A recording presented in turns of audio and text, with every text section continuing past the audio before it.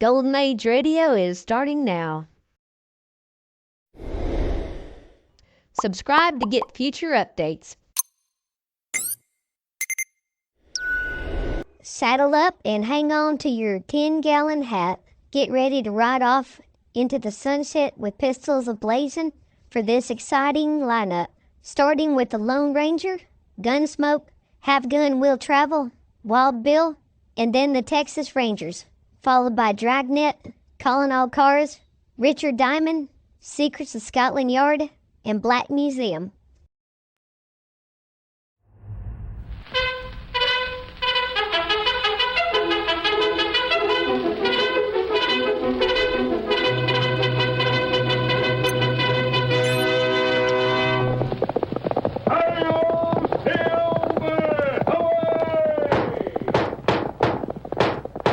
A fiery horse with the speed of light, a cloud of dust, and a hearty hi-yo Silver, the Lone Ranger.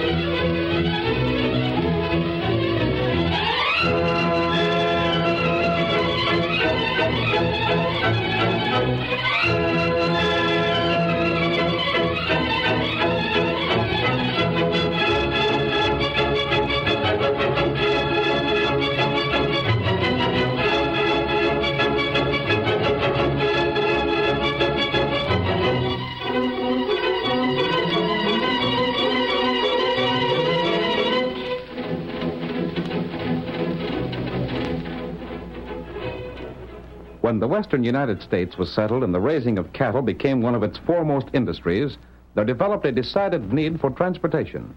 Railroad companies hurried to extend their lines into the cattle country, and many ranchers became rich selling their spreads to the railroad representatives. Advance information on which way the trains would travel was invaluable. The possibility of making huge sums of money attracted the lawless, and the need for law and order in this new country increased. It was then the Lone Ranger rode in the cause of justice. He fought crime and criminals throughout the length and breadth of 7 states, and the memory of his deeds will remain as long as the memory of the early West itself. Return with us to those thrilling days of yesteryear. From out of the past come the thundering hoofbeats of the great horse Silver. The Lone Ranger rides again. Come on, Silver! Fellow signaling from the railroad camp. Hail, Silver! Away!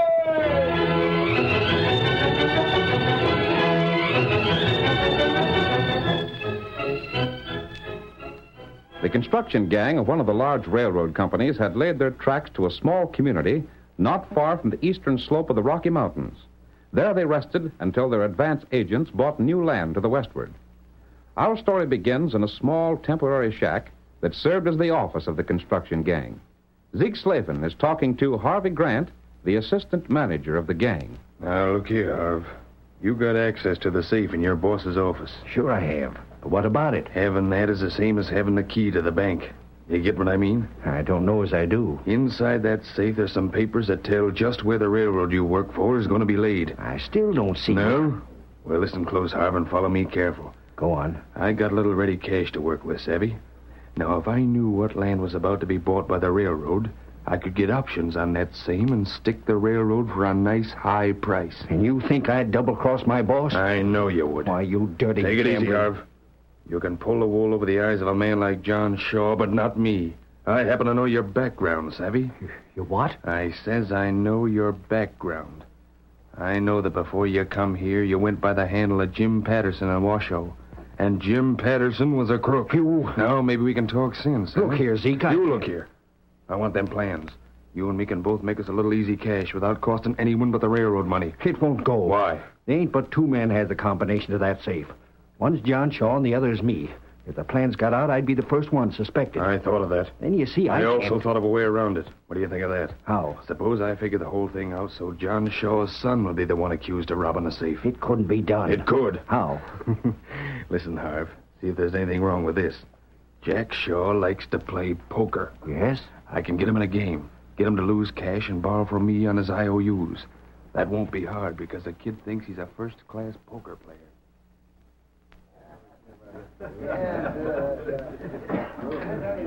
While the poker game was in progress in the cafe, the Lone Ranger, unmasked but disguised, sat at a nearby table with Tonto.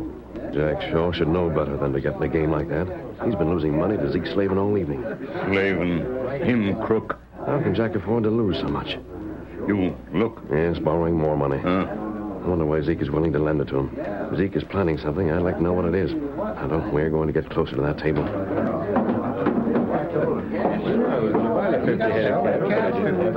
It's just between the two of us, Jack. I'll call you. What have you got? Full house, queens and tens. Take a look at these. 4 of a kind. You're sure holding them tonight, Zeke. I reckon that about finishes you, don't it, Jack? Now, look. Lend me some more money, will you? I know my luck will change. I know it will. I've let you have about 1,000 already. I know, but just give me a chance. I got your IOUs for $1,000. That's as far as I want to go. I'll pay you back. How can you? Look, just lend me $100. That's all I ask you. Just 100. Well, I don't know. Give me a piece of paper. I'll write you another IOU. You'll write nothing. I don't savvy. I don't want your note. But there's something you can get that I might be willing to pay for. Oh, what's that? You hombres can mosey along now. I want to talk to Jack private.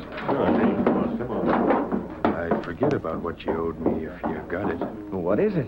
If there's anything I can do, Your pa's in charge of this here railroad. Oh, yeah, but... I hear there's plans to build a branch line to the south. And if a fella knowed just what land the railroad is figuring on buying, he might stand to make himself some cash. You can get that information for me. But I couldn't. Why not? Pa keeps the plans in his safe.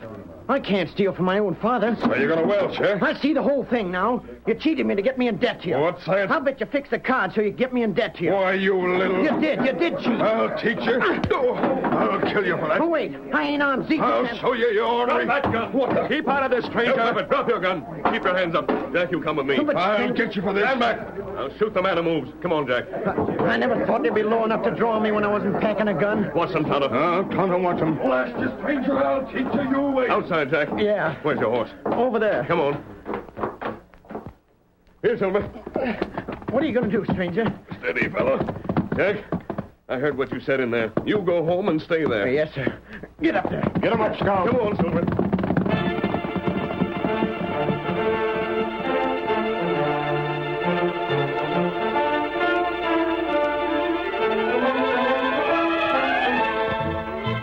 Later the same night, Zeke Slavin met Harv Grant and told him about the fight in the cafe.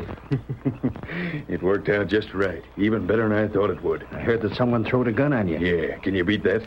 All I wanted to do was to stir up enough commotion so as everyone would know I held IOUs for the kid. What was you aiming to do if that hombre hadn't interfered? I had a dead cartridge in my gun. I'd have snapped the hammer and there wouldn't have been no shot. Then I'd have slammed the kid in the jaw and left. But I didn't need this, Savvy. That was even better than doing as you planned in the first place and having me there to bust up a fight. Uh-huh. Now you're clear to let me have that information, ain't you? Well, Ain't you? Sure thing. And the kid will be suspected of it. His old man will hear tomorrow about him getting in debt to me and owing money. He'll hear all right. I'll see to that first thing in the morning.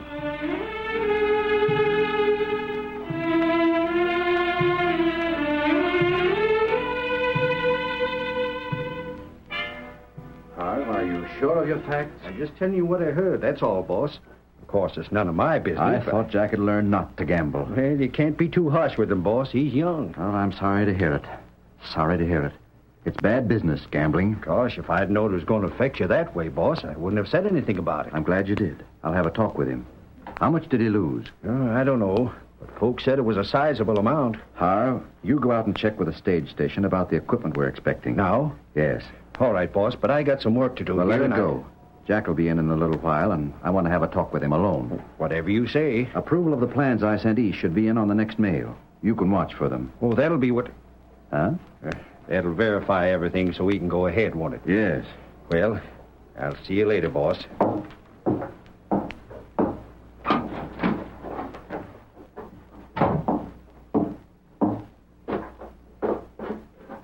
Oh, You wait here. what do you want, Injun? Me want talk. Let me go. I'm in a hurry. Me let you go in a minute. You just talk about game last night. You've been listening at the window. That right. All right, what of it? Ain't any of your business, is it? How you know about game? What do you mean? Why shouldn't I know about it? It's all over town this morning. That right. But you not in town. How you know, huh? Why, blast your hide. It ain't no business of yours. Now, stand aside before I throw lead. Tonto, go now. Get him up, Scout. What the dickens did he mean? Who is he anyhow? Morning, Mr. Grant. Oh, morning, Jack. Who was the redskin that just rode away? I don't know. Looking for a handout, I guess. Your pa's inside. He wants to see you. All right, thanks. You going in? I'm going to town. I'll be back by and by. So long. Bye.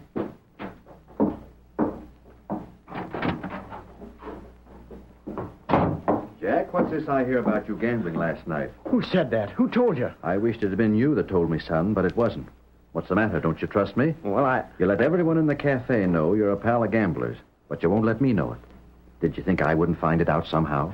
Things get around. I guess they do. Oh, gosh, Paul, How much did you lose? Well, I lost all I had. Your savings? Yeah, That was a lot of money. Almost $100. I know it. Still, I can't imagine a professional gambler being interested. That wouldn't be much to him. Well, Go on, Jack. I lost more than that. More? How could you lose more? You didn't have any more. He took my IOUs. Well, what good are they? How do you figure you'll be able to pay him off? Paul, I don't have to pay him off. He cheated. Did you tell him that? Yes, I did. And I won't pay him what I owe him. He drew a gun and he was going to shoot me. Then another man stepped in and stopped him. Pretty lucky for you, wasn't it? But then maybe it wasn't. If he had shot you, you wouldn't have it hanging over your head. What do you mean? He'll want you to make those IOUs good somehow. I don't know how you're to do it, son. But he cheated, That Paul. don't matter. If you knew he cheated or was likely to cheat, you shouldn't have played. Too bad, Jack, but I'm afraid you're in sort of a tough spot. And you're old enough to get out of it yourself. I'm not asking for your help. It wouldn't do you any good, Jack, because I can't help. I don't have any money to pay off your gambling debts. I know you don't. You'll have to figure some way to pay that gambler. And that's going to call for a lot of figuring.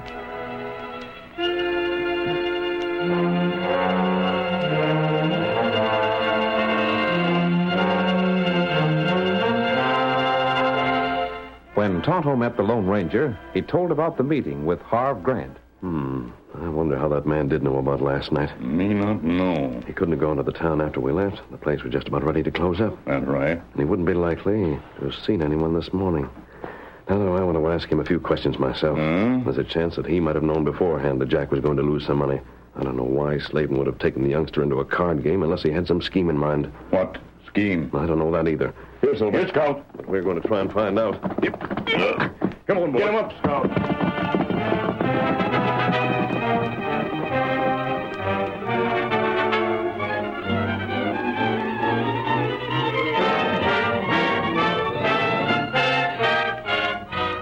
Around noon, Harv returned from town, and the Lone Ranger and Tonto arrived at the office a few moments later. Oh, Scout. Oh, Silver. Oh, boy. There, window where.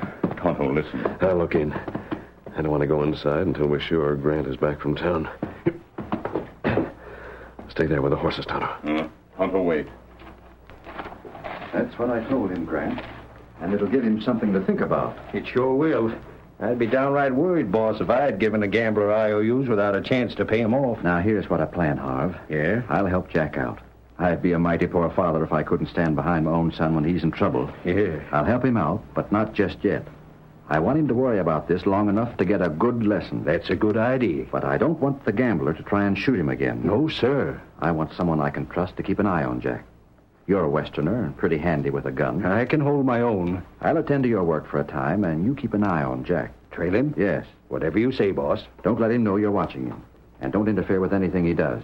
But just stick close enough to help him in case that gambler makes... Sure thing. You can count on me.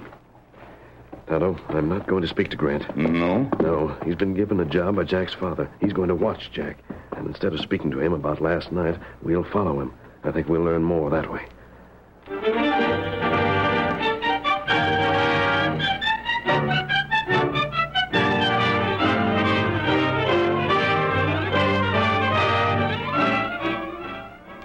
the manager of the railroad didn't know it, he played right into the hands of Harvey Grant when he gave him the job of guarding Jack.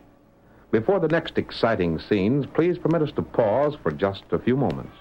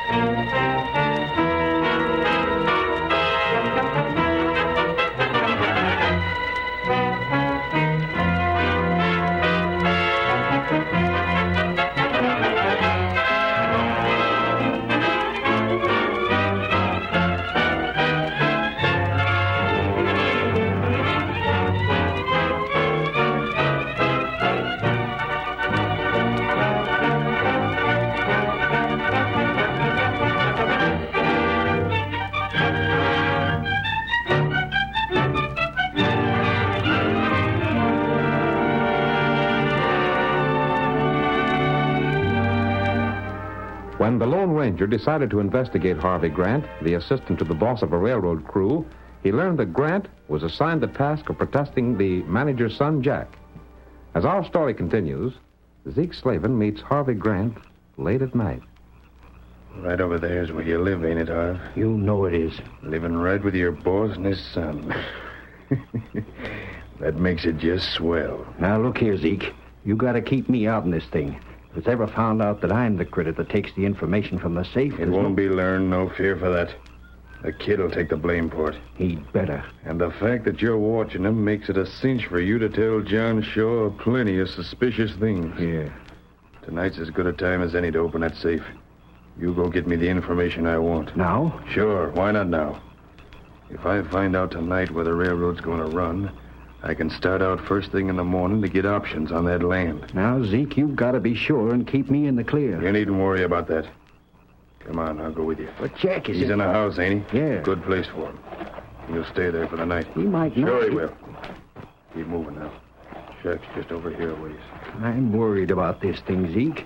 If John Shaw ever found out the truth about me... He won't unless you double-cross me. Then he'll hear a plenty. Wait. What's the matter with you? Thought I seen something move in that dark shadow ahead of us.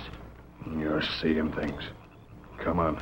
You're sure that after you get the options on the land, Shaw can't do nothing to you? What can he do? We make him think his son squared the IOUs by giving me that information, and he won't start no trouble. There.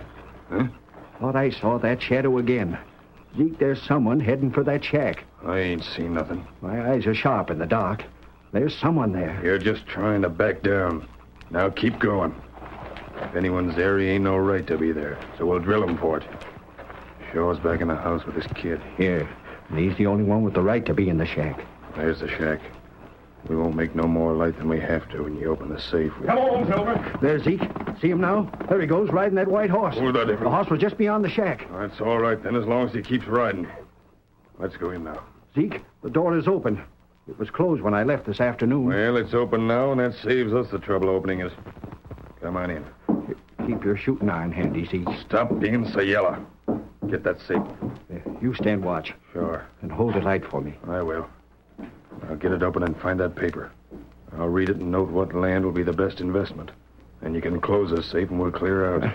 I'm worried about that man that rid away from here.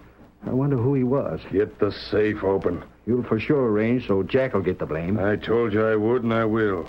The first thing in the morning. As soon as I get my land options.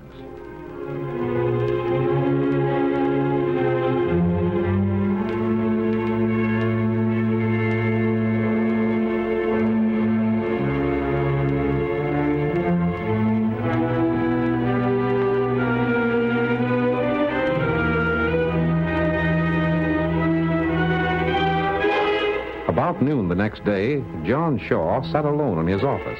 He looked up when the door opened and saw one of the townsmen standing there. Your name, Shaw? Yes, what about it? John Shaw? Yes, of course. What do you want? I got something for you. Zeke Slavin sent him. Who? Zeke Slavin.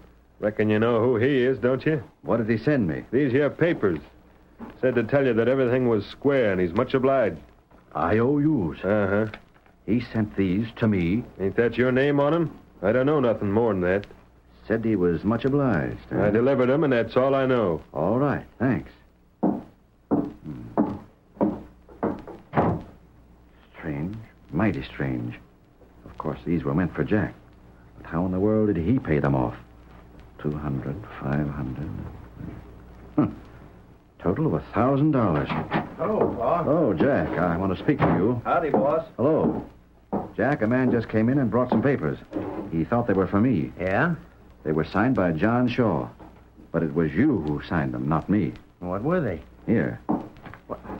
Why, those are the IOUs. That's it exactly. Well, what did he send these back for? That's what I'd like to know. Why, without these, he can't collect from me. From what was said, I thought he'd already collected. Well, how could he? I ain't seen Zeke Slavin since he beat me out of the money. No. Jack, I wouldn't try to lie to you, Paul. He ain't took in very easy. What do you mean, Grant? I've been watching you. Watching me? Sure, your pa asked me to keep an eye on you so you wouldn't get into more trouble. Pa, did you do that? Well, son, I sort of thought that Having maybe... me shadowed, huh? All right, then. I'm having you shadowed. And from the look of things, you can stand a lot of watching. Harv, did he see Zeke Slavin? Yeah, him and Zeke had a confab yesterday afternoon, late. That's a lie. I didn't hear all that was said, but he told Zeke a lot of things. Then they shook hands and left. What did you give him for these IOUs? I didn't give him He didn't see anything. nothing change hands, boss. Must have been something Jack told him. I don't know what sort of information he would sell that'd be worth $1,000. That's a pack of lies. I never saw Slavin yesterday afternoon. And if you claim you saw me talking to him, it ain't true. I can understand how you try and keep yourself in the clear, Stop Jack, it. but... The more you say, the worse you make me look. Jack, listen to me. But I said to listen. I'll do the talking for a change. Now, there'd be no reason for Harv to say you was talking with Zeke, if you weren't, would there? I don't know. It's all wrong. Quiet. Let's suppose that you did talk to him. What did you say? But, Paul, I'd like to believe that Harv Grant's not telling the truth, son. But it looks as if you've done something that Zeke appreciated so much, he sent back these IOUs. All right, then. If that's what you think, there's nothing more for me to say. Son, I have always been on the level with you. Why can't you trust me? I told you, Paul. I've always stuck with you. I've always... Hey, boss! What do you think? Bart, what are you doing around here? I thought you... I had to come in. We've been double-crossed. What's that? I started dealing with the owners on the first piece of land and found that they'd sold an option on it to Zeke Slavin. Slavin? An option? That means he'll stick us for a high price for that land. And that ain't all, boss. When I heard that, I checked on the next ranch. And Zeke had already been there, too. He's taken options on all the land we want to buy. Why, that dirty underhanded... Boss, that looks awful bad. Jack's able to open your safe, ain't he? I didn't touch that safe. If he told Zeke Slavin where the land was going to be bought up, it would be well worth Slavin's while to give back the IOUs. Paul, you can't believe that of me. I didn't do anything of the sort. Licked by my own son. Jack, why do you have to fight against your father? Paul, I didn't do anything of the sort. Not a thing we can do about it. There's no law to stop Slavin from getting options on that land. That's all legal. No law to stop him, and nothing we can do but buy the land at his price if the railroad wants it. That washes me up with the company. Let me go. Who asked you for this? Let me go. What the... That's Zeke Slavin. You blasted in there. Mask! Look at the way he shoved Slavin across the room. Steady, all of you. Don't reach for a gun. With that voice. Philip, arrest him. I wouldn't advise anyone to move too fast. You, Slavin, stand right there against the wall. We're going to talk things over. See here, stranger. What do you mean by throwing that rat in here and then holding guns on the rest of us? The rat you speak of, Shaw, was buying up options on the land your railroad needs. That's what I told you, boss. And what's it to you? I have an idea that you're going to accuse the wrong man of making this work possible. He is. I remember the voice now. You saved my neck at the cafe. What's that, Jack? I told you, Paul. That's the man that kept Slavin from drilling me after that card game. I suppose I should be grateful to you for saving my son's life. I don't want your gratitude, Shaw. Then, money? No. Nothing but a square deal for a man who's been framed. That's me, Paul. I told you. Hold the law. Have that masked man thrown into jail. He ain't no right to handle me like he done. We'll have the law here soon enough, Zeke, and you'll be the one to get thrown into jail. You needn't worry about your land, Shaw. Needn't worry. Slavin has bought some options, but... All right, Shaw, he's right. I did buy options. And spend my last dime to get them. But you'll pay up plenty to get the land you want now. What's more, if you don't let me get out of here, I'll double the price. How did you know what land we wanted? I told you that, That's boss. my business. 1 minute. I'm glad you spent your last dime for those options, Slavin. Because when you don't take them up, You'll lose all your cash. Yeah? Only I won't lose, savvy? I'll sell 'em to the railroad. If you want that land, sure, I'm the one you gotta deal with. He's right, boss. The law can't touch him for buying the options. You forget that when the end of the term on the options is reached, Shaw can buy the land at the same price you plan to buy it. Yeah? Well, it won't lapse, see? I'll take up them options. You can't do that if you're in jail. Jail? What am I to go to jail for? I ain't broke no laws. That's where you're wrong. You and Harv Grant came to this office last night. You opened that safe and stole the information you used. Stranger, are you sure of that? It ain't so. That's what happened, Paul. That must have been it. He's loco. Zeke and I weren't in this office last night. When you came here, you saw me. I was just ahead of you, Grant. Oh, that... He's trying to make us admit something, Harv. He can't prove no such story as this. Do you know what was done when I was in this office just before you? What? Suppose someone put a powder that is known as magenta in that safe just before you came here last night. Do you know what magenta does? Well, what? I ain't interested. What's it do? It doesn't show at the time, but later, when your hands are dipped in water, it turns red. What is that? Red? And that red color will find the crooks. Tonto, bring in the water. Lawman outside now. Lawman? The sheriff. My friend brought him to make some arrests. Put the water there, Tonto. Jack, you're accused of opening that safe. Dip your hands in the water. I didn't touch the safe. Then dip your hands. See? They ain't turned red at all. I've told you that Zeke and Harv were here. Now let's have a look at their hands. Come on, Harv. I don't have to. I don't believe a word you say. Grab his hands, Tonto. Douse them in that water. Sure, I'll do it. I washed my hands this morning. They didn't turn red. Perhaps it takes time for the powder to work. Put a hand in water now. Put... There. They're red. You can't hold me. Listen, You're the one that gave the plans away. Boss, let me talk. Slavin made me do it. I didn't have no choice. Trying to get me in it. Why, you dirty rat, you. I won't let no one double-cross me. You're wanted for crimes, and I'm squealing on That's you. all that's needed. Come on and get them, Sheriff. And they talk a plenty before we're done. You squeal on me, Zeke, and I'll tell a few things. You cheated Jack in that card game, and Who'll I'll... take the word of a crook like you? Come on your way, boys. I reckon we better get all this loose talk down and right. You'll be right handy at the trial. Paul, that puts me in the clear. It does, son. And I guess you've learned a lesson. I have. And so have I. I won't mistrust you again. But, stranger, wait a minute. Yes, sure. I don't understand. How did you get into the safe last night? And if his hands didn't turn red when he washed them this morning, why did they turn red now? I didn't open the safe. Tonto rubbed the powder on when he grabbed his hands to soak them. Grant's guilty conscience did the rest. But wait. Thanks. Jack, it all goes to show what a guilty conscience will do to a man.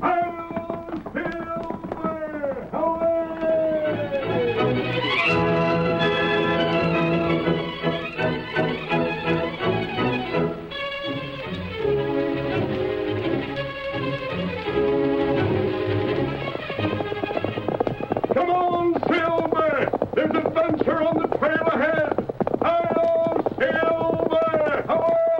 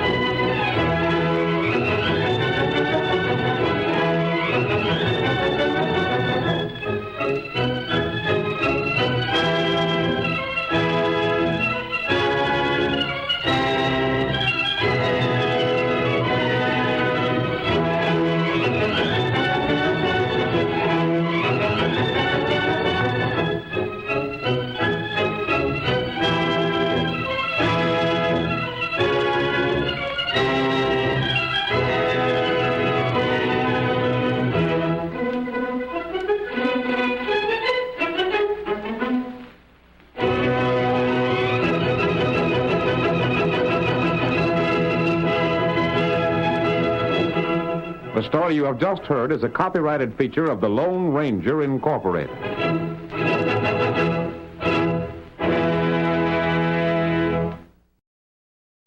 You are listening to Golden Age Radio, rumble.com/C/GAR.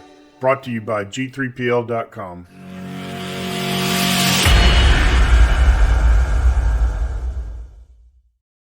Post Toasties, the heap good cornflakes, is proud to present Gunsmoke.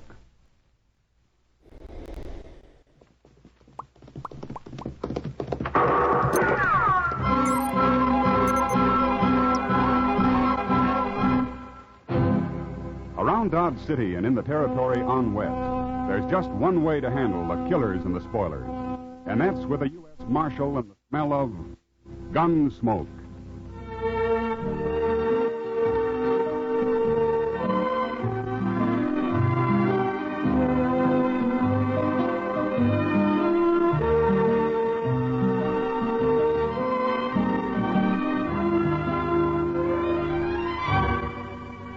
Gunsmoke, the story of the violence that moved west with young America. The story of a man who moved with it. Matt Dillon, United States Marshal.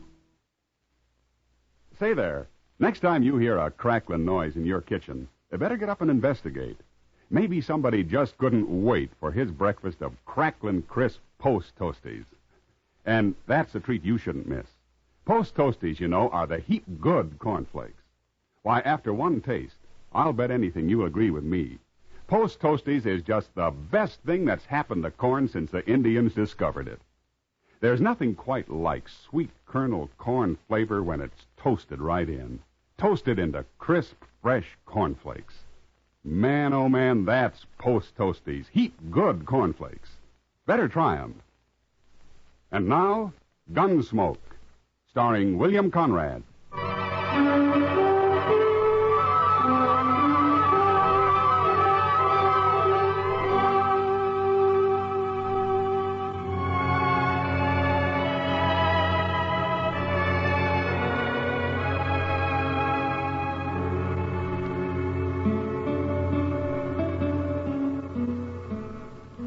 This ain't much of a room, Quarter.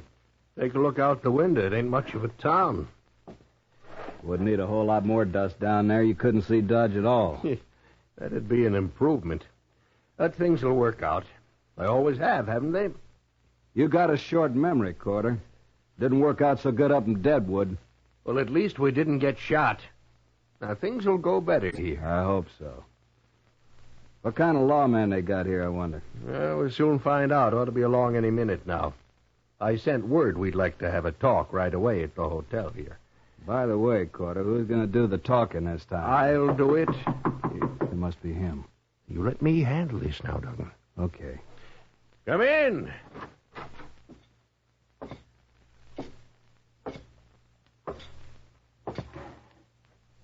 My name's Matt Dillon. Well, I'm Ben Corder, Marshal. This is my partner, Harry Duggan. Hello. Good night, Marshal. You asked me to come here. You said it was urgent. Oh, it is, Marshal, it is. You see, Duggan and me, we're business partners.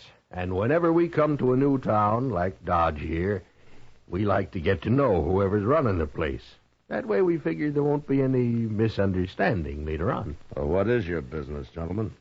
We're gamblers. What do you want of me? Dodge is an open town. We make money gambling, Marshal. Sometimes a lot of money.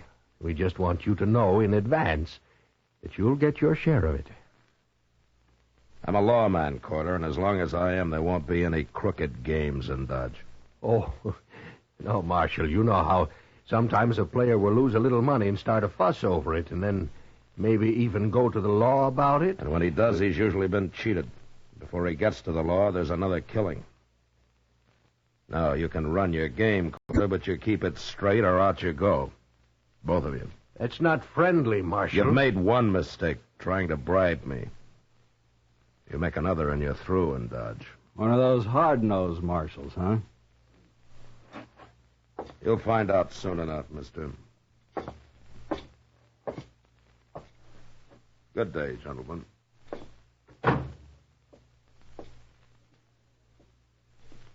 You handled him great, Corder. Just great. Now, don't be a fool. He's no better than anybody else. And I got an idea we can persuade him yet. Chester,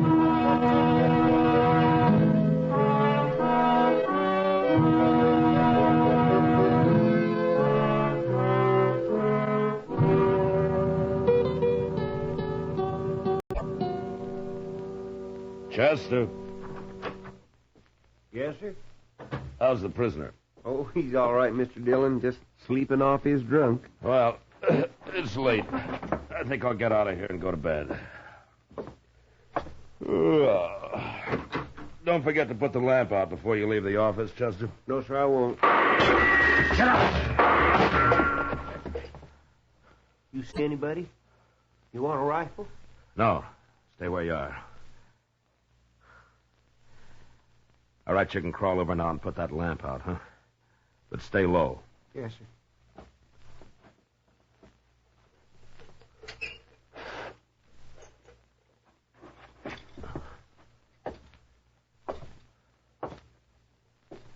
Well, he's through.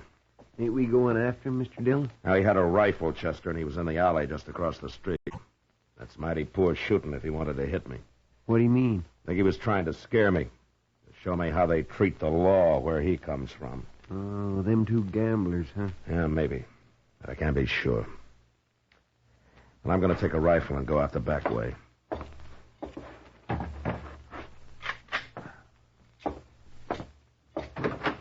I'll see you tomorrow, Chester. Yes, sir.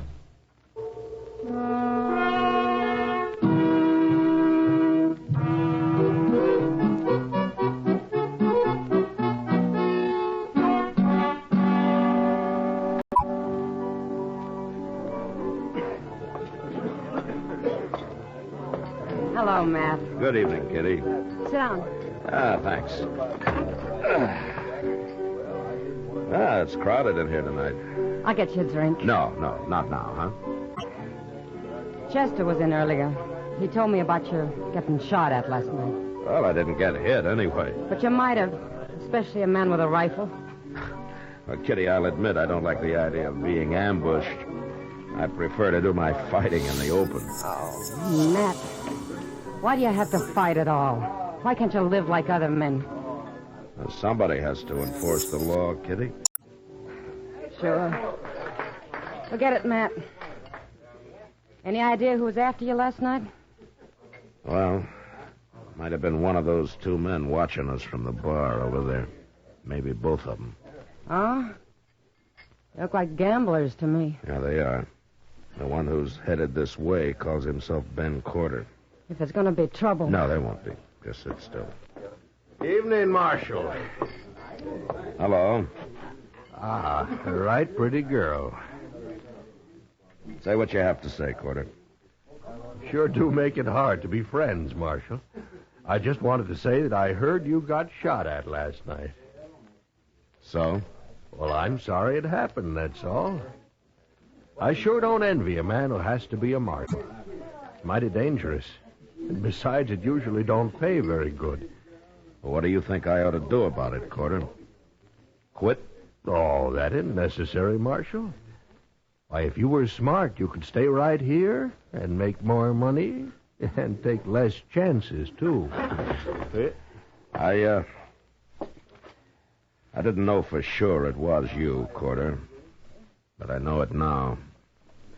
What do you mean? There's a stage out of Dodge in half an hour. You and Duggan are going to be on it. Oh, no, we're opening our new game across the street tonight. I'll take your gun, Corder. Now, wait a minute, Marshal. You can't do that. Yes, I can do it. Oh, no, you won't.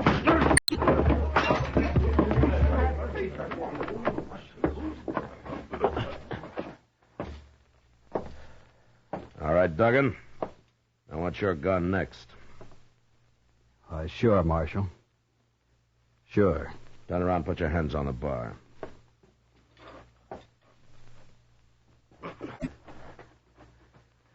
All right, now go pick up your partner. You're riding the stage north tonight. Now get going, Duggan, and don't ever come back, either one of you.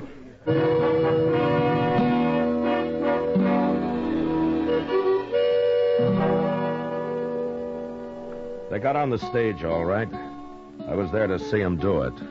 And just before it pulled out, I unloaded their guns and tossed them into the floor inside. And then they left, and I forgot about them. I figured these two, like so many others I'd run out of Dodge, would keep going and make their trouble somewhere else. But a couple of weeks later, I found out I'd figured wrong. I was walking up Front Street one evening with Doc. That Humboldt woman was in to see me again today, Matt. Well, you're usually complaining about a shortage of patients, Doc. I know, but this woman's not a patient. She's a suicide. Oh, Doc, that might be said of anybody who comes to you. Eh? What, oh, no, I'm going to remember that, ain't you? Mr. Dillon? Oh, hello, Doc. Oh, hello, Chester. Say, they're right inside the Alfregans there, Mr. Dillon. I just saw them. Oh? Who'd you see, Chester? Them gamblers, Carter and Duggan, and they got somebody else with them, some stranger. Oh, no. I'll see you later, Doc. Sure, Matt. Yes.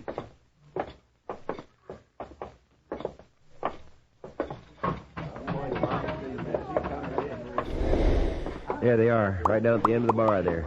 All three of them. Well, I'll be... Here he is. Here he is, Toke. This is him. Wow. We're back, Marshal. And we brought a man with us to sort of look after our interests. You won't buffalo him so easy. Hello, Toke. You really Marshal here? Yeah?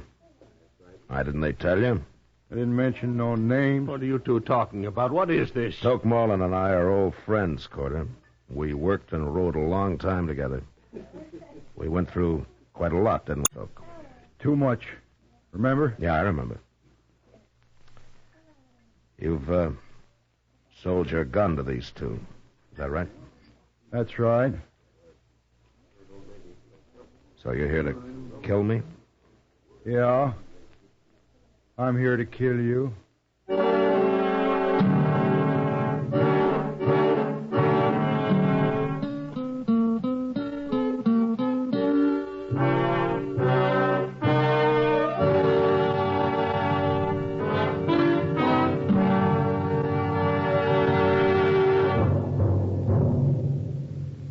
Say, how are morning appetites at your house? If they're pretty drowsy, here's a real good way to wake 'em up. Set a bowl full of Post Toasties, the heat-good cornflakes, at everybody's place. Just watch your folks take notice when they see how crisp Post Toasties are. And wait till they taste that sweet kernel corn flavor toasted in. Bet your whole tribe will agree with you. Post Toasties are the best thing that's happened to corn since the Indians discovered it. And here's a thought if you'd like to make a good thing even better. Try topping Post Toasties with your favorite fruit. You'll find that's a mighty good way to start the day. Fact is, it's a downright delicious way. So next time you shop, be sure to ask for Post Toasties. They're the heat-good cornflakes. You'll see. Post Toasties, heat good cornflakes. The best thing that's happened to corn since the Indians discovered it. Heat good cornflakes. Post Toasties, heat good cornflakes. Now back to Gunsmoke.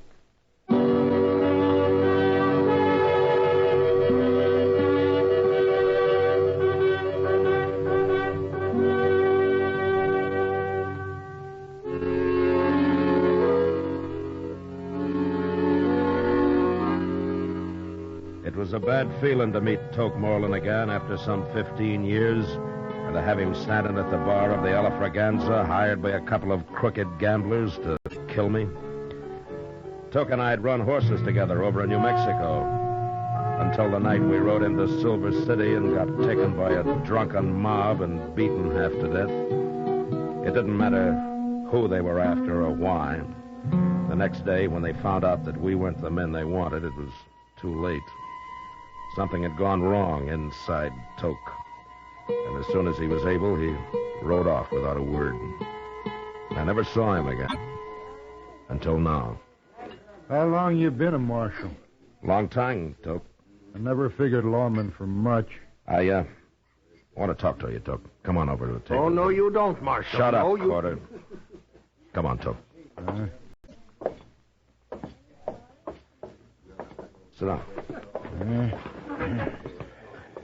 Is this your profession now? Shooting people? Oh, I gamble a little. Why do you do it, Toke? I don't like people much. Not after what happened in Silver City. You recovered from that beating? We both did. We were young. That was a long time ago. Maybe my memory is better than yours. No, that isn't it. We both changed after that, Toke. We sure did. But we changed in different ways. You hate everybody. I just hate mobs. I guess that's one reason I became a lawman. There was a lawman helping them that night in Silver City. He was the sheriff. There are good sheriffs and bad. Like marshals. I suppose. It's kind of too bad you're a marshal, Matt. You're going to go through with this anyway, is that it? I'll never back off from a fight. What if I won't fight you? You don't have to. I get paid anyway. But you'll have to leave Dodge. You think I'll do that? No. But I'll give you 24 hours to think it over anyway. All right. That gives you 24 hours, too. I don't change. Talk's nothing to me. Money is, huh? It adds to the pleasure. You'd, enjoy shooting me? You ain't Matt Dillon. You're a U.S. Marshal. No, Toke, you're stupid. You don't think. Maybe, but I'm a pretty good gunman. Yeah, sure. Matt, you can let Corder and Duggan run their game here, or you can quit. It's a crooked game. There'd be fights. Men would die. No, I got a job, too, Toke. 24 hours, Marshal. Okay. 24 hours.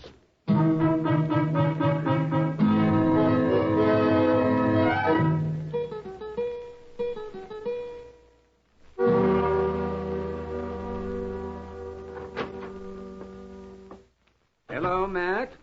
Chester? Hello, Doc. Doc? You're looking mighty glum today, Matt. Am I? You should be. Why?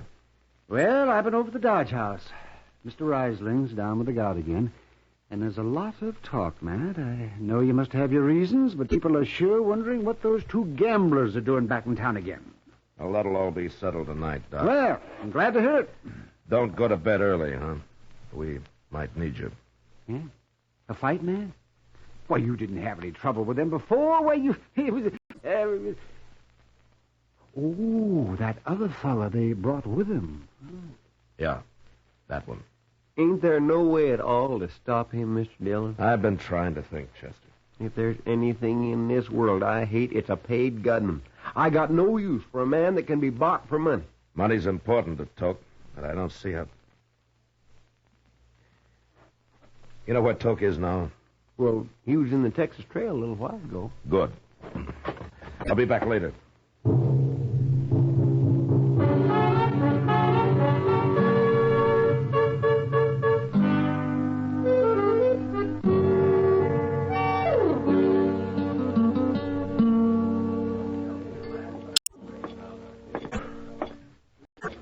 Hello, Toke. Well, it's Marshal Dillon. Sit down, Marshal. You know Miss Kitty here. Hello, Matt. Kitty? You've been talking about you and me and Kitty. Been talking about me, too. Well, then I'm not interrupting because I'd like to talk about you. Go right ahead, but don't stay too long. She's an awful pretty girl, Matt. Maybe I better leave. No, you stay right where you are. Anything the Marshal's got to say, we can all hear. You leave, I'll leave. It's up to you, Matt. It's all right, Kitty. Stay. Toke, what are they paying you to get rid of me? $700. What if I give you $700? How'd you shoot them?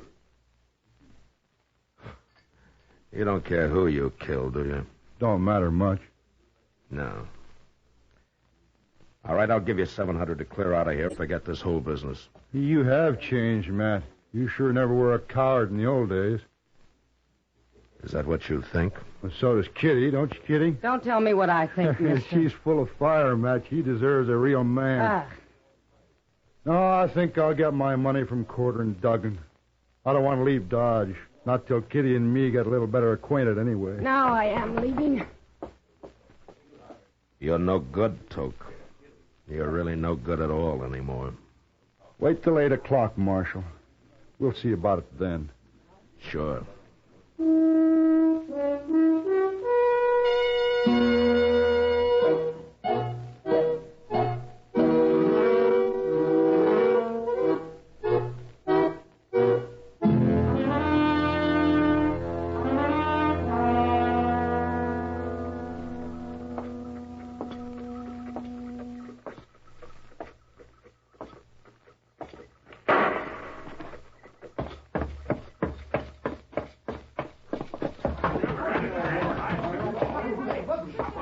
I saw it, Mr. Dillon. I was just coming for you. It was Toke Moreland. He just shot a man at the Monte table back there. But the other fella drawed first. Okay, Chester. Keep an eye on Corder and Duggan. Yes, sir. Toke! Evening, Marshal. You got here just in time.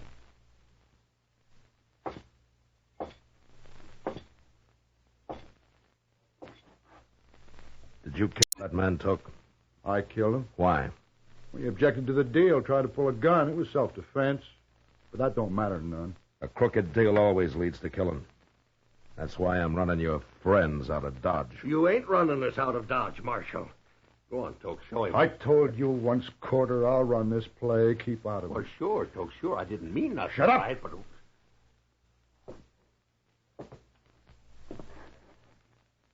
I guess you ain't a coward after all, Matt. Now get out of Dodge. Take them with you. No. I'm going to try to kill me another lawman first. Okay, Toke. So long. So long, Marshal.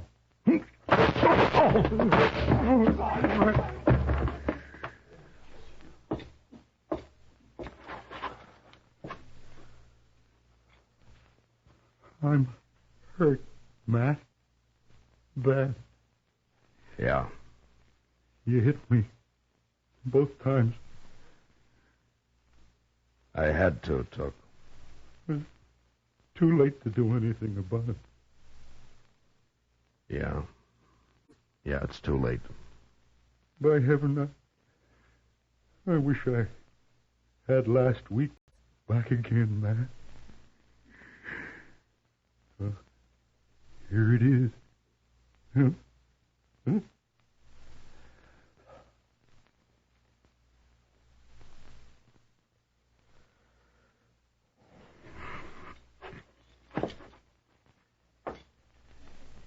Corder.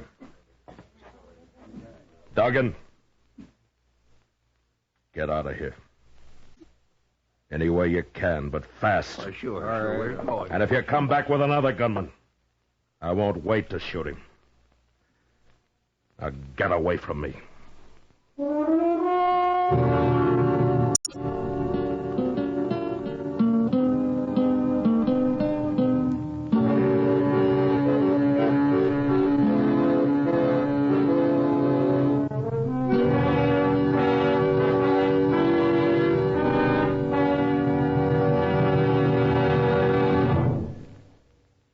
In just a moment, we'll tell you about next week's adventure on Gunsmoke.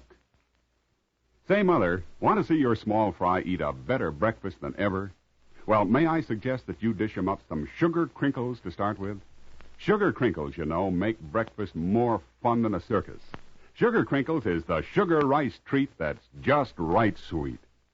It's high time to forget the sugar-coated cereals that seem too sweet to you and those others that don't seem sweet enough to the kids. Just pour out crisp golden sugar crinkles and see how just right sweet a sugar-coated cereal can be. Just right sweet. Be sure to get several packages of sugar crinkles, because they're great for snacks, too. Kids love 'em that way. Kids love 'em anyway. Try sugar crinkles, and you will, too. For your breakfast or a snack, you love sugar crinkles. Sugar crinkles can't be beat. Sugar ice treat that's just right sweet. With milk for the breakfast joy. That's a snack from the pack, oh boy! Can't be beat, just right sweet. Sugar crinkles good to eat.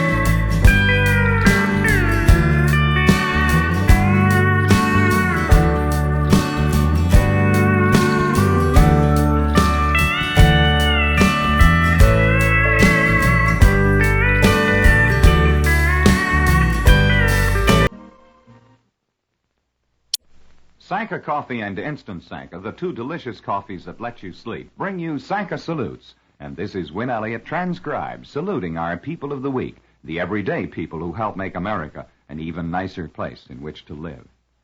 Your name is Private William Ault of Hyde Park, New York. And though you're home now from Korea, a part of you remains there in the heart and soul of a gentle Korean lad whom you knew only as Kim. You, Private Ault, hardly noticed this young war waif who peeled potatoes and sometimes scrubbed pots at your company mess. But then there was something you did notice. Whenever this scullery boy had time, he was poring over a book, an American book on engineering. Kim had a dream. Korea needed rebuilding, the roads, the bridges, the towns, and he wanted to be a part of it. Though he hadn't a penny, he wanted to scrape up enough money to go to school and to become a civil engineer. And not long after that, you, Private Ault, were ready to go home to America, where the schools are free and the bridges have been built. But you had one beautiful goodbye gift for your little friend Kim. You found a school for him, and you paid the tuition. Thank you, Private Ault, for having been in Korea in the first place, for having understood one little boy's yearnings, for having helped. And in his name, we proudly send you, Private William Ault, this Sanka salute. Say, do you have any idea of what an American ambassador looks like? What do you figure? A fellow in striped pants, a top hat, and maybe a Harvard accent?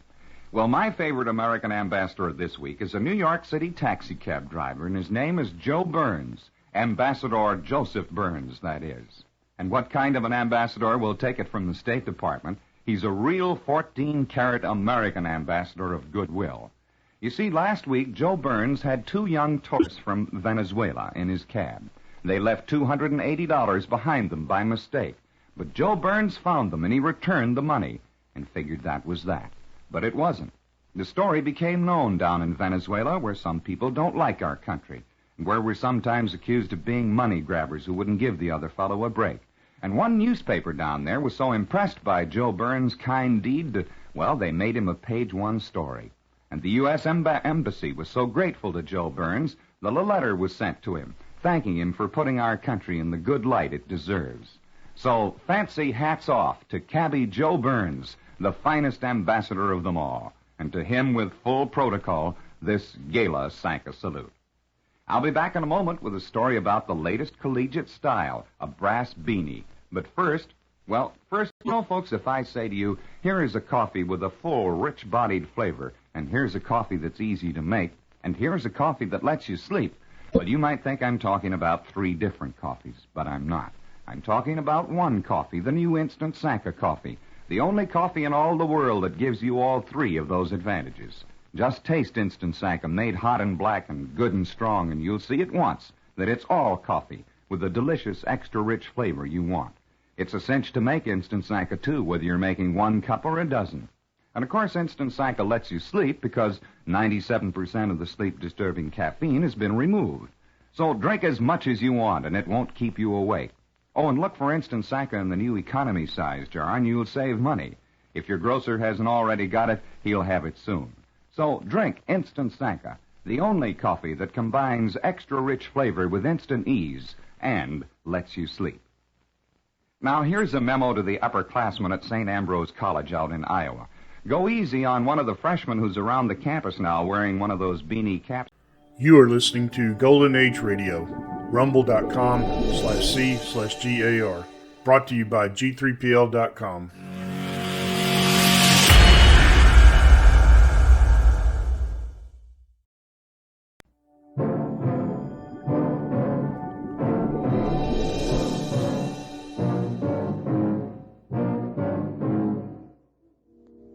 It's always good to meet up with an old friend.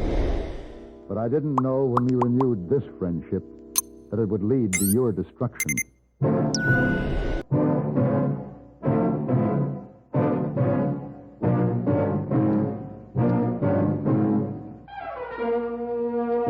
Have Gun, Will Travel.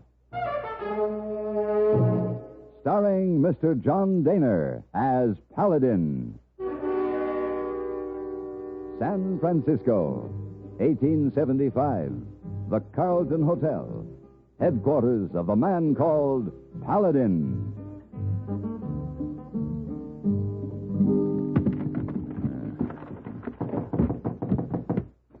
Come in, hey boy. Oh, it's not hey boy. Oh, it's Mr. Wong. Oh, Miss Wong. Well, come on in.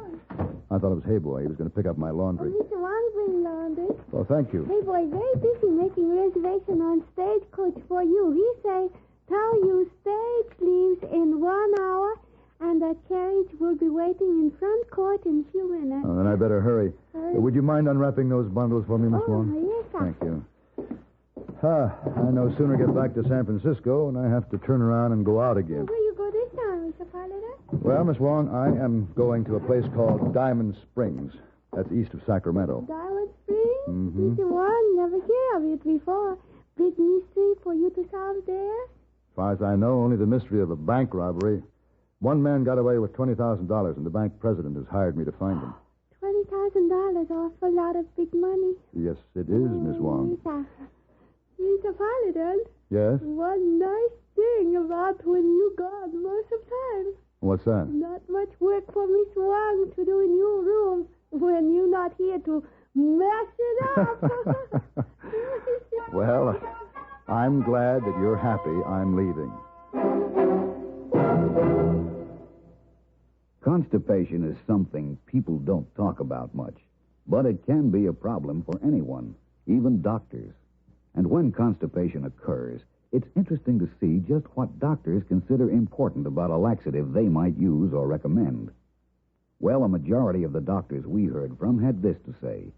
A laxative should be effective, gentle, as close to natural acting as possible, and a medicine that can be used with complete confidence. Now, X-Lax has been popular with many doctors and millions of people over the years because pleasant-tasting chocolated X-Lax is effective. Overnight, it helps you toward your normal regularity. X-Lax is gentle. Next morning, it gives you the closest thing to natural action. And that's why many doctors and millions of people use X-Lax with complete confidence. X-Lax, the laxative that helps you toward your normal regularity gently, overnight. Is X-Lax in your medicine cabinet?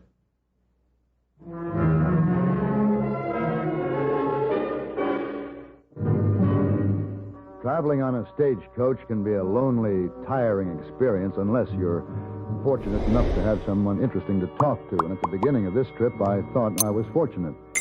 Accompanying me was a man I had known in the Army during the war. He had been a supply sergeant in my company in Illinois. I hadn't seen him for 10 years. His name was Wake Lockton. After many miles filled with chatter of old times, I remember that I had not been particularly fond of this man. If I'd known you'd lived in San Francisco, I would have looked you up, Paladin. I get in there about 3 times a year. Yeah. What kind of work do you do, Wake? I'm a whiskey drummer. I cover all the Sacramento, Amador, and El Dorado counties. And I can tell you, it ain't much fun being on the road all the time. No, it isn't. How far are you going? Diamond Springs. Well, I'll be doggone. So am I. That's my home. Oh, really? Yeah, how long you be there? But it all depends. You're welcome to bunk down at my house. No need to stay at that lousy hotel in town. Lydia can fix up a cot for you in the front room. Lydia? My wife. Oh, is that the girl you used to write to all the time? Yep. There's one back in Boston? That's right. Yeah. We've been married a little over a year now. Yes? Yeah. Well, congratulations. Oh, you thought I'd never make it, huh? Well, it was a struggle, all right. I begged her for 5 years to come out and marry me, but her family wouldn't let her come. But you know something, Paladin? She loved me so much. She just up and left him and came out here all by herself. Yeah, well, she must be quite a girl. Oh, she is the prettiest little thing you'll ever see. You hiring out your gun to somebody in Diamond Springs? That's right. Who?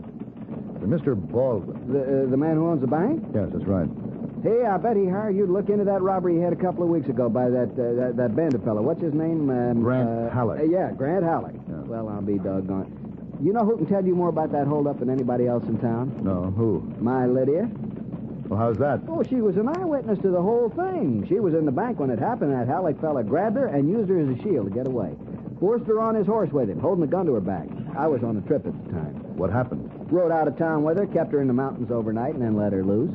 Sheriff and his men found her the next morning walking back toward town. You know there wasn't a scratch on her? She said he was real kind to her, just using her to cover up while he got away. Can you imagine that happening to my Lydia? I'll be anxious to talk to your wife.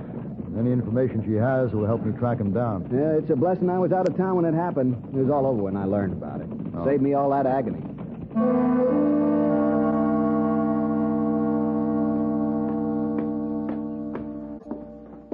Here we are. Go on in, Paladin. Meet the prettiest little girl you ever saw. All right, Wake. Lydia? Must be in the kitchen. Come on. Wake, is that you? It sure is. I wasn't expecting you today. Well, I didn't have time to let you know, honey. How's my little princess? Oh, put me down, Wake. Ain't she full of spunk, though, Paladin? Put me down. Honey, I want you to meet an old friend of mine. Mr. Paladin, my wife, Lydia. How do you do? Lockton? He's going to be in town for a few days, and I asked him to stay with us, but he checked into the hotel instead. You don't have to put your arm around me in front of guests, Wake. She's the proper one, though. It's a pleasure to have you in our home, Mr. Paladin. I've asked him to have supper with us, honey. You can fix up some of those fancy victuals so as I can show him what a wonderful little cook I've got. Oh, no. Don't go to any trouble for me, Mrs. Lockton. We're delighted to have you. But Wake, you'll have to get some pork out of the smokehouse. I wasn't expecting you home today. Why, sure, honey. I'll only be a few minutes, Paladin. You just make yourself comfortable. Oh, he wants to talk to you about the bank holdup, Lydia. Tell him all about it. Why are you interested in this bank robbery? Mr. Baldwin has hired me to find Grant Halleck and the money. Mr. Baldwin hired you? Yes. I have an appointment to see him tomorrow morning. For a fee, he's hoping that I may succeed where the sheriff failed. Oh, I see. Well, Wake was telling me that you had a bad experience in connection with the holdup.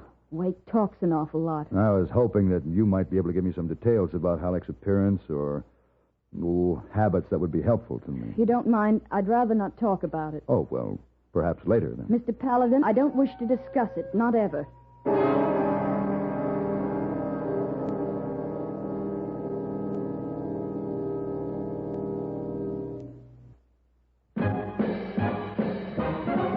Are you smoking more now, but enjoying it less? Have a real cigarette, have a Camel.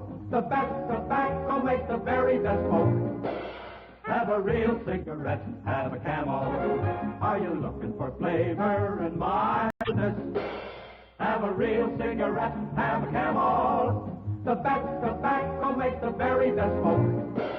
Have a real cigarette, a real cigarette, a real cigarette, have a Camel. Again, for the 11th straight year, Camel outsold every other cigarette, filter, king size, and regular. The best tobacco makes the best smoke. So if you're smoking more now but enjoying it less, change to Camels. Get more real satisfaction every time. Start to really enjoy smoking again.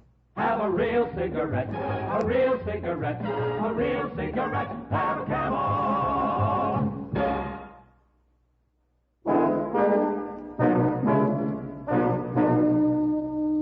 My short visit to the Lockton home was clouded by Wake's usual generous warmth and the cold, formal behavior of his wife, Lydia. On the way back to the hotel, I couldn't help but wonder why she refused to discuss the robbery, but then I realized it must have been a painful experience. The next morning, I had breakfast at the hotel and then walked toward the bank to keep my appointment with Mr. Baldwin. Paladin? Huh? Paladin, hold up. Wake. Paladin, I got to talk to you right away. What's the matter? It's Lydia. She's gone. Gone? Left me. When? This morning, I woke up and she wasn't there. She left me a note saying she was leaving on the early stage. Where was she going? Back east to Boston. Why'd she do that? Well, I don't rightly know. What didn't she say? Oh, there was something in the note about things not working out the way she thought they would, but I don't understand that. She's been happy as a bird.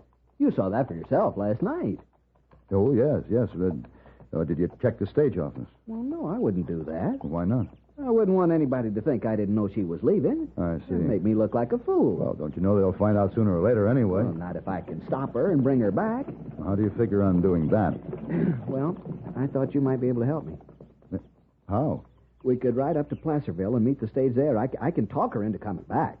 The stage has been gone 2 hours. I know that, but it always stops there for an hour or so. If we rode hard, we'd make it. No, Wake, this is something you can do alone. I can't see that I would be any help just by riding up there with you.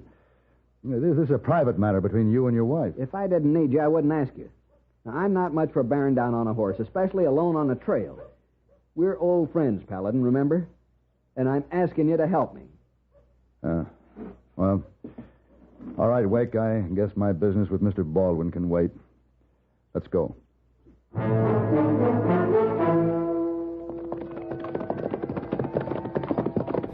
told you we could make it. Look at there, stage is still here. They're behind schedule. We didn't make up that much time.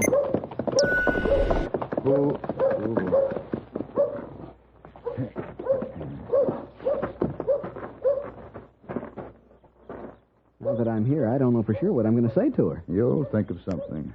Come on.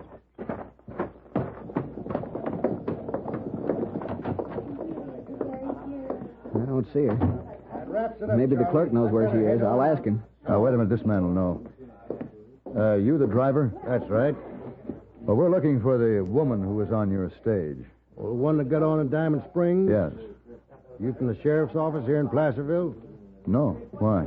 Well, I was just wondering. I knew it was out of his territory. We wired the sheriff at Diamond Springs so he can take care of it.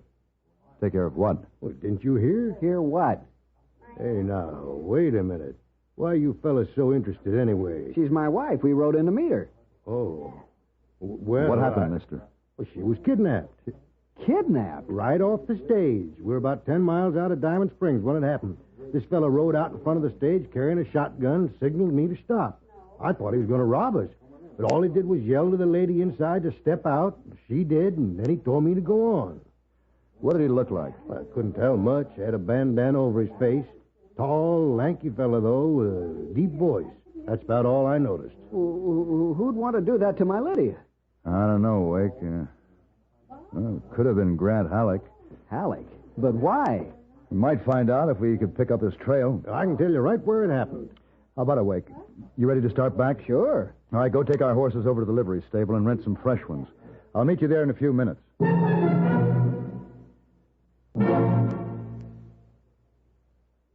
Even if you've had embarrassing dandruff for years, you can get rid of it now in 3 minutes. That's all it takes with Fitch Dandruff Remover Shampoo. Yes, unsightly dandruff's gone in 3 minutes with Fitch. Quickest, easiest of all leading shampoos. What's more, using Fitch regularly is guaranteed to keep embarrassing dandruff away. Just apply in the unique Fitch manner. Before you wet hair, rub in 1 minute. This way, Fitch shampoo penetrates right down to the scalp. Next, add water. Lather 1 minute to wash every trace of dandruff out of your hair. Then rinse 1 minute. All that loosened dandruff goes down the drain. In 3 minutes, with Fitch. 1 rubbing, 1 lathering, 1 rinsing, dandruff's gone. At the same time, gentle Fitch can leave your hair up to 35% brighter. To get rid of dandruff problems forever, brighten hair too, use Fitch regularly. Get Fitch Dandruff Remover Shampoo today. Only 59 cents. The stage driver's directions made it easy for us to find the spot where the kidnapping occurred. Lydia's heel prints in the soft ground led to the side of the road and disappeared in a maze of hoof tracks.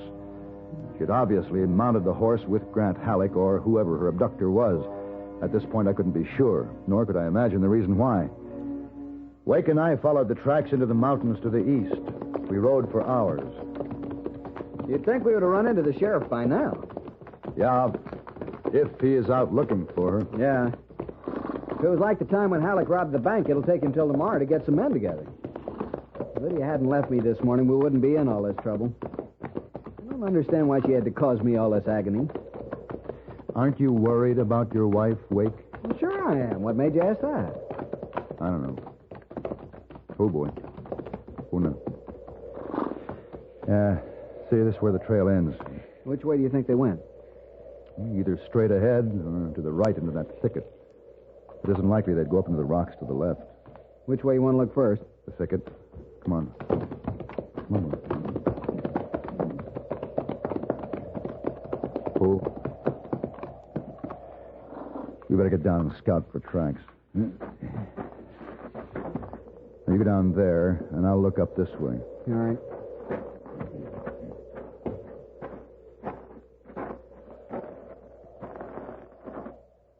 Hey.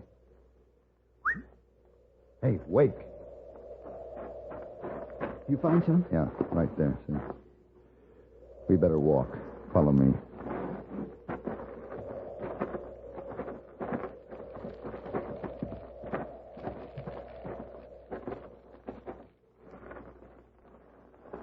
Well, look at that.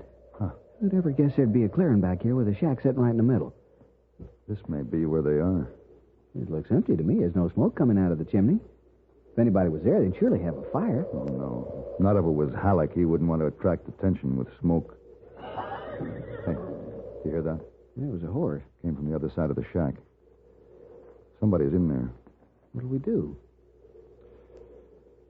Better wait till it's dark and then ease up and take a look inside. If Lydia's in there with Halleck, we got to be careful she doesn't get hurt. Look. Uh-huh. That must be Halleck. Fits the description the driver gave us. Yeah. He's going out back to see about the horse. You stay here. Where are you going? Just stay here.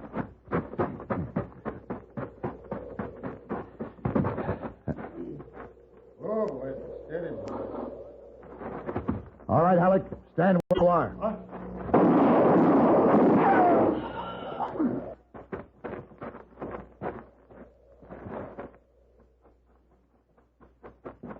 You all right, Mrs. Lockton? You shot him. Yes, ma'am. He's dead. Dead. Lydia? Lydia, you all right?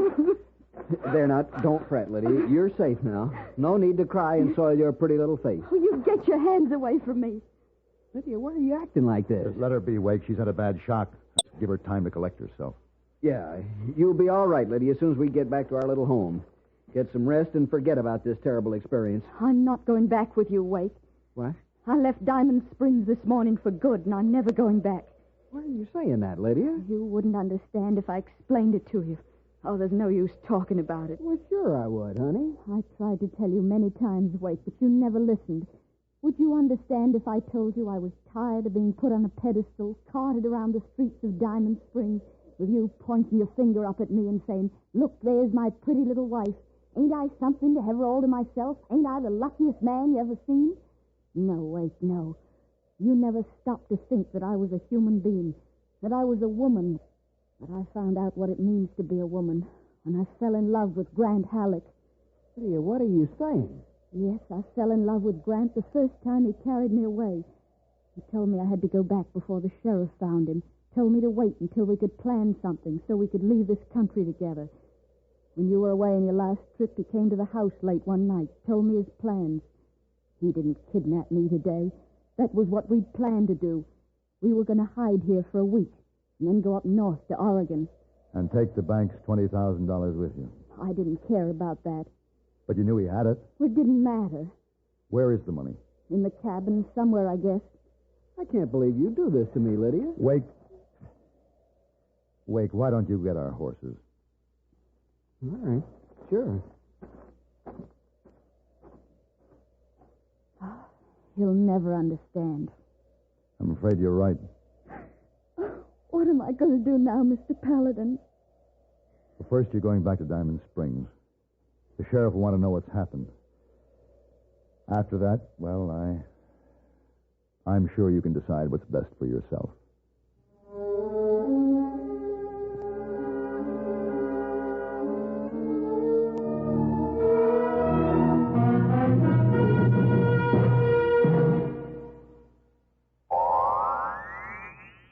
Oh, this miserable cold.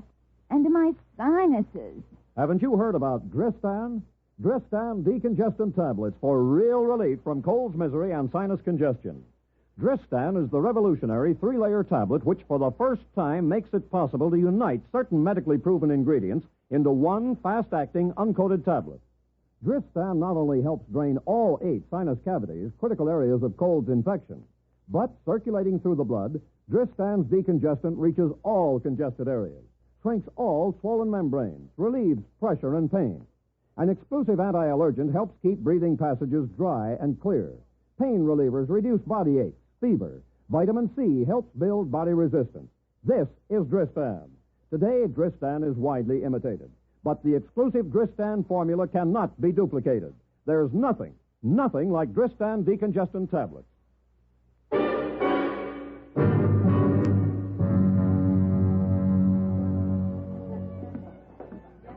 Oh, Mr. Paladin. Hello, hey boy. Didn't know you're coming home today. And what are you doing all dressed up in your Sunday suit? Work all done for the day, so change of clothes here for a big party tonight in Chinatown. Ooh. It's leaving when I see you come in hotel. Well, I must say, you look like you just stepped out of the pages of Harper's Weekly. Hey, boy, plenty smart dresser. Hey, you have nice trip? It was all right. You capture bank robber? Uh-huh. Return money to bank? Yes. Oh, you get big fee? Yep. Then bank president plenty happy he hired you, eh? You seem to be, but He was a little puzzled. Puzzled? Why? I finished the job before I had a chance to meet him. Oh, you finished your... Oh, how you do that? It's a long story. Hey, boy, I'll explain it to you tomorrow. You better go. You don't want to be late to that party. Oh, no, sir. There'll be plenty of champagne and lots of pretty girls. Well, if I don't see you tomorrow, I'll know the reason why. Oh, yes, sir. Good night, hey, boy. Good night, Mr. Paladin.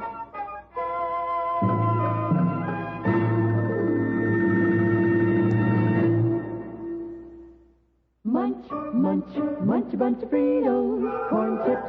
It's not polite to smack your lips, but you can't help it with Fritos, corn chips. Munch, munch, munch a bunch of Fritos, corn chips. Next time you want something to munch on, try Fritos. They're so crisp, so tasty, so good. You'll see right away why we say Fritos are the corn chips made to munch. Fill a big bowl with Fritos next time you settle down to watch your favorite TV program. Boy, there's contentment in every munch. Munch, munch, munch a bunch of Fritos, corn chips. Fritos are golden chips of corn, as nutritious as they are delicious. So full of good, crisp flavor, such good-for-you nourishment, they're the ideal snack for grown-ups and children alike. Get a bag of Fritos corn chips today and munch a bunch. Fritos, Fritos corn chips. Munch, munch, munch a bunch of Fritos, corn chips.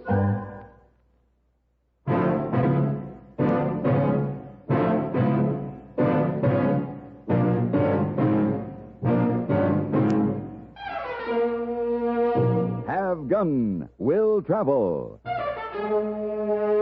Created by Herb Meadow and Sam Rolfe, is produced and directed in Hollywood by Frank Paris and stars John Daner as Paladin, with Ben Wright as Hayboy and Virginia Gregg as Miss Wong.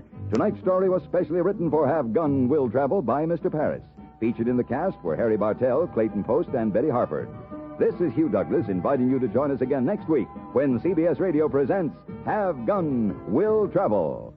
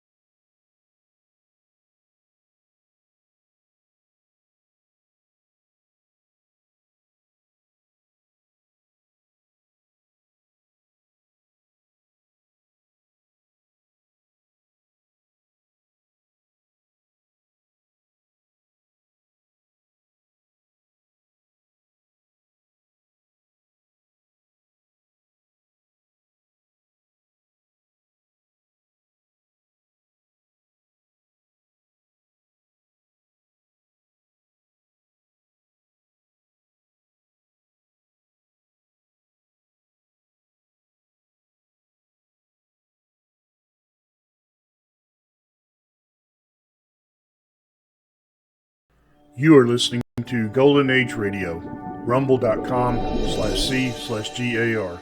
Brought to you by G3PL.com.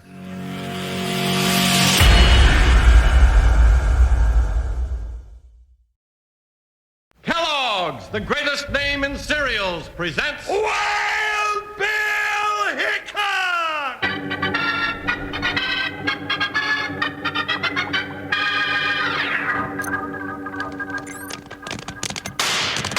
Hiya, folks. Hold on to your hats and gallop along with Guy Madison as Wild Bill Hickok and his pal Jingles, which is me, Andy Devine. We got another rootin' tootin' Wild Bill Hickok adventure story for you from the world's only talking cereal. Snap, crackle, and pop. Kellogg's Rice Krispies! Today, Kellogg's Rice Krispies brings you Wild Bill Hickok, transcribed in Hollywood and starring Guy Madison as Wild Bill and Andy Devine as his pal Jingles. In just 30 seconds, you'll hear the exciting story, Thunder on the Plains. For a breakfast that's fun to eat, ask Mom for Kellogg's Rice Krispies. Kellogg's Rice Krispies, and if you like, some sort of fruit, peaches, berries, or bananas, for instance. When you pour the milk on Kellogg's Rice Krispies, listen to them. It's fun because they're the talking cereal, and they go snap, crackle, pop to tell you how crisp and good they are. Have some tomorrow.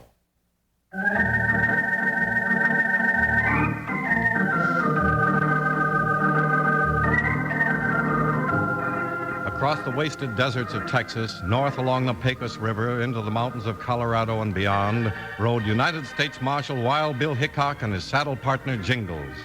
Theirs was a special assignment this time, and their orders were to report to the new commander at Fort Laramie, Colonel Moonlight. Their job was to stop the ominous sound of thunder on the plains.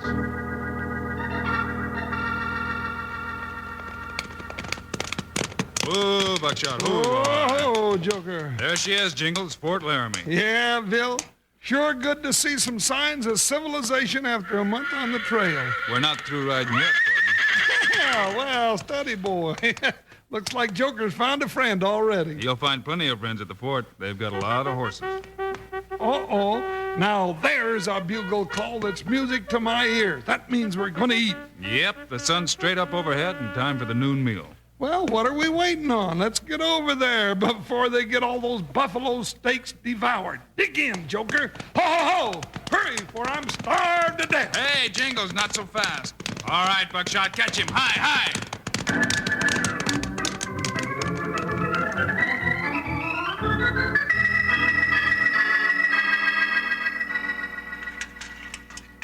Ooh, ooh-wee.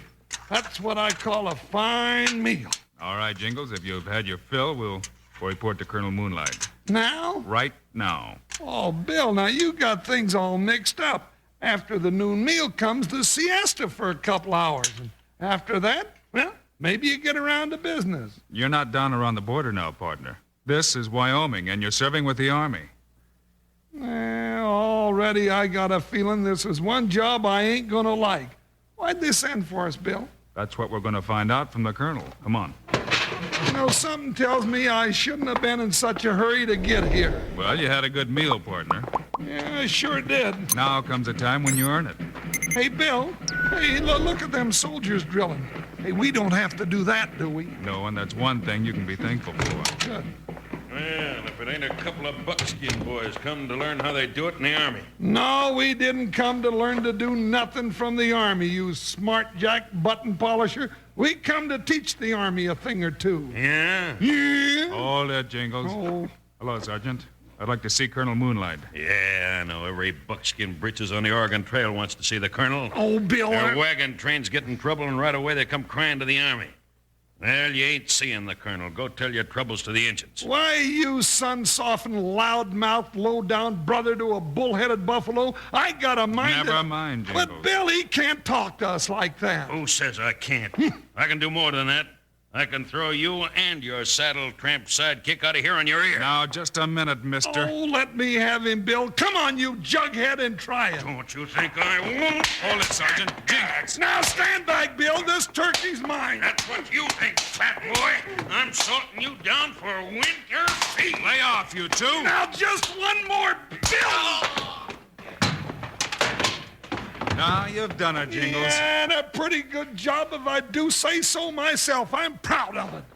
Yeah? Well, you ain't finished with me yet, you big tub of... Berger! Yes, sir? Now, Sergeant Berger, what's going on here? I was just doing my duty, sir. These two saddle tramps wanted to disturb you, sir. Chalk up just one more mistake on your record, Berger. Huh? These two saddle tramps you just tackled happen to be Wild Bill Hickok and his deputy, Jingles. Hickok? Yeah, Hickok. Jingles? Oh. Now get back to your desk and be more careful in the future, Sergeant. Or I'll give you time to think it over in the guardhouse. Ah, glad to see you, Bill and Jingles. Come in. All right, Colonel. And as for you, Sergeant Berger, don't you forget what we look like from now on. I ain't forgetting. When I get my chance, ain't neither of you gonna look like that for long.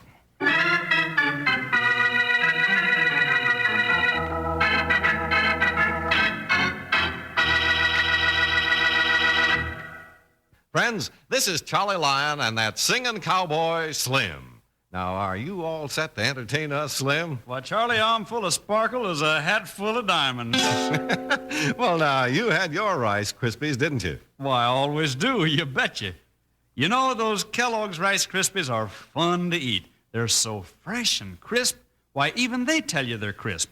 When you pour the milk to them, they talk right up. Snap, crackle, and pop. Oh, you're right.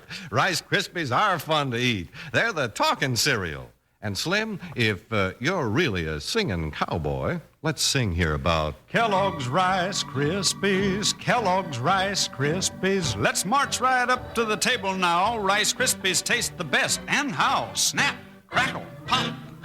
Kellogg's Rice Krispies, Kellogg's Rice Krispies. Now, have some of those delicious Rice Krispies tomorrow. You'll enjoy berries or fruit more for breakfast if you put them on top of golden good Kellogg's Rice Krispies. Now, buy a supply, several packages, next time you're shopping.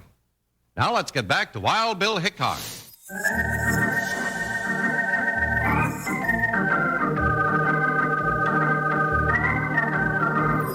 When Wild Bill Hickok and Jingles went to report to Colonel Moonlight, the commander of Fort Laramie, for special duty, they ran into a tough, bad-tempered Sergeant Berger.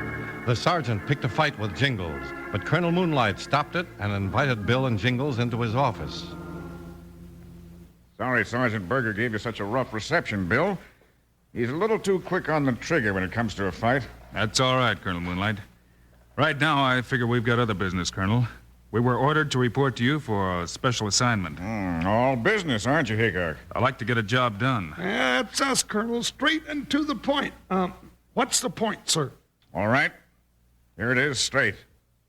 Horse thieves. Horse thieves? Is that all? You're talking when you should be listening, partner. I am? Oh. Go ahead, Colonel. Well, all my troops are mounted cavalry. Without a horse, a man's not a man in this country. I know I don't have to tell you that. You have a big territory to cover. You need horses. Exactly. But somebody is stealing them almost as fast as we can bring them in. Indians? Some think it's Indians, Jingles. Some don't.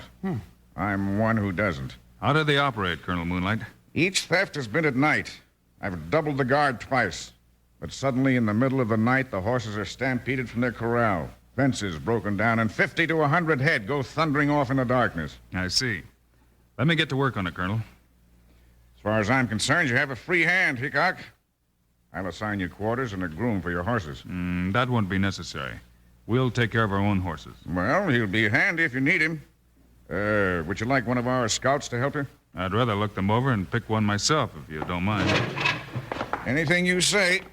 Come on, I'll have Sergeant Berger see to your needs right now. Sergeant Berger. Yes, sir?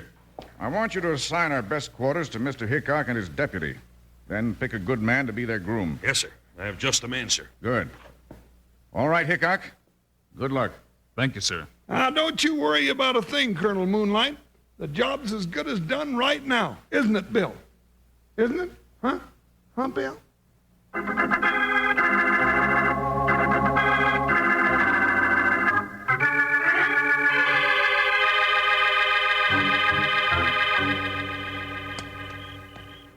I tell you, I ain't waiting much longer, Berger.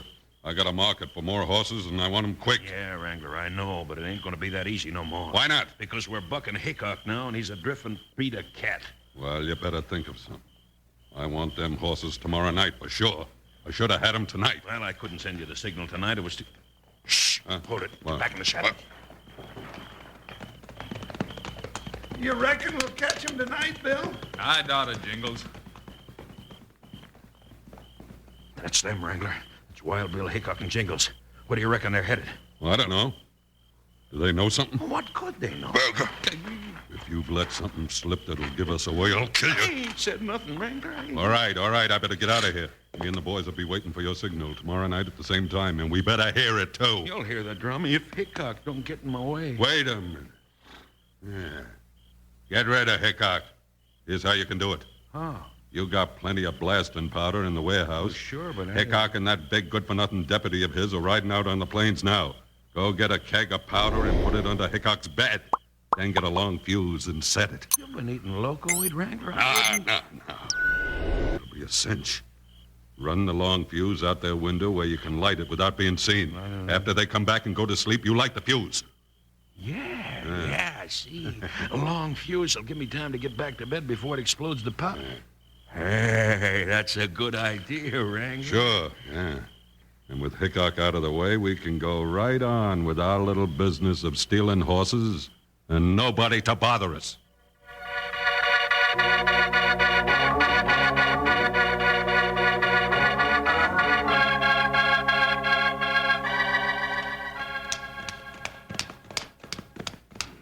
Bill, you don't make any more sense than a buffalo bedding down with a mountain lion. How's that, Jingles? Oh, you're so old-fired head up about getting to Fort Laramie to start on the special duty.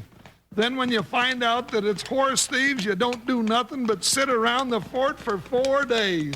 Is that all, Jingles? No, it's not all. Now, for no reason at all, you dragged me out to take a ride on a moonlight night just going no place. Jingles, I reckon I better catch you up on a few things. All right. Whoa, Joker. Whoa. Whoa, boy. Stand, boy. Now, that's a right good idea, partner.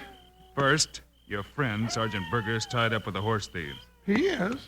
Why, that no-good horse thief? Yeah, that's right. He's the one that stampedes the horses after sending his friends a signal. A signal? That's right. With a drum. I know where the drum is. Berger tell you all this? No, I just keep my eyes open. Well, all right, then what else? When we rode by the corral just now, Berger was meeting with one of the outside gang in the shadows. You mean we rode right by him? That's right. Oh, Bill, now that's crazy. What if they'd taken a pot shot at us? We were sitting ducks. They wouldn't tip their hand, partner. But I'd sure like to know what they were talking about. Well, why didn't we grab them? I want the whole bunch with proof. So we catch them in the act, huh? That's right. Bill! There's something I can count on. Come on, let's go back to the fort. And there they are up on the hill. You can't reach them with a 6-gun, Jingles. They've got rifles. Come on. Hi, Buckshot. Hi. Jump, Joker. But, Bill, let's go get them. Not now, Jingles. I want them all together. Come on, right for the floor. Hi, Buckshot. Hi.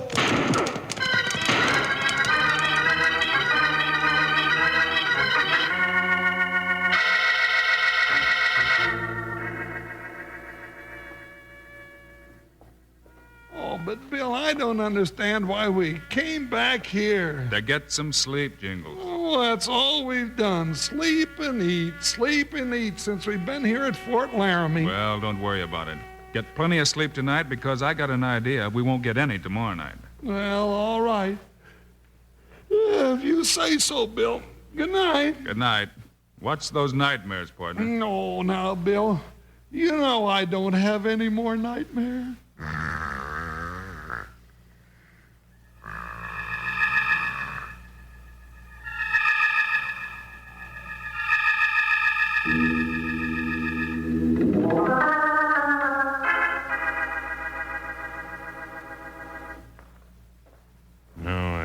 Wrangler had a right good idea about this. The powder's all set. Here's the end of the fuse. Better see if they're asleep. Yeah. Jingle snores like a freight mule going uphill. I never hear this fuse. Well, here goes. Now, to get to my quarters before that thing blows sky high. So long.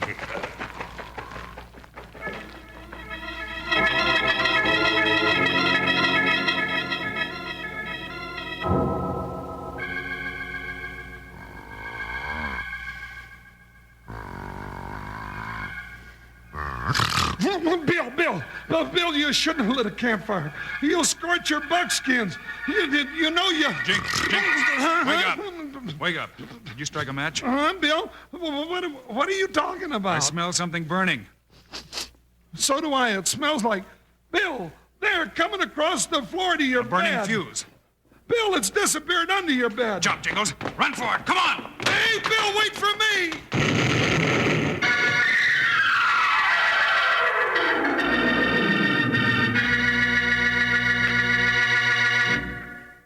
All right, partners, here comes the rodeo's grand march. All top hands, champion riders, ropers, and bronc busters, rein up and pray to the cook shack. Let's swing along and sing along with them. Kellogg's Rice Krispies, Kellogg's Rice Krispies. Let's march right up to the table now. Rice Krispies taste the best. And how? Snap, crackle, pop. Kellogg's Rice Krispies, Kellogg's Rice Krispies. Rice Krispies mean more fun and pep. So come on, gang, let's get in step. Snap, crackle, pop. Kellogg's Rice Krispies, Kellogg's Rice Krispies. Add milk or cream, that's all you do. Then listen to 'em talk to you. Snap, crackle, pop. Kellogg's Rice Krispies, Kellogg's Rice Krispies. Make sure there's plenty of those good rations at your ranch, bucko. They're as golden good as the good old West. Ask Mom to get you Kellogg's Rice Krispies right now. And now what do you say, let's get back to Wild Bill Hickok.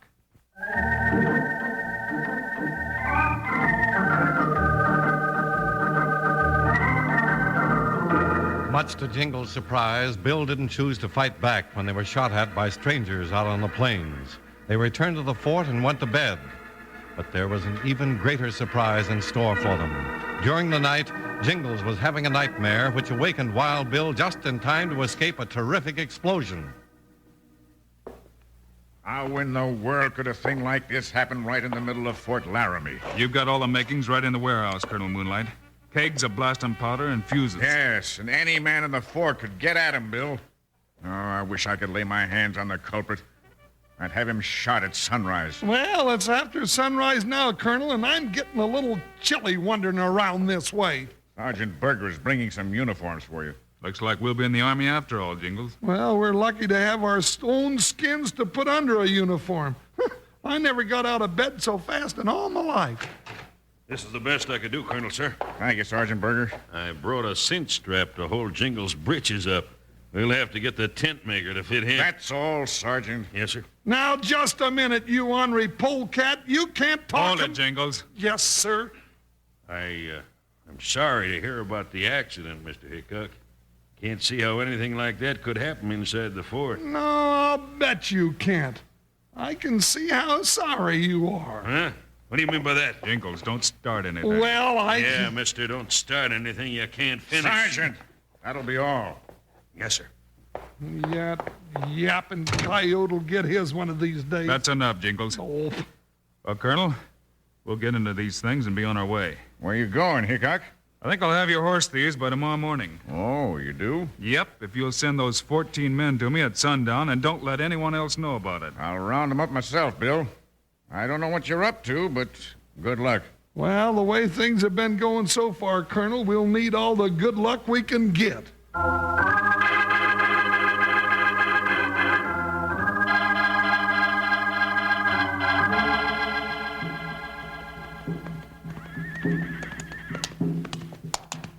Oh, order. Put out the drum burger. All right. Everything in the clear? Hickok and Jingles rode out to the north about an hour before dark. A 14-man patrol rode south before that. Good. We're taking these cayuses straight west. Let's get started. You take that side, start yelling. When they're all out, you get going as fast as you can. What's got you so nervous, Berger? Well, I don't want to get caught, that's why. Don't hanker to be sent up to the federal pen for this. All right, don't talk so much. Here we go. Cut loose. Yeah.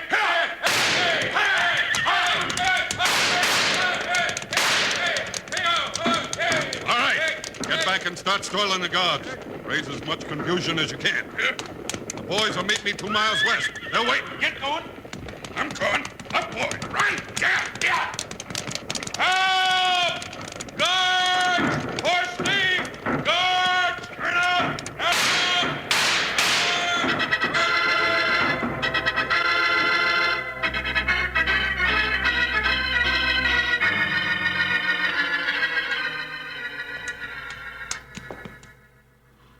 You think you got this figured right, Bill? I think so, partner. I saw Sergeant Berger take his drum and hide it down by the horse corral this morning. That low-down polecat darn near blew us to kingdom come last night. He'll get his, Jingles. Don't worry. Yeah, I won't, and I'm going to see to that personal. Here they come, Jingles. Yeah, you reckon those other scouts are all set? Sure. They rode out south at the fort a half an hour before we rode north. They've circled and are right opposite us now. And when you give the signal, we close in from both sides. That's the plan. All right, they're close enough. Now we go. Yeah, partner. Let's get them. Hi, Buckshot. Dig it, boy. Hi. Jump, Joker. We're after horse thieves this time.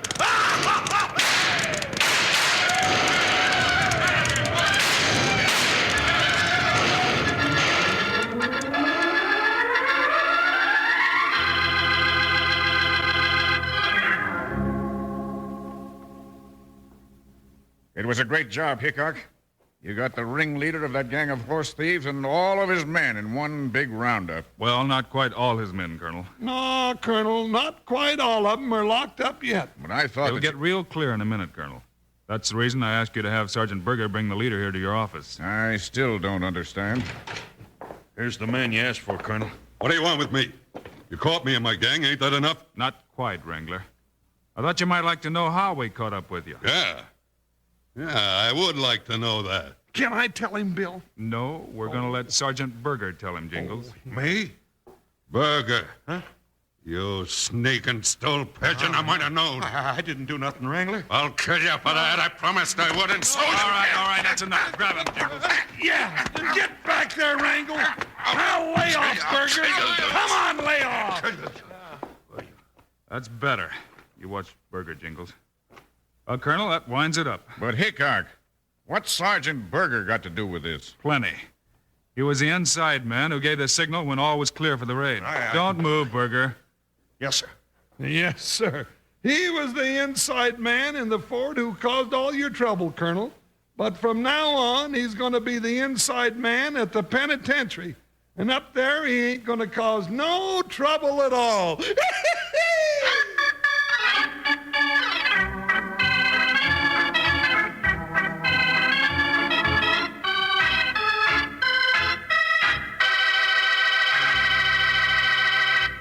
And now, here are the stars of Wild Bill Hickok, Guy Madison and Andy Devine. Thanks for being with us today, folks. Say, Andy, what's our story going to be on Monday? Guy, it's a pip. Along with a lot of action, you'll get a lot of laughs out of Wild Bill and Jingles in The Confidence Man. Meanwhile, Andy and I hope you'll remember to get Kellogg's Rice Krispies. Right. It's the world's only talking cereal. You bet it is. Andy and I think Kellogg's Rice Krispies are great. So long. See you Monday.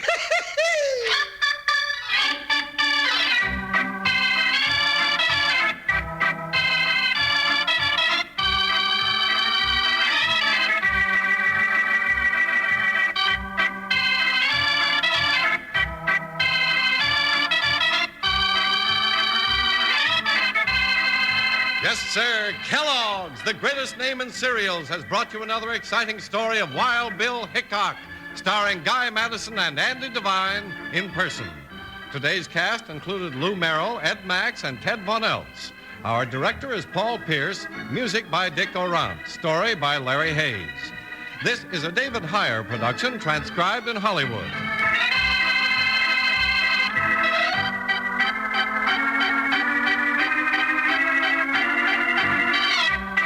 Don't forget to listen Monday, same time, same station, when Wild Bill Hickok fights the confidence game. Now, this is Charlie Lyon speaking for Kellogg's Rice Krispies, the world's only talking cereal. Kellogg's Corn Flakes, America's favorite ready-to-eat cereal. And Kellogg's Sugar Corn Pops, the cereal with the sweetening already on it.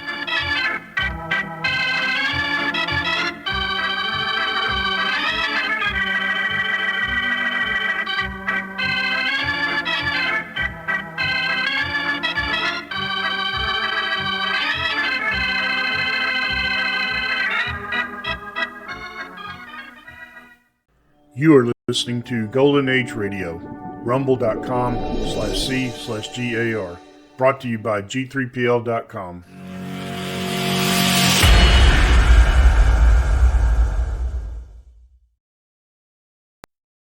Wheaties presents Joel McRae in Tales of the Texas Rangers. On stage tonight, transcribed from Hollywood, another in the Wheaties big parade of exciting half-hour presentations.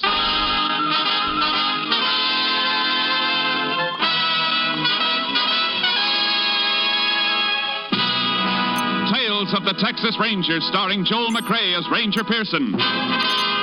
Texas Texas more than 260,000 square miles, and 50 men who make up the most famous and oldest law enforcement body in North America.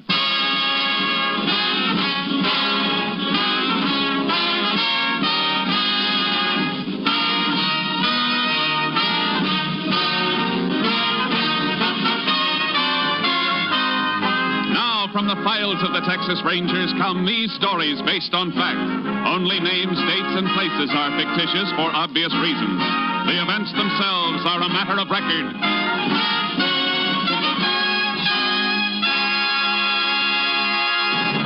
Case for tonight, the Trigger Men.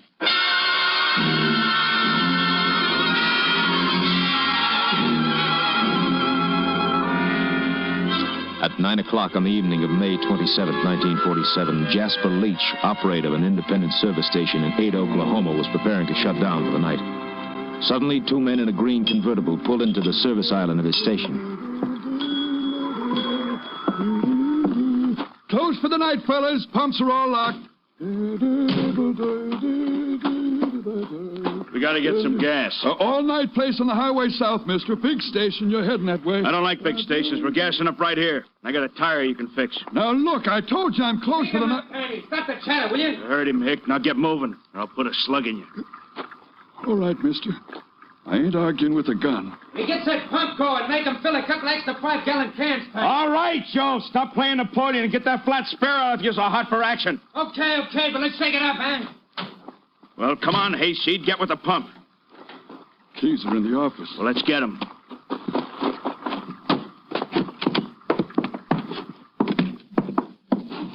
And while we're in here, you might as well open the safe. I don't know the combination. Yeah? Oh! I said open it, you hick. All right, mister, I'll open it. But you ain't getting away with this. Not by a dang sight. We'll talk that over later. Just you and me, Hick. Just you and me.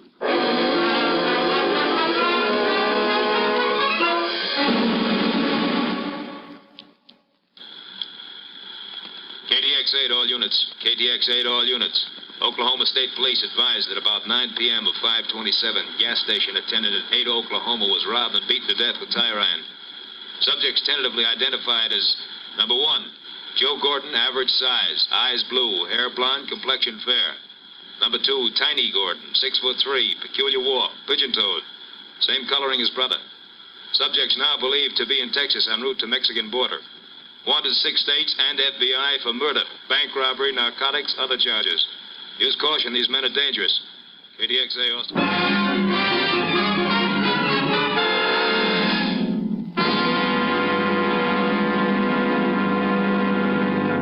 Tales of the Texas Rangers will continue in just a moment. Get up and get at 'em with Wheaties. Yup, for folks up and doing, for folks going places, breakfast of champions. Sure, begin a better breakfast with Wheaties tomorrow and see if you don't feel the difference all morning long. Here's why. There's a whole kernel of wheat in every Wheaties flake. You got it? There's a whole kernel of wheat in every Wheaties flake. That's why Wheaties can give so much. Energy? You bet, whole wheat energy. Vitamins and minerals? You bet, and protein, too. That's why Wheaties at 7 can make a difference at 11. There's energy in them thar flakes. You try 'em tomorrow morning. Make yours Wheaties. Pour on the milk, put on the fruit, and eat happy. Yes, and work happy. Tomorrow, see for yourself how Wheaties at 7 can help at 11. Breakfast of champions. Breakfast for you.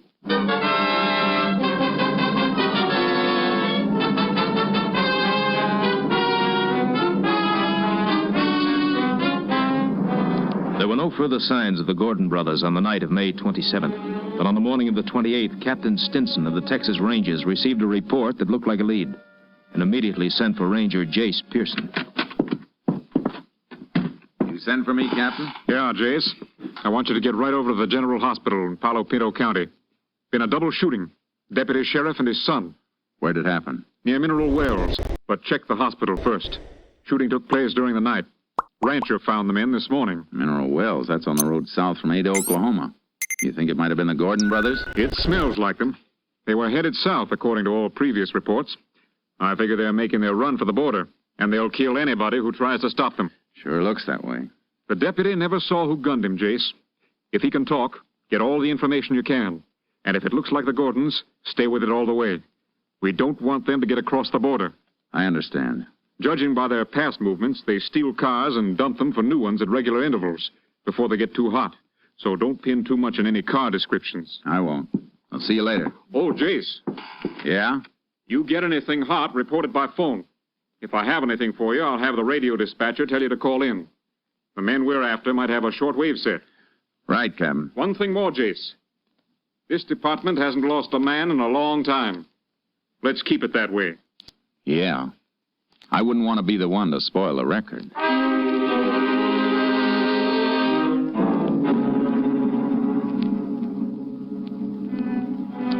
I checked my car out and headed for Palo Pinto County. I reached the hospital at 9:45 a.m. and saw the doctor in charge. He'll pull through, I think, but his condition is critical. Shot 3 times through the back. One of the bullets is lodged in his spine. Which room's he in? I'll show you. Deputy's son hurt bad, too? Too bad, Ranger. Dead on arrival. He know it? Yep, he knows. Be better if you could wait. I wish I could. I can't. I understand. He's in here.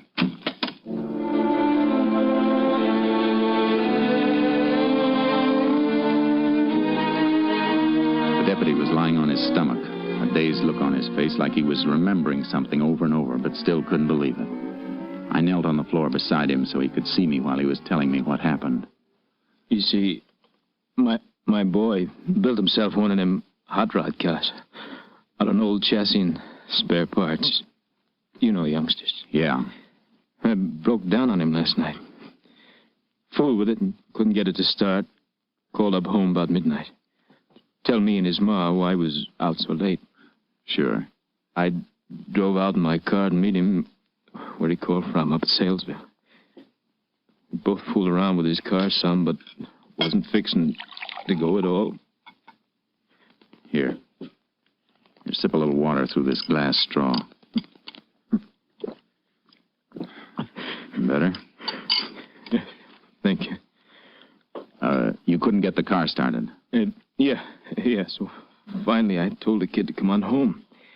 And we'd get it taken care of today. Reckon that don't matter none now. What happened on the way home? We passed the carpet place. Big place. He raises silkworms. Here. Let me fix that pillow for you a bit. Thank you. Worms feed off in the leaves of the mulberry trees.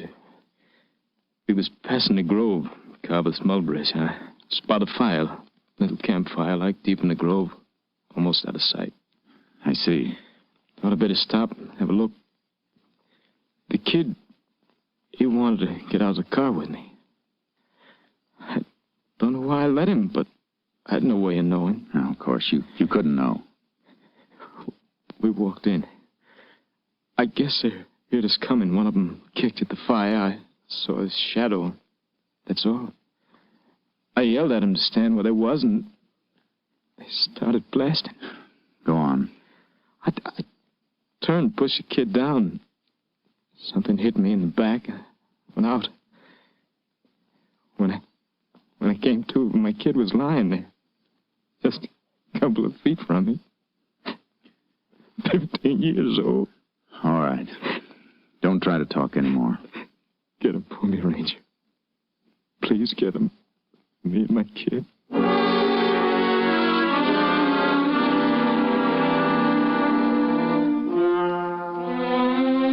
I left the hospital and headed for the Carveth Ranch outside Mineral Wells. Big Jim Carveth, the owner of the place, took me into the mulberry grove where the deputy and his boy had been gunned. Well, this is the spot.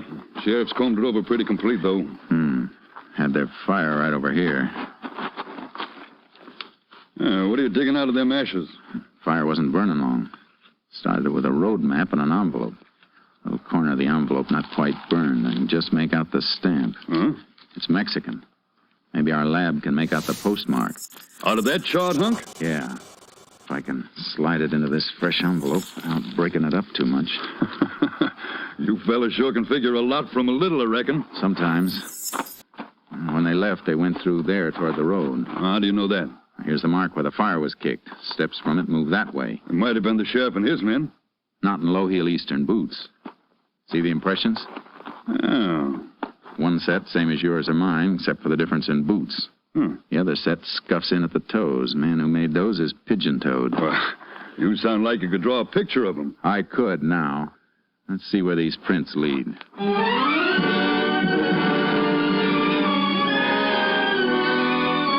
They led to the road, or almost to the road. Just at the edge of the grove were tire markings where a car had been backed into the mulberries to screen it from sight. Yeah, this is it, all right. Can see where it scraped the branches. Did more than scrape them. End of this one's been torn off. The part that got torn off isn't on the ground. Low branch, too. Oh, that means something? From the tire marks and the height of the branch, it means the baggage compartment of the car was open and then closed down on the end of the branch. See, it snapped off when the car moved. You sound like that's worth knowing. It might be worth plenty. The highway patrol turns up an abandoned car with a piece of mulberry branch caught on it.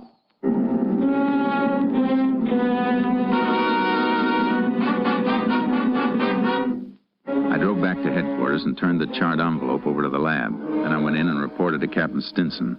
Sounds like the Gordon brothers, all right. I'd bet on it. And if they're in the habit of ditching their cars, we better check on all the stolen and abandoned. We find the car, we'll know which way they're headed. I'll send out a bulletin on it. What did Lab say about the envelope? Burned pretty bad, Captain, but they think they can restore it. Take time, though. And if they can bring out that Mexican postmark, it might tell us where the Gordons plan to cross the border. That's what I was thinking. They won't go through a regular border station. It'll be an illegal crossing. And they'll probably have a hideaway arranged on the other side. Yeah, probably other members of the Crawford gang. I figure they'll try to make it before tomorrow morning. They'll be making their big run tonight. Well, head south, Jace, toward the border. We'll relay all information to you as it comes up. I'd better get charcoal out of the barn and hitch up my horse trailer. That's a good idea. Wherever they try to cross, it's a cinch it won't be good territory for a car. The border stations are covered, though, aren't they, in case they do try illegal crossing? Now, their mugs are hanging in every customs house from Brownsville to El Paso. FBI has given them extra cover, and the Mexican police are helping, too. I better get going, then. So long, Captain. So long, Jace, and good luck.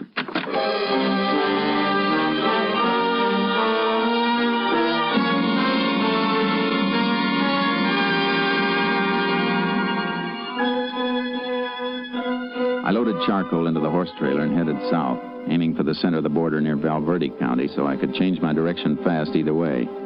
I kept a lead foot on the gas pedal.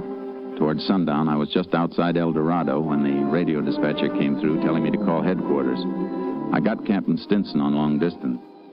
That mulberry branch is paying off, Jace. Abandoned car with a piece of it caught in the trunk has just been found in Fort Stockton, Pecos County. How long ago? Less than 15 minutes, and the motor was still warm. Highway Patrol is throwing up roadblocks at all points, south and west. They can't be far out of Stockton.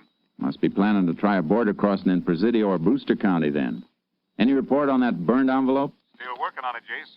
You better head for Fort Stockton. If they do get past our block, they're within 90 miles of the border. I'll do my best, Captain. So long.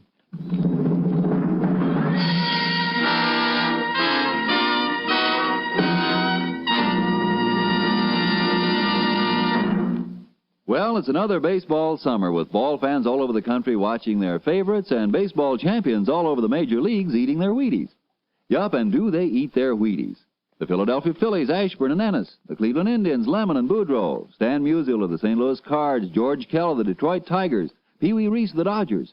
They're all getting their Wheaties, breakfast of champions. And you know, so are a lot of other smart people. Folks who want high-stepping energy to stride through their mornings high, wide, and handsome. They're getting Wheaties, too. Are you? Well, listen. You may not play ball for a living, but you can use Wheaties energy. You can use Wheaties vitamins, minerals, and protein. You can use Breakfast of Champions, too. There's a whole kernel of wheat in every Wheaties flake. A whole golden kernel rolled out flat and toasted. Yes, there's a whole kernel of wheat in every Wheaties flake. That's why Wheaties can do so much and help send you through the morning on high. That's why Wheaties at 7 can help at 11. You have some. Wheaties, the crisp way to get your whole wheat. Tomorrow morning, make yours milk and fruit and Wheaties. Breakfast of champions. See for yourself how Wheaties at 7 can help at 11.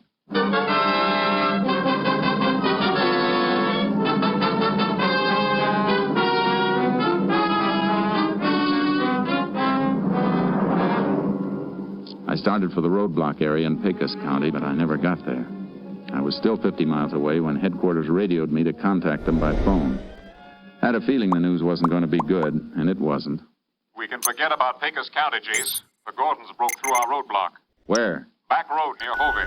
They turned a Tommy gun on the highway patrol and a sheriff's car. Kill anybody? 2, and 2 more badly wounded. The men were just found when they didn't answer a radio call. Happened 2 hours ago. Then the Gordons could be at the border by now. The wildest part of it, Jace. And you'll have to guess what... Just a second. I didn't say for me. All right. Okay, thanks. Here it is, Jace. Lab report on the burned envelope. Where was it mailed from? Baquias, right across the Rio Grande from the Santiago Mountains. That country's murder. Worse for them than for us. River swollen by spring rains. They'll need a boat to cross. County sheriff can beat through the mountains with posses. 10 miles each side. I'll get as close as I can by car, and then Charcoal and I'll ride in. The posse will corner them. We'll have them. You're the closest ranger unit, Jace. But those men are dangerous. You want to wait for some help? No time for waiting. Now's the time for getting them. You'll hear from me.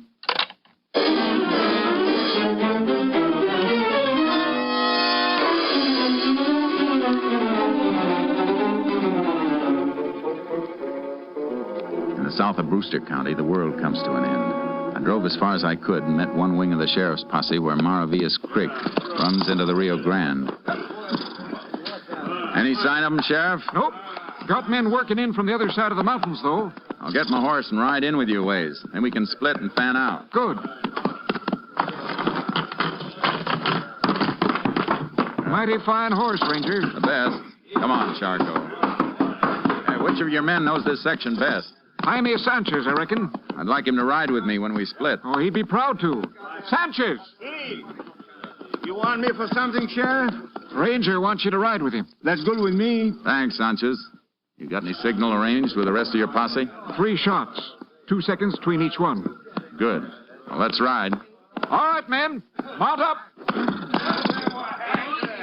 We'll follow the river, and then you can drop off in pairs and head in toward the peak. The sheriff will pair you off. If you hit ground too rough for your horses, tie them off and move through on foot. All got that? All right, let's move. Come on, get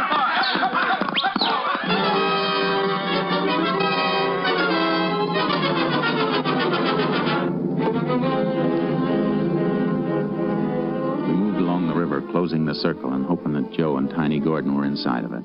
The country got rougher, and no horse could have taken it without the light of the moon. Posse paired off and thinned out. Finally, the sheriff and his last deputy turned off, and Sanchez and I went on alone. How far are we from Boquilla, Sanchez? About 5 miles, senor, and it will be right across the Rio. We better turn toward the peak, then. We can't go in very far in the horses. Maybe we should leave them right here. Easier to find again. You're probably right. Whoa, boy. Oh. Tie him off over here. See? There are some cabins up here in the mountains, but the men we are after wouldn't know about them. What kind of cabins? Old hunters' cabins from long ago when there was good hunting. But most of the game is gone. Nobody lives in them anymore. No, but the Gordons might know about them anyhow. You said they do not know this country. Yeah, they could have been told. They're meeting somebody in Mexico. Some of their gang might have come through here before. That's why they picked this spot. They're in such a hurry, though, I don't think they would stop. Yeah, they would if the big boy got tired. The big boy? Yeah, Tiny Gordon, he's pigeon-toed. Something wrong with his feet. He's big and heavy and carrying a lot of weight. He's going to slow down in this country. I think you're right, Ranger Pearson. He ain't got good feet. He slow down plenty in here. The cabins in the territory we're covering? See, 2 of them. Now, let's take a look. See, the first one is right up this way to the left, about 2 miles in.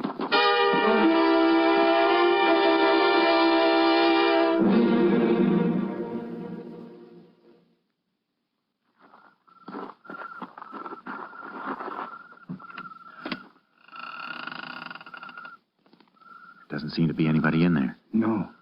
Maybe they're just waiting there. Soon find out. Stay clear of the doorway and keep your gun ready while I go in. See, but you better have your guns ready, too. Don't worry. I got them. Watch it.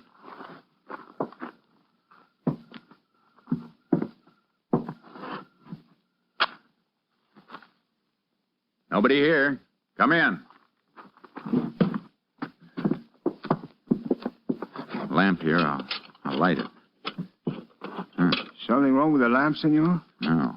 But I don't think I'll light it after all. Use your flashlight instead. See? There. Feel the glass. The lamp chimney. It's warm, senor. Used less than half an hour ago. Could any of the posse have reached here before us? I don't see how. They all turn in further back. I mean the group working in from the other side. No, they came all the way from Hot Springs, further than where we start.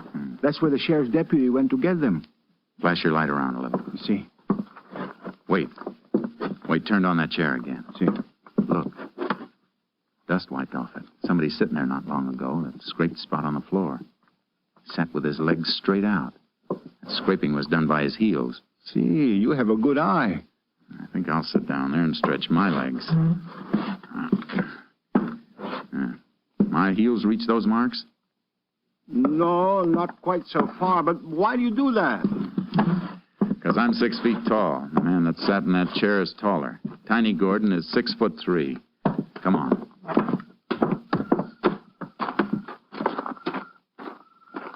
Look around, see which way they headed. See. I think this way, Ranger Pearson. Why? What'd you find? Somebody step on this dead log, take off a piece of the bark. Yeah. And prints there, too. Here, flash your light. See? Here. 2 sets. One of them with the toes turning in. Now throw the light that way. See, that bush. First one through here held the branch back for the other to pass. Knocked off a few berries. Crushed them on the ground. He's still wet from the juice. We got the direction now. Let's move. You better put that light off. They're headed for the Rio, all right. Shouldn't we fire the gun now, the signal for the posse? No, we're too close. Gordons might hear it, too. Probably think they're safe in here. They don't know we've got a postmark. Better chance of getting them cold if they don't know. See. You think they're going to fight if we catch them? With murder charges in a couple of states, they got nothing to lose. They'll fight plenty.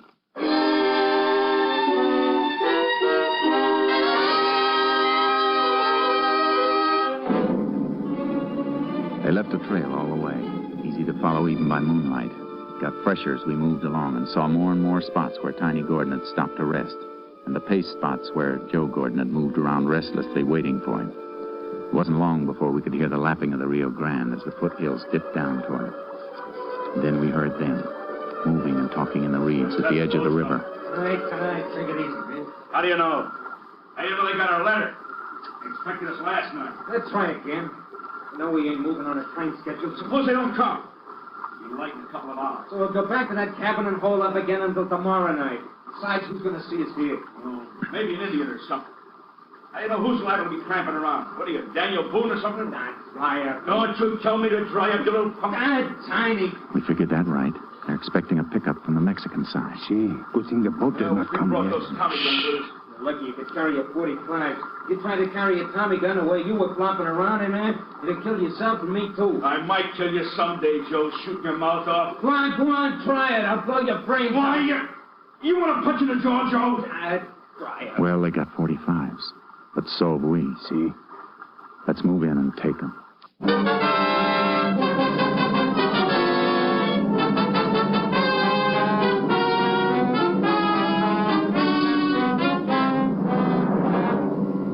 We slipped down to the edge of the reeds. I tapped Sanchez to move off about 30 yards so they'd have to come between us if they made a break away from the river. We couldn't see them in the reeds, but they couldn't see us either. Sanchez reached his position, and then I straightened up. Tiny! Hey, Joe! Who's that? Get up, Tiny!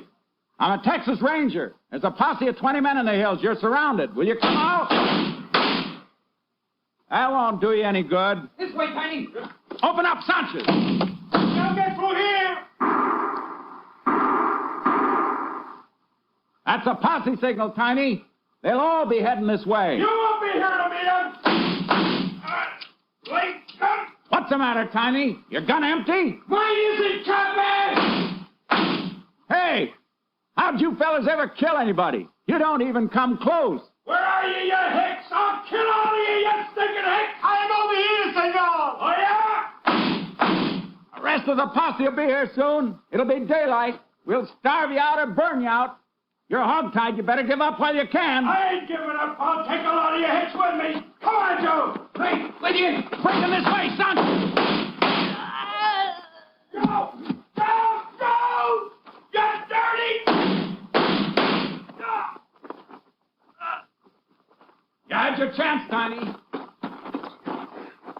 Hicks, you dirty Hicks.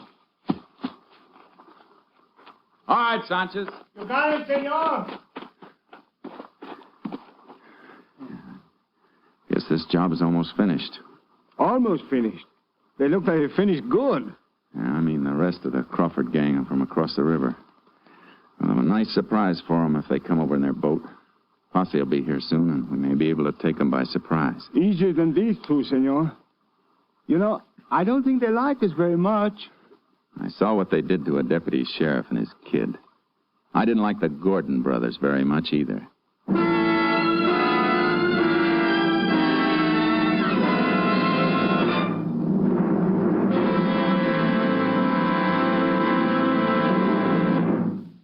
Two hours later, other members of the Crawford gang were surprised and captured without resistance when they crossed the Rio Grande to keep their rendezvous with the Gordon brothers. They were turned over to federal authorities to stand trial for their crimes.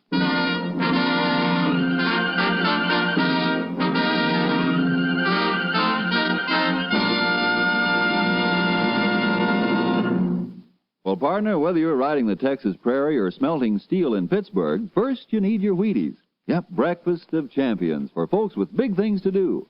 It's a brighter morning and a better job when you begin a good breakfast with Wheaties. And here's why. There's a whole kernel of wheat in every Wheaties flake. Yes, there's a whole kernel of wheat in every Wheaties flake. That's why Wheaties can give so much. Whole wheat vitamins and minerals, protein too. Whole wheat energy to help you stride through the morning high, wide, and handsome. Yes, there's a whole kernel of wheat in every Wheaties flake. That's how Wheaties at 7 can help at 11. You try 'em. Golden Flakes, Crisp Flakes, Wheaties Flakes. Have some tomorrow with milk and fruit. And see yourself how Wheaties at 7 can help at 11. Next week, Joel McRae in another authentic reenactment of a case from the files of the Texas Rangers.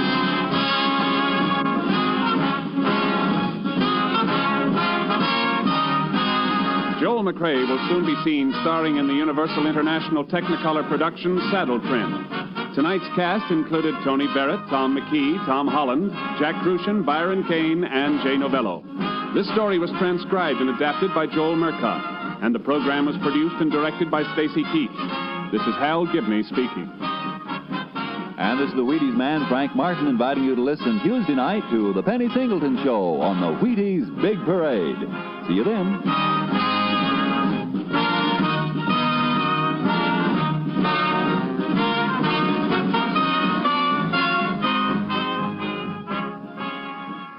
Tomorrow, Rose Bampton sings with the Summer Symphony on...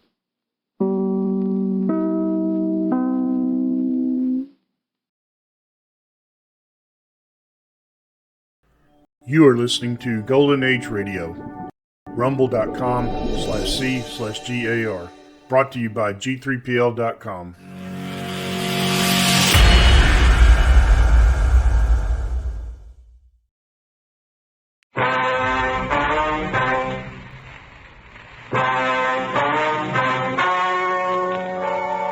The story you are about to hear is true. The names have been changed to protect the innocent. Fatima Cigarettes, best of all king-size cigarettes, brings you Dragnet on both radio and television.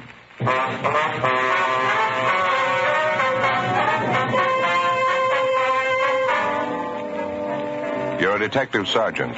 You're assigned to homicide, special detail. There are rumors of an impending war between juvenile gangs in your city. Reportedly, members of both gangs are well supplied with homemade weapons. You don't know when the fighting will break out. You don't know where. Your job? Stop it. Fatima, America's first largest-selling blended cigarette, now king-size. See the difference, taste the difference, smoke the difference. And in Fatima, the difference is quality. See the difference. Fatimas are 21% longer. Taste the difference. Enjoy Fatima's extra mildness. Much different, much better flavor and aroma. Smoke the difference. Get all the advantages of extra length, plus Fatima quality, which no other king-size cigarette has. Yes, in Fatima, the difference is quality. Definitely the best quality in its class. but the same price as the cigarette you're now smoking. So why wait? Switch to Fatima today. Each king-size Fatima gives you a long, extra mild, and soothing smoke with the added protection of Fatima quality. Buy Fatima.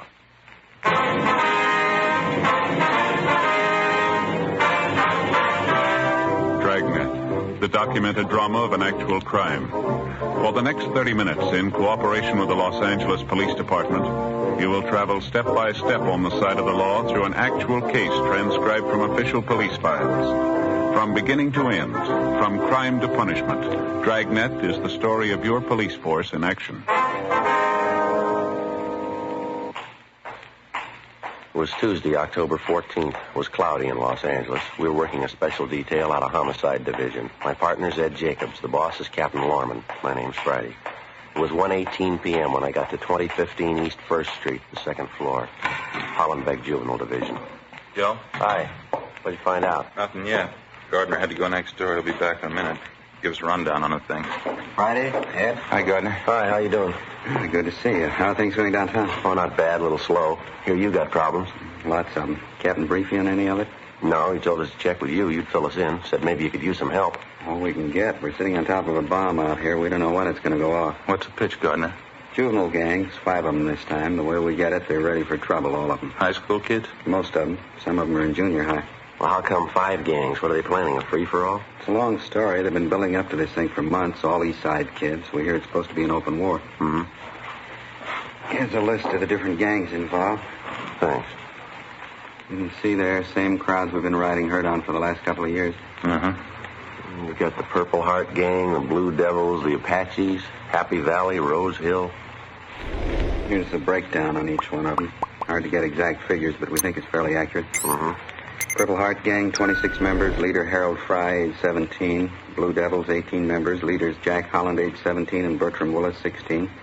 The Apaches, 22 members. Leader Robert Lawson, 17. They're supposed to be the strongest bunch. Well. Happy Valley Gang, 20 members. Leaders Roy Martin, 16, and Joseph Gomez, 16. Rose Hill Gang, 16 members. Leader Thomas Resnick, 18. Yeah. Well, what's behind it, Gardner? I mean, the gang war that they're supposed to be planning. A lot of factors enter into it, I guess. It's my own idea. The Apache gang's doing most of the promoting. What's the object, anyway? The usual big shot ideas some high school kids get. The Apaches figure they're going to run the whole East Side. They've already scared the Happy Valley Gang and the Blue Devils into joining up with them. Well, how'd they manage that? I'd like to find out myself. Well, how about the other 2 crowds there, Rose Hill and the Purple Heart Bunch? The story I get is they won't come in with the Apaches. That's supposed to be the reason for the war. Either they join up with the Apaches or they fight them. That's the warning they got. Really playing it big time, huh? All the way. 16, 17-year-olds. They got gang lieutenants. They got their own cars, their own hideouts. Some of them even have their girlfriends running with them, same age. None of them over 17. Where'd you get your information, Bill? Half a dozen kids. Most of them from the Blue Devils and the Happy Valley Gang. They were mixed up in a couple of after-school fights in Hollenbeck Park. The stories they gave us are enough to curl your hair. Yeah, how do you mean? About the big war they're going to have. One of the girls we picked up gave us most of it. 15-year-old. Says her boyfriend's one of the big shots for the Blue Devil. What'd she have to say? Talked about it like it was some kind of a game they were playing. Yeah. Said the Rose Hill and the Purple Heart gangs were teaming up so they could stand up against the other 3. They've been getting ready for the war for 6 weeks. They're really organized. I don't get it. Who's doing the organizing? Who's promoting it? I got an idea about that. Get to it in a minute. Take a look at these over here. Yeah. Samples of the different weapons the gangs are getting together for the big fight. Crazy kids. Brass knuckles. Homemade saps, all kinds. Well, what's this here, Gardner? Have a look. Homemade stiletto. Good 6-inch blade. Kids are supposed to have dozens of them. Another one here. Look at this. Ice pick. Anything you can think of, you name it, we got it. It's going to be wholesale murder if we can't find a way to stop it. You been able to figure what the real trouble is, Bill? I got an idea, yeah. You asked about the gangs teaming up a minute ago. Yeah. We figure we got a young Hitler on our hands. A kid by the name of Robert Lawson. He's supposed to be the ringleader of the Apache gang. Moved in about a year ago from the Middle West. How much you know about him? Wrote a letter to the city he originally came from. Nothing but trouble back there. Bad juvenile record. We've talked to the boy a couple of times. His parents, too. Didn't do much good. Never had enough to file a petition on him and bring him to the attention of the juvenile court. We know he's responsible for a lot of the trouble we got, but He always has some other kid do it for him. Never does it himself. You think he's responsible for working up the gang war ideas, eh? We figure he's our biggest problem. We've tried everything to reach the Lawson kid and settle him down. Checked with the teachers at his school, the principal, vice principal. They can't handle him. They figure on expelling him if he doesn't straighten up. How about the other youngsters in these gangs? I mean, besides this Lawson boy here. We've got notifications out for them and their parents. They're supposed to be in here tomorrow night at 7:30. Maybe we can break Lawson's hold on these kids. Sure got me. What's the matter with this Lawson boy's parents? Don't they know what's going on? Can't they control him? Well, we tried to talk to the parents. They think we're wrong. They're proud of the kid. He's got a high IQ. They think he's a natural-born leader. Oh, sure. Yeah. The mother says people just don't understand the boy. Well, maybe you should have told him. Huh? San Quentin's full of people we don't understand. The following night, Wednesday, October 15th, the members and ringleaders of the various juvenile gangs, along with their parents, showed up at Hollenbeck Juvenile Division as requested. In questioning each of the youngsters, we definitely confirmed the reports we had of the impending gang war. The interviews also revealed that if and when the fighting did start, it would be more serious than we at first figured. For one thing, there were more youngsters involved than we thought. The gangs had been recruiting new members by the dozen in preparation for the street fights. For another thing, we found out the teenagers weren't carrying around 8-inch knives and brass knuckles just for show. If fighting started, they were ready and willing to use them. We weren't sure how much we could count on it, but after interviewing the parents and advising them how serious the situation was, they promised their full cooperation. Most of them agreed they'd maintain strict check on their youngsters and keep them out of all neighborhood gang activities.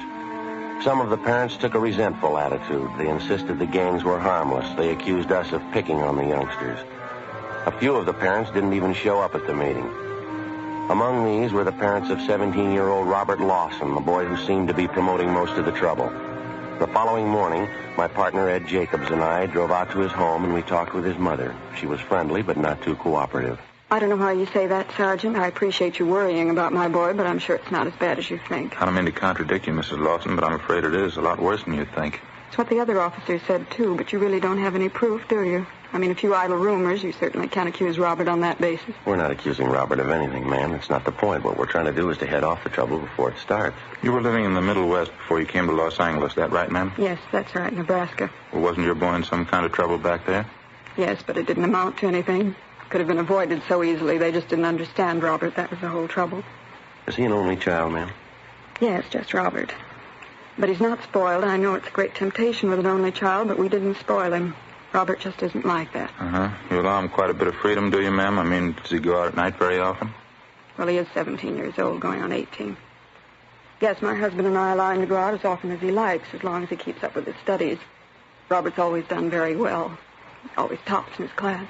Do you know where he spends his time when he goes out at night?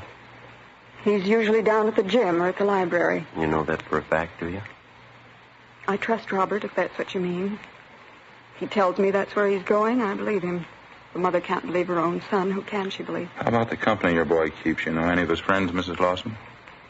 Few, yes. There's the Miller boy and Jack Holland. They seem to be fine boys. Miller and Holland?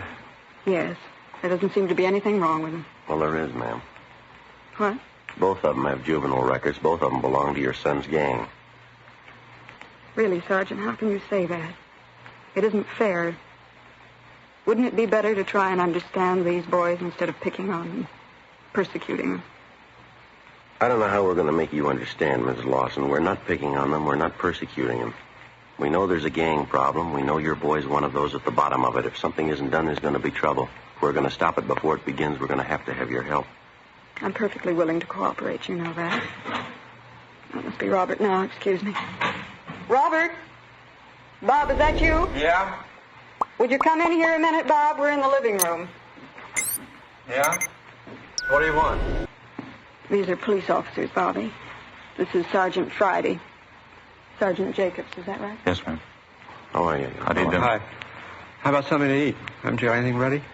I wasn't expecting you, Bob. Won't take me a minute, though. You sit down there. I'll go out and get a snack together for you. Can I fix you a sandwich, officers? A cup of coffee? No, thank you. No, thanks very much. Won't be a minute, Bob. We were just talking about you when you came in. What's it about, Sergeant? You want to see me, or do you just want to talk to my mother? As long as you're here, we'd like to talk to both of you, Bob. I got to take off pretty fast. Just came home to get something to eat. What's it about? It's about Geronimo.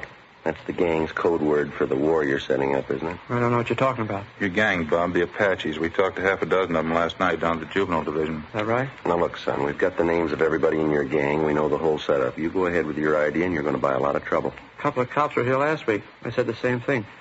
I don't know any more about it now than I did then. Honest. What's the pitch anyway? You know what the pitch is, youngster. I don't, honest. You're trying to say I'm in a gang, is that it? You're in it up to your neck, son. Now, why don't you come off it? We've got you pegged and everybody that runs with you. That includes the girlfriends you got in the gang. You're not fooling anybody. You must be a little crazy. I'm not in any gang. I never even heard of one around here. Now, you listen to me, boy. You can take this as a warning or a piece of advice, either way. You and your friends keep on playing punk gangsters, and we're going to lean on you.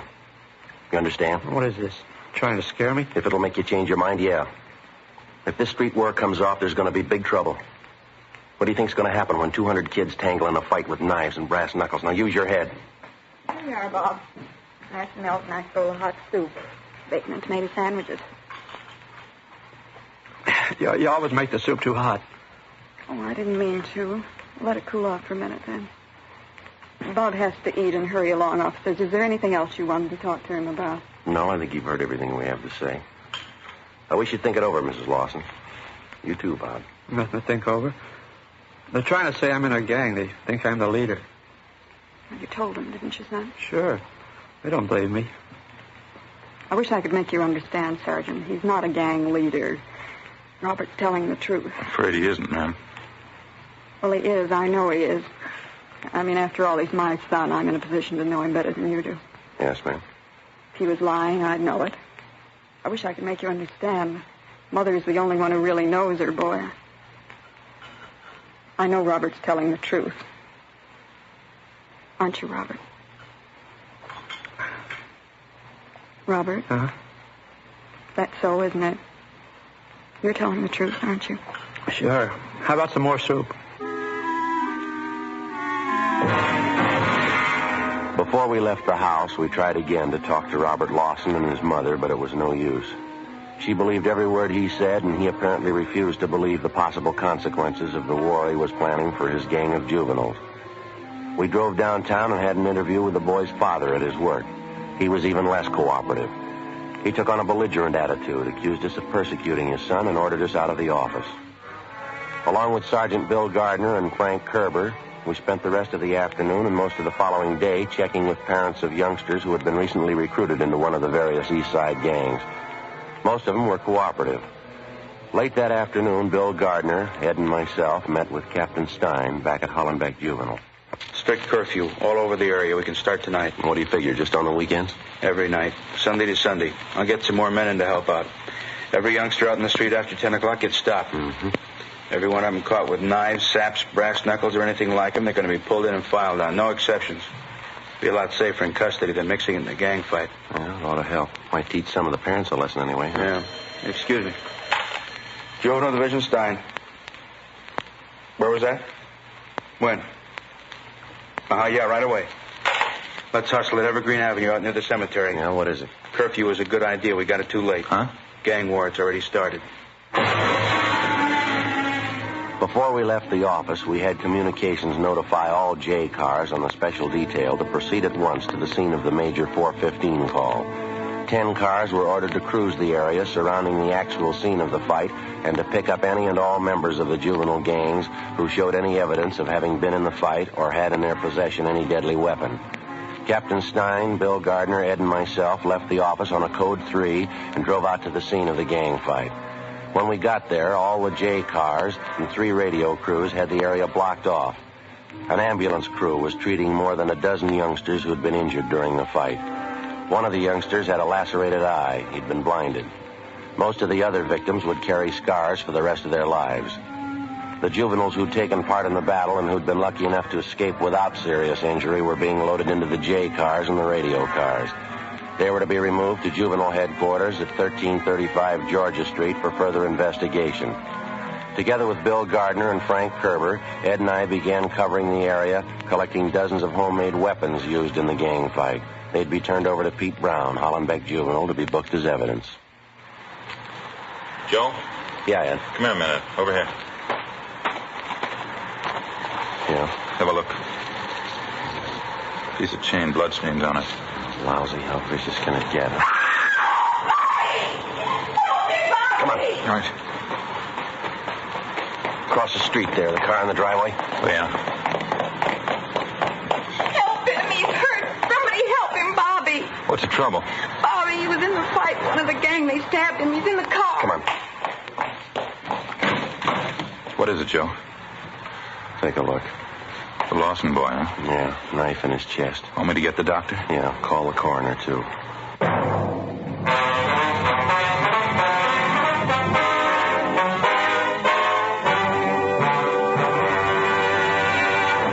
You are listening to Dragnet, authentic stories of your police force in action.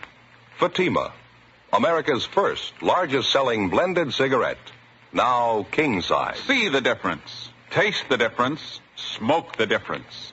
And in Fatima, the difference is quality. Yes, you get all the advantages of extra length, plus Fatima quality, which no other king-size cigarette has. That's why week in, week out, year after year, more smokers are switching to Fatimas. 1950, Fatima sales higher than ever before in Fatima history. 1951, another record year. Fatima sales up and up. Why, in 1 month alone, Fatima sales up 110% coast to coast. Friends, in the first months of 1952, to show our confidence in Fatima, we are making a special money-back guarantee to every king-size cigarette smoker. Buy a pack of Fatimas. Enjoy Fatima quality, extra mildness, and superbly blended tobaccos. If you're not convinced Fatima is better than the king-size cigarette you're now smoking, just return the pack and the unsmoked Fatimas before April 1st, and we'll give you your money back plus postage. Fatima, Box 37, New York 1. Remember, each king-size Fatima gives you a long, extra mild, and soothing smoke with the added protection of Fatima quality. Buy Fatima. Best of all, king-size cigarettes.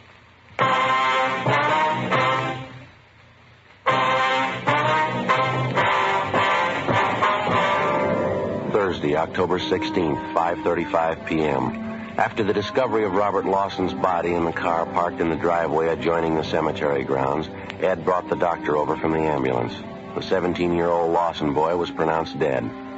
The doctor made out the prescribed form and marked it DOA. While we waited for the crime lab crew and the coroner to get there, Ed and I questioned the girl who'd led us to the body. She identified herself as Ann Porter, age 16.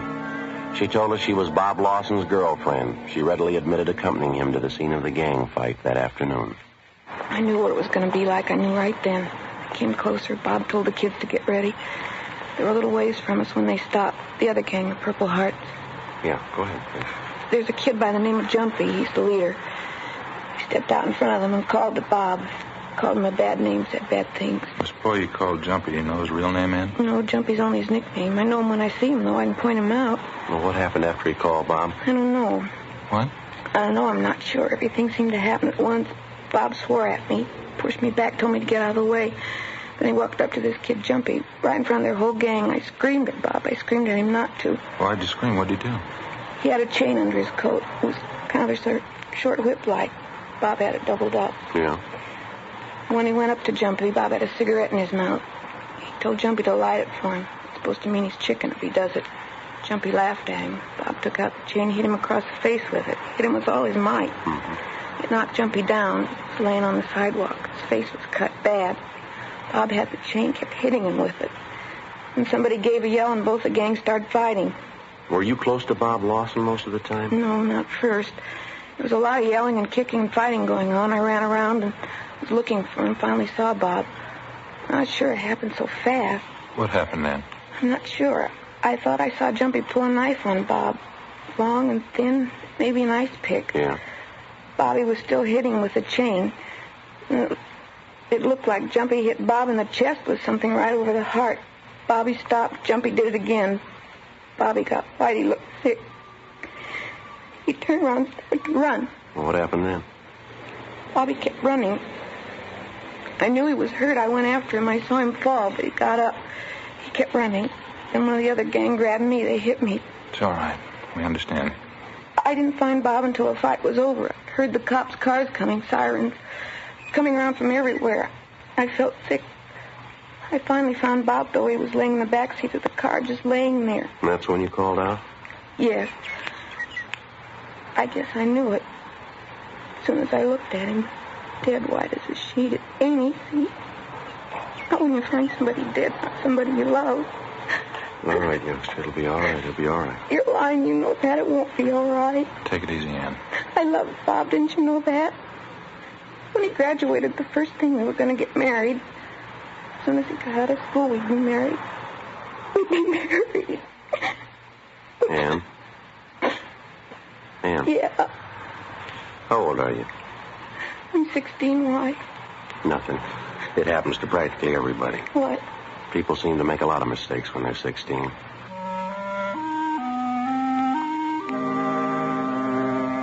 "6:30 p.m. The crime lab crew arrived, took pictures of the entire scene along with all physical evidence, and dusted the murder weapon, an 8-inch knife, for fingerprints. The coroner arrived, and after we'd completed our investigation, he removed the body to the county morgue. Along with a policewoman, we took Robert Lawson's girlfriend, 16-year-old Ann Porter, down to Georgia Street Juvenile Division to the assembly room. There, a special show-up was held of all the boys involved in the afternoon's fight. The Porter girl identified a 17-year-old by the name of Warren Stone, nicknamed Jumpy, as the boy who'd stabbed Robert Lawson to death.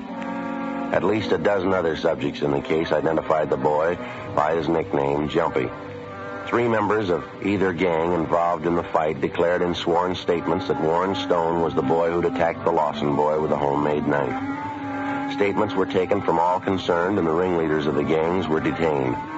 The other subjects were released to their parents' custody after being notified that they would be filed on and a hearing held in juvenile court. Ann Porter was returned home by a policewoman. 7:55 p.m., Ed Jacobs and I took the subject, Warren Stone, to the captain's office where we tried to question him about the murder. He refused to say anything. I told you the truth. I told you the whole story. I don't have to tell you again. We're pretty sure you didn't tell us the truth, Warren. We know you tangled with Bob Lawson in that fight this afternoon. No, I didn't. We've got statements from a dozen kids, son. They say Lawson had a piece of chain. He kept slugging you with it. They say you pulled a knife and stabbed him. How do they know? A lot of kids there had knives. Anybody could have stabbed him. Why are you picking on me? It was your knife. It was your knife that killed him. Your initials on it. I lost the knife in the fight. Somebody could have picked it up, used it. No, that won't do, youngster. The handle of the knife's been processed. Your fingerprints are all over it. How about it, son? Warren? Come on now, what do you got to say? Nothing. I killed him. 8:40 p.m. Warren Stone was booked in at Georgia Street Jail on suspicion of 187 PC, murder. Ed and I got in the car and drove out to the home of the murder victim to notify his parents, Mr. and Mrs. Robert Lawson. Mr. Lawson wasn't home from work yet. We broke the news of her son's death to Mrs. Lawson as gently as we could. She became hysterical, and we called the family doctor, who gave her sedatives. Later, when she recovered herself a bit, she asked for the full story. We told her. How could it happen? Bobby, how could it happen? Sorry, ma'am. There's not much we can say. We tried everything we could to stop it. But you didn't stop it. You let them kill Bobby. You let them kill him. No, ma'am. We tried to warn him. We tried to warn all of them. We're sorry. You're not sorry. You didn't try. Bob's dead. Everything I had. He's 17 years old and he's dead. I can thank you for that. My only baby. We're sorry you feel that way, Mrs. Lawson. Why shouldn't I feel that way? You call yourselves policemen. That boy who killed Bobby, you should have had him in jail in the first place. Young killer. Running around loose, you're as guilty as he is. I'm not defending him, ma'am, but he wasn't a young killer. Didn't even have a juvenile record. I don't care anything about records. He's a killer. He took a knife and he killed Bob, and you let him do it. You let him. I think we better be going in. Yeah. You or your husband will have to identify the body, and tomorrow morning will be all right, the county morgue. Dear God. You'll have to be at the coroner's inquest, too. You'll be notified about the time and the date. I hope you have to live with this.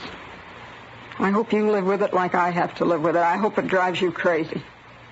I know how you feel, ma'am, but you're wrong. I think you'll realize that. They murdered Bob. You let them kill him. I'll always remember that. All right. And you remember something else. The last time we came here to your house, we tried to make you understand. You didn't know Bobby. You didn't understand him. I was the only one. I always knew what he was thinking, what he wanted, what he was going to do. I was the only one. No, ma'am, there was somebody else. What? The boy who killed him.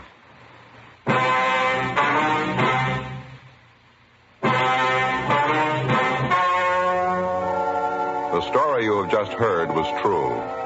The names were changed to protect the innocent. On November 7th, the hearing was held in Juvenile Court, Department 38, City and County of Los Angeles, State of California. In a moment, the results of that hearing. And now, here is our star, Jack Webb. Thank you, George Fenneman. Friends, just as a hobby, I've been collecting early jazz records, blues and two-beat music like Leon Bix Beiderbecke used to play, and of course just about everything Benny Goodman has done. I've always tried to build my collection on quality. Now, in my opinion, that's the only rule to follow in choosing a king-size cigarette. Choose for quality.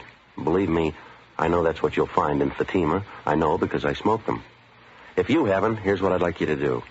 Get a pack tomorrow and compare them.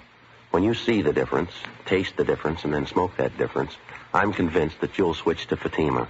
Because in Fatima, the difference is quality.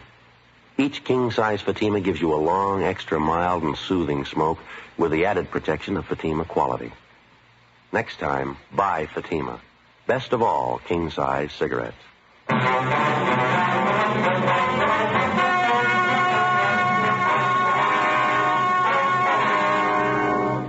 17-year-old Warren Ernest Stone was filed on alleging violation of 187 PC, murder.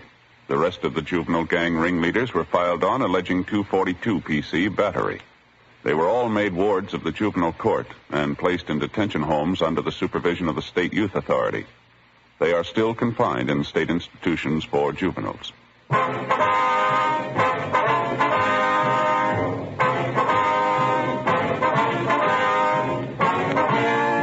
You have just heard Dragnet, a series of authentic cases from official files. Technical advice comes from the Office of Chief of Police W.H. Parker, Los Angeles Police Department. Heard tonight were Barney Phillips, Charles Smith, and Eddie Firestone. Script by Jim Moser. Music by Walter Schumann. Hal Gibney speaking.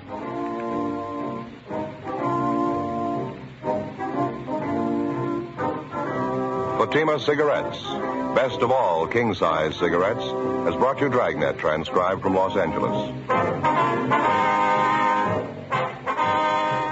Next, it's David Harding and Counter Spy on NBC.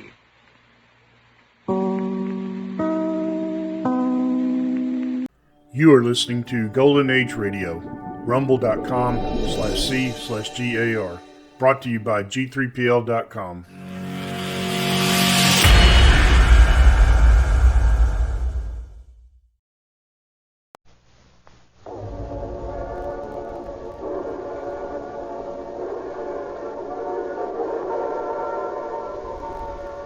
Calling all cars. The copyrighted program created by the Rio Grande Oil Company.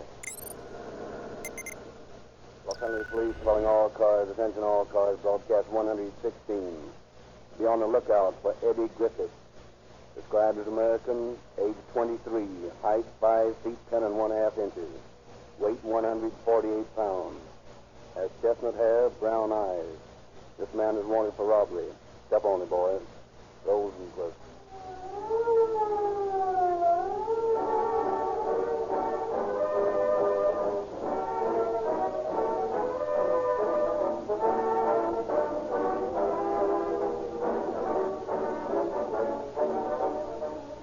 When police announcer Rosenquist radios to a patrol car, "Step on it, boys," the car, which has been cruising so slowly, leaps suddenly into action.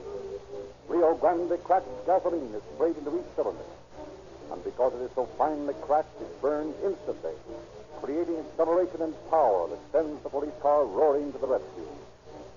Los Angeles police say no other gasoline gives such acceleration and power as Rio Grande cracked. That's why all Los Angeles City's fire engines, radio cars, ambulances, motorcycles have used nothing but Rio Grande cracked gasoline for 3 successive years.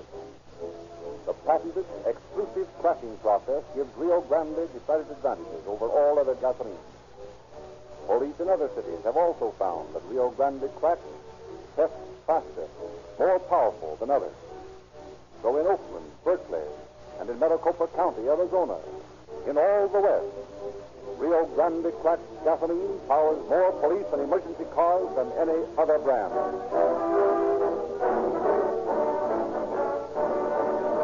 And now we present Chief James E. Davis of the Los Angeles Police Department. Chief Davis. Good evening, friends.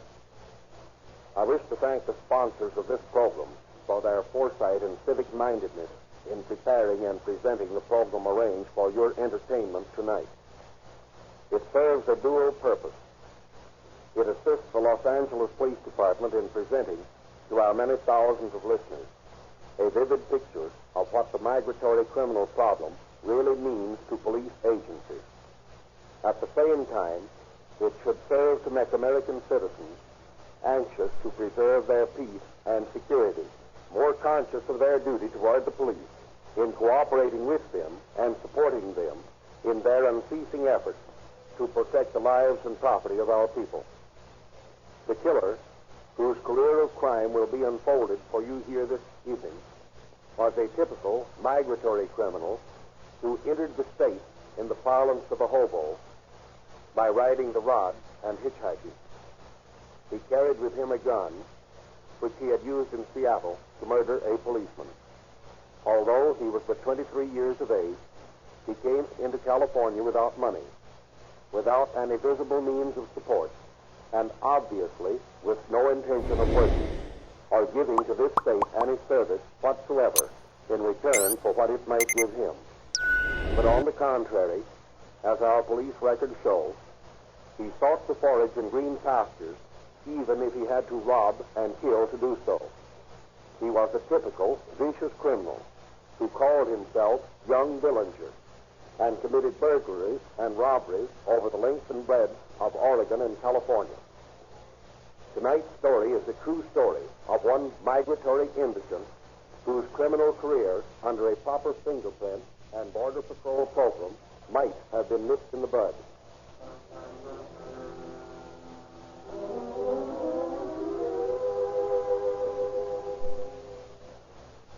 Seattle, Washington. Late on April evening in 1934, a Seattle police sergeant enters his house.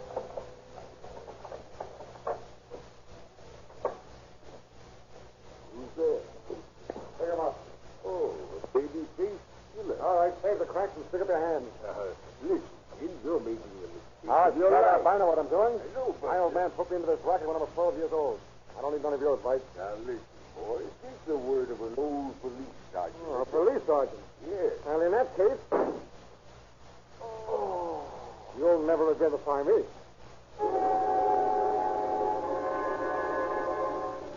Los Angeles, California, June 16, 1934.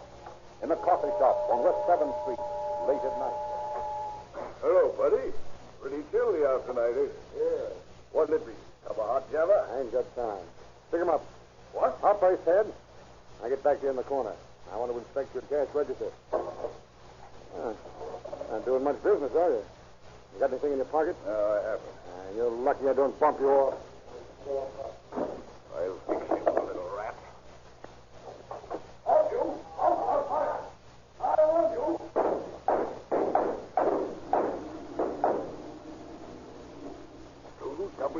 2W1516. 2W1516.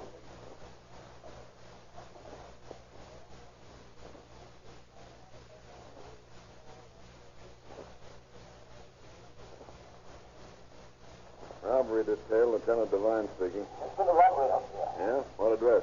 7th and Whitman. We'll be right up. Come on, Tom. What's up? Robbery at 7th and Whitmer.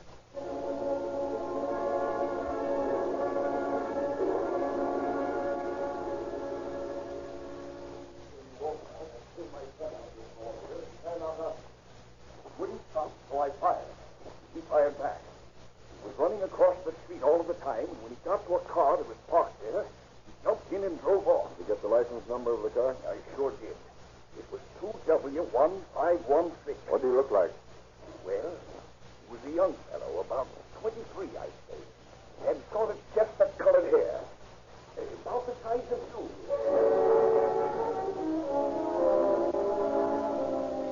Provided with a very accurate description of the robber, Detective Lieutenant Devine and O'Connor set the license number of the getaway car with the Motor Vehicle Bureau.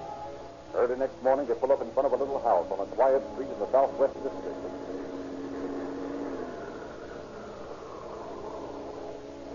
There's the car in the driveway. Yep, that's it. License 2W1516. Let's take a look at it. Radiator's still warm. Let's go.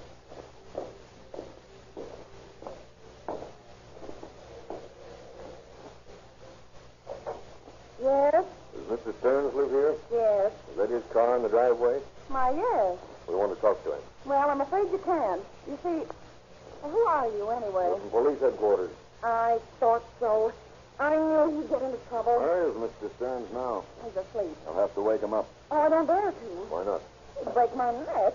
He's sleeping it off. Just got in then, huh? Well, yes, just a little while ago.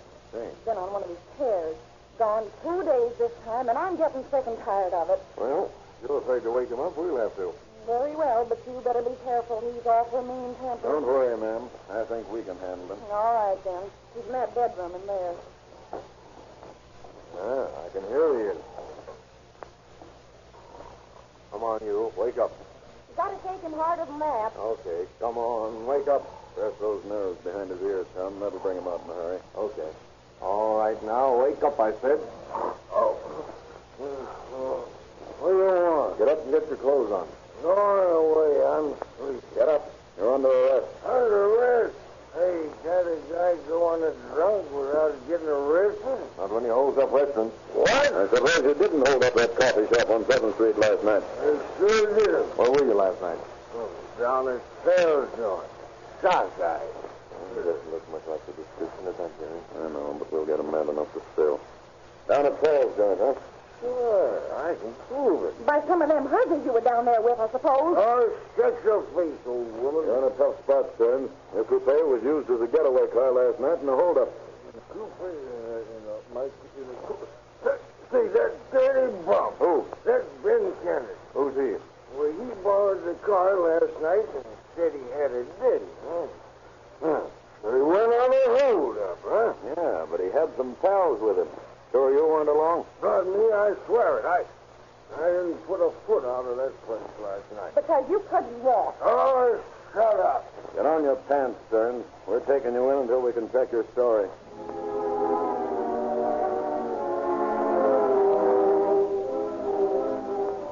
Stearns is taken to headquarters and with the two detectives searches the notebook for the man he claims had borrowed his car. Finally, he points to the picture of Ben Kennedy. And within 3 hours, the detectives have Kennedy in custody on a warrant charging robbery and assault with a deadly weapon. Suffering from bad hangover and frightened, he talks willing. I didn't have nothing to do with it, I tell you. You borrowed Stern's car last night, didn't you? Yeah, but I didn't pull no holdup. That car was used for a getaway in the holdup on 7th Street. You borrowed the car. Now, we're smart enough to put 2 and 2 together. I didn't pull no holdup. There were 3 men in that car. Who were the other 2? A couple of friends of mine, but I don't know nothing. What were their names? One was Frank, the other was Eddie. Frank and Eddie what? I don't know their last name. So you and Frank and Eddie went for a ride in Stern's car last night. Yeah. Where did you go? Just rode around. Rode up to 7th and Whitmer, didn't you? We might have. Think carefully. You not only might have, you did. Isn't that the truth? Oh, yeah. We stopped up on 7th Street for a few minutes. What happened up there? Eddie got out and went across the street and went into the eating joint. A couple of minutes later, I heard something that sounded like shooting. Eddie come running across the street and jumped into the car. He told me to drive like the devil, so I did. You say you heard something that sounded like shots. Isn't it a fact that you did hear shots? It's like I just told you. I heard that it was what the noise was, and he said it was some kids shooting firecrackers. What's Eddie's last name? I don't know. Would you recognize his picture if you saw it? Yeah, I guess so. Okay. Hand me that book of robbery mugs, Jerry. Okay. Thanks. All right, Ben. Start looking. See any pictures on this page that look like him? No. How about these boys? He ain't on this page. Well, look these over. No. 4 hours, the 2 detectives forced the suspense suspects to scrutinize carefully the pictures of criminals in the huge robbery squad mug book. But Ben does not recognize any of them as his friend of the night before. Finally. Well, here's the last page. Is Eddie's picture here, Ben? No. Looks like he hasn't got a record. How about it, Ben? Eddie ever been in trouble before? Well, I don't know. Think carefully now. It seems like he said something about a beef up in Frisco. Up in Frisco? Well, that's something else. Get down that San Francisco mug book, will you, Tom? Sure. Here we are. Gee, do I have to look through this one, too? I'm getting hungry. Go get something to eat after you find Eddie's picture. Yeah, but gee, I want Get these boys over. No, he ain't there. How about here? No. Well, there's plenty of pages, lots of time. See him on this page? Yeah, that's him, I think. This one here? Jack Thomas, alias Jack Newton, alias Eddie Griffith. Is that the guy, Eddie Griffith? If it ain't him, it looks enough like him to be his kid brother. Probably him, then. This picture was taken 3 years ago. San Francisco, number 440512. Well, would you look at this mug's record, Tom? Picked up in Seattle when he was only 11 years old for staying out late.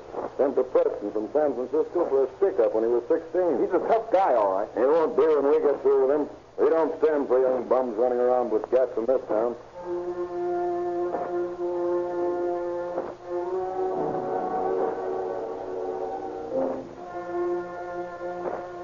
Fearing for the consequences of his friendship with the young hoodlum with the long record, Ben leads the officers to an apartment on South Berendo Street, where he had stayed with Frank and Eddie. But when they arrive, the apartment is unoccupied. The detectives summon the landlord. Yes, gentlemen. What was it you wanted? They're looking for the boys who had this apartment. You know anything about them? No, I don't. I never pry into my tenants' affairs so long as they pay the rent. When were they here last? Well, they weren't here last night, I'm sure. They left yesterday afternoon with a couple of miles. I seen them drive away in a tan Chrysler. Yeah, probably stolen. Hey, Tom. Yes? That's what I found in this desk drawer. What? Scrap of paper. It says straight down Clinton to Larchmont, turn to left. Larchmont Theater. And here on the back is a map of the theater lobby showing the position of the box office. Does that mean anything to you? Sure. Larchmont Theater was robbed in daylight last week, and our friend Eddie Griffith probably did the job.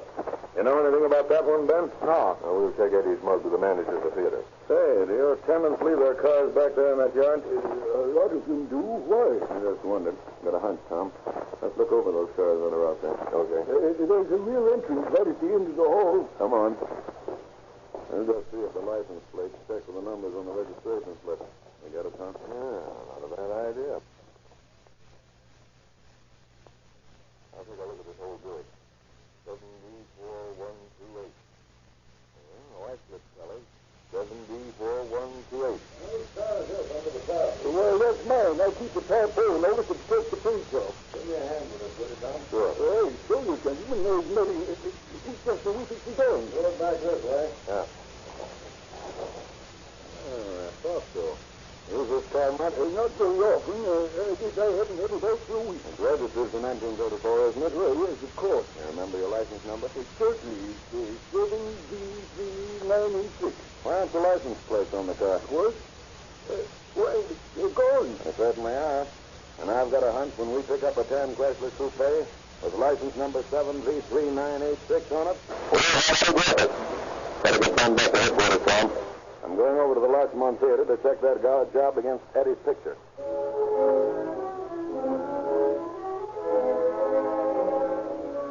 The manager of the Larchmont Theater and the manager of the restaurant on 7th Street both identify Eddie Griffith's picture as that of the man who held them up. Certain now of the case against the fugitive, the officers broadcast a bulletin containing his picture and description to every police station in the United States. And across the state of California goes the clattering of the police teletype, sticking out doom for Eddie Griffith. To all points, attention. Broadcast 14. Be on the lookout for Chrysler Coupe, license number 7Z3986. Arrest occupant, hold and notify James E. Davis, Chief of Police, Los Angeles. Working busily on a dozen different angles of the case, the detectives uncover information which results in another message a day later to Chief Bodie Wallman, Oakland, California. Calling attention to our All Points broadcast number 14. Information just obtained indicates that occupants of Chrysler Coupe referred to may have gone to your city.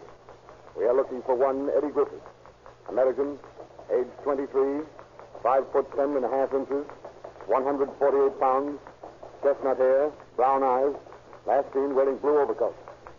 He is accompanied by Stella Bonelli, Cora Rossi, and another man known to us only as Frank. We hold warrant for robbery and assault with a deadly weapon against Griffith. Appreciate intensive checkup to ascertain the C suspects are now in Oakland. James E. Davis, Chief of Police, Los Angeles. And 10 days later, while Eddie Griffith races south toward Los Angeles, the electric courier of the law flashes invisibly past him, heralding his coming long before he has reached the far-flung city limits. Regarding your all-points broadcast number 14 in teletype number 24, Eddie Griffith, Frank Barber, Stella Bonelli, and Cora Rossi held up chain store here this afternoon. Barber was shot by proprietor, but the other three escaped to San Chrysler Coupe toward Los Angeles. They're holding Barber for attempted robbery and ADW. B.A. Wallman, Chief of Police, Oakland, California. Boy, that's great. We better stake out Sal's joint. Eddie will probably lay low. One of these dames is sure to show. We'll be sending her out to get the load out. Right.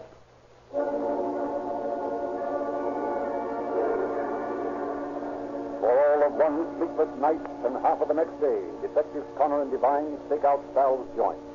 And then, toward evening... There comes Stella down the street. Sure, sir? Sure. Couldn't miss. Ben said she was up to half-pint. Tough-looking bitch, isn't it? Yeah. Oh, beg your pardon, sister. On your way, Mother. I'll call a cop. That won't be necessary. You'll just step into the squad car, Miss Bonelli. We'll take you for a little ride. Oh, what's the big idea? We just want to question you a little, that's all. Say, look here, Flint. I wouldn't want to have to get rough with such a little girl. I'll get into that car.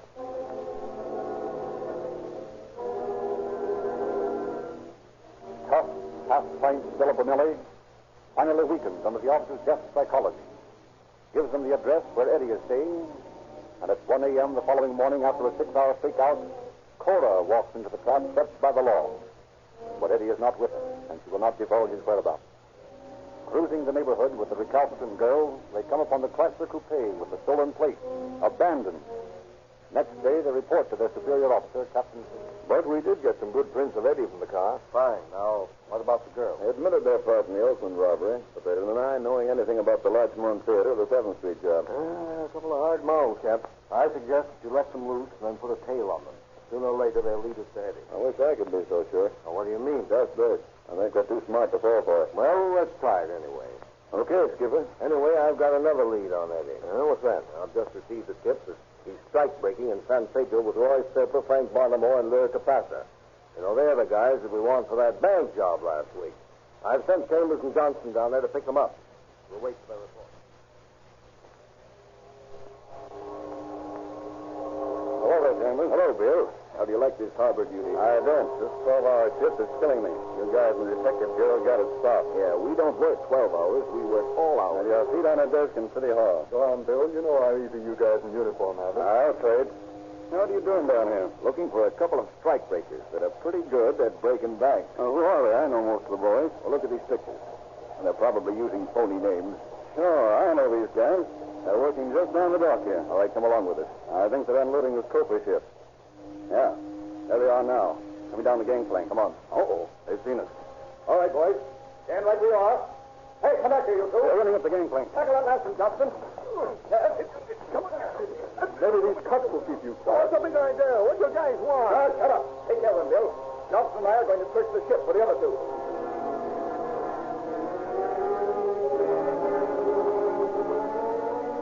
But Eddie Griffith once more had eluded the law.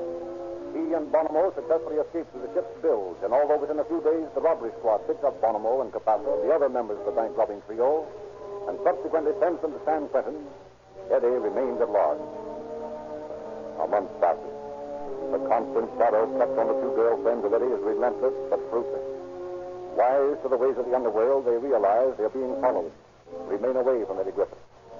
Finally, Connor and Devine bring them in once more for questioning. What's that big idea? You guys had us in here once, and we proved to you we was clean. Yeah, and ever since, we've had the privacy of a goldfish. I wouldn't be surprised if you birds watched at the windows when we went to bed. Keeping Toms with badgers, that's what you are. Are you all through? Not by several mouthfuls, I ain't. Well, then shut up, and I'll tell you what the big idea is. We want Eddie Griffiths. Well, go get him. You're going to help us. Oh, no, we ain't. Now, we have good reason to believe that you know where he is. How come? You know what kind of toothpaste we use. You certainly ought to know if we've been hearing from him. We're reasonably certain that you have been. Well, we ain't talking, see? Well, that's a relief.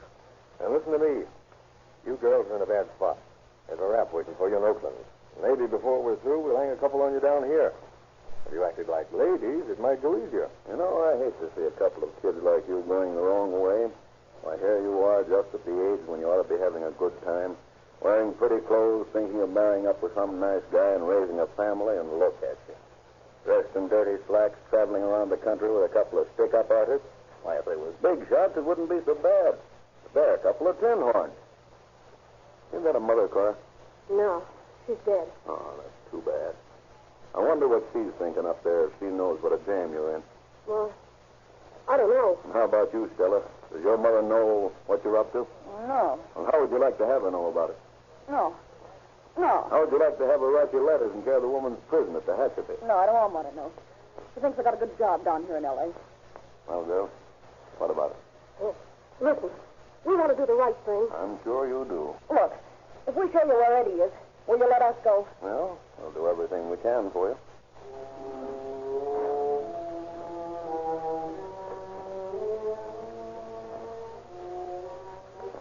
Completely swayed by the shrewd psychology of the two officers, the girls lead them to Eddie's hideaway on Bordry Street. But again, the officers arrive too late. Eddie has escaped. And that night, another holdup occurs in which Eddie is described by the victim. And then 2 days later, Captain Siegel receives a letter from the Seattle Police Department. He sends for Connor and Devine. Boys, I've got a letter here that'll interest you. From the Seattle Department. They say, the Eddie Griffiths referred to in your bulletin is known to us as an incorrigible juvenile. We last heard of him when he was sent to Preston from San Francisco.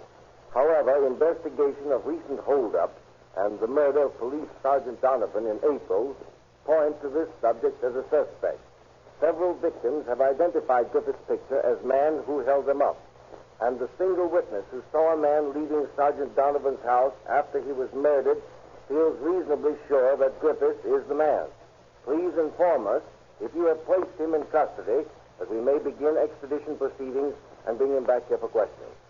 Well, boys, what do you think of that? Oh, looks like this case is bigger than we thought. So the bum's wanted for murdering an officer, eh? No, we'll never stop until we get him. I was getting a little tired of all this trouble for stick-up artists, but this changes everything. Oh, pardon me just a moment, please. Captain Seeger speaking. Yes? Yes? Okay, thanks. Well, boys, maybe this is your last day on the case. Well, what do you mean? Things are happening fast. That was a tip that Griffiths is leaving town. He's to meet a pal of his at the corner of 7th and Alvarado at 1 o'clock. That's just an hour and 15 minutes from now. Call the boys in. Yeah. Into the captain's office, you guys. Now, boys, we're going to pick up Eddie Griffiths at the corner of 7th and Alvarado at 1 o'clock. Oh, that hold-up guy. Well, he isn't only a hold-up guy. We just learned that he's wanted for the killing of a police officer in Seattle last spring. Now, listen. I want you all to get a good look at his mug here. See? So that you'll recognize him. Now, listen. Here's the plan. Captain Berger, you and your partner will be parked in a car on 7th Street heading west, as close to the corner as you can get. Carter, you and Devine park on Alvarado heading north. Chambers on 7th heading east. Johnson, put on a pair of overalls and hang around the northwest corner by the park. Now, you two men, hide in one of the stores on the northeast corner of Alvarado. Use your own car so that you won't cause any suspicion. As soon as you see him, close in on from all sides. I don't want any slip-ups on this. Bring him in dead or alive, but bring him in.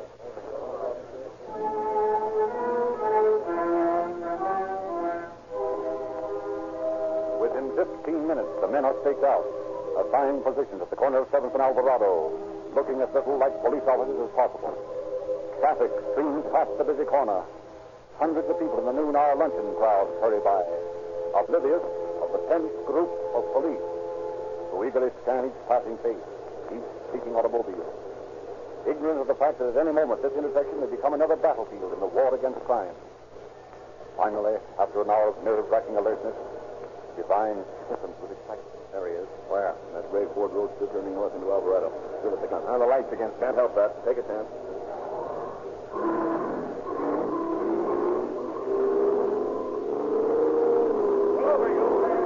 Drop that gun. Put him out of of that car, Chambers. Take him down, Johnson. Hey, what is it? You're under arrest for robbery and murder. Huh? Slap the cuffs on him, Cap. Got a 38 in his pants and a 45 in the left-hand pocket of the car. Into the car, you. What's your name, buddy? My name? Young Dillinger. Yeah? Well, my name's young Melvin Purvis. Let's go, Connor.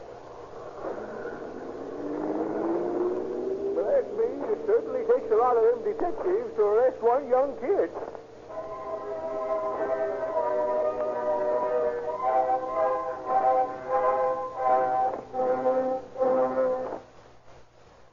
So, it went with this cop killer. Eddie Griffith was returned to Seattle, where he was tried and convicted, and is now confined in prison for life. In checking the records of vagrants, street and residence beggars, and panhandlers, we find that 60% have criminal records. The sheriffs of various California counties and the peace officers of other states have cooperated with us in our program to expose and stem the movements of floating criminals. Because of Eddie Griffith and thousands of his ilk, the Los Angeles Police Department has deemed it necessary to set up hobo blockades in the belief that the solution of this problem will be found in attacking its source. Thank you, Chief Davis. Ladies and gentlemen, believe it or not, although police of many western cities have specified Rio Grande cracked gasoline because of its greater speed and power, they have also discovered on checking their operating costs that cracked is also the most economical gasoline. Rio Grande's patented cracking process creates a faster, more powerful gasoline that burns efficiently without waste, so that every drop turns into power. That's the kind of performance you want in your car. Police car performance. And you can get it at no extra cost. Just drive into the independent Rio Grande dealer in your neighborhood. He'll give you genuine cracked gasoline with tetraethyl at no higher price than uncracked, unbalanced gasoline. And if you've got youngsters in your family, ask about the free gift, the complete junior detective outfit that we are now giving away to every user of Rio Grande cracked gasoline.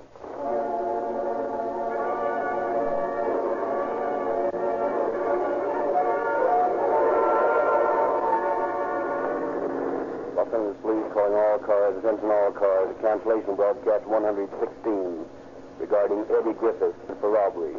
This case is now closed. And that's all. Rosenquist. This is Operator Frederick Lindsley bidding you good night for the Rio Grande Oil Company.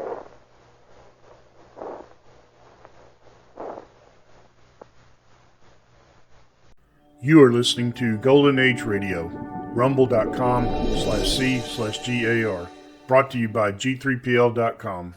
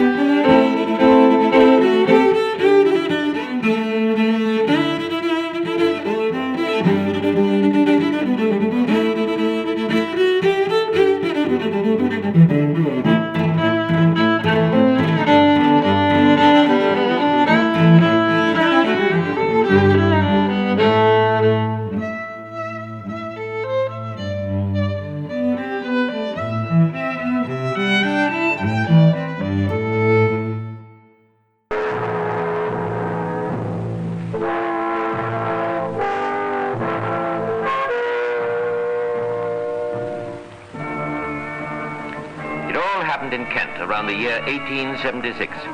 Yes, the lovely old village of Curram in Kent was for a short time spotlighted in the blaze of publicity surrounding the two brothers who lived there. Now, although Patrick Staunton was 2 years older than his brother Louis, he had nothing but admiration for him, while Louis, in his turn, regarded his older brother with something very near to hero worship. Both extremely good-looking lads, they'd been inseparable throughout their school days. The fact that Patrick became an artist, while Louis preferred the life of an auctioneer's clerk, did nothing to separate these two. Nor did their bonds of affection slacken in the slightest when Patrick, now 26, decided to get married to a girl named Elizabeth Rhodes. You know, Louis, I've always thought that one of the nicest things about my going around with Elizabeth was that you were going around with her sister. Yes, Pat, we make a good foursome. Two brothers in love with two sisters. I'll never be able to thank you enough for introducing me to Alice. You are in love with her, aren't you? Well, I certainly like her a great deal. I wouldn't say that I was head over heels in love, as you are with Liz. Then I haven't such a fiery temperament, have I? Otherwise, I might have been a painter as well. Louis, I'm going to marry Liz. Pat, why didn't you say so immediately? Congratulations, my dear old boy. Where is she? This is something to celebrate. Now, just a minute, eh? There's something I'd like to talk to you about first. I know what it is. This house, eh? Well, of course you must have it, Pat. There certainly isn't room here for the three of us. I tell you what, Pat. What do you think of this for an idea? I'll go and live in Cherry Cottage. Then I'll only be 100 yards away from you. That's a grand idea. Wait a bit, though. We've got enough money. They're asking quite a lot for it, you know. Well, we have between us. Would you lend me a bit just for the time being? I need you ask. Of course I will. Now, what about this celebration? Louis, it wasn't about the house I want to speak to you. You see, I was thinking about you and Alice. Well, what about us, old man? Well, I'm marrying Liz, and I was hoping that you might want to marry her sister. I mean, we four get on so well together, don't we? I know what you mean, Pat. It would be a grand arrangement. But at present, I have other ideas about a wife. Well, I rather felt that Alice was expecting a proposal for you any day now. Look here, Pat, old man. Alice would be the last woman in the world to marry me in my present financial position. She made it quite plain to me that the only way I can hope to keep her with me is to earn, or acquire, enough money to make her very comfortable. Oh, I see. I'm sorry. I suppose that means you have to wait some time. I'm not so sure. I've been working on the problem, and I hope that within a fortnight I'll be able to announce to you my engagement. You don't quite follow all this. You just said that Alice... Forget Alice. The name of the young lady I hope to make Mrs. Staunton is Harriet. What? Not Harriet Richardson. The very same. 22 years of age, good background. Plain as a pudding. Agreed. As plain as a pudding. But a very rich pudding. She has £4,000 in the bank. I see. Are you in love with her? Madly. And if she hadn't any money? Who knows? Perhaps I wouldn't have noticed her charms. I always said you turn into a first-rate scoundrel. Well, no one knows me better than you do, Pat.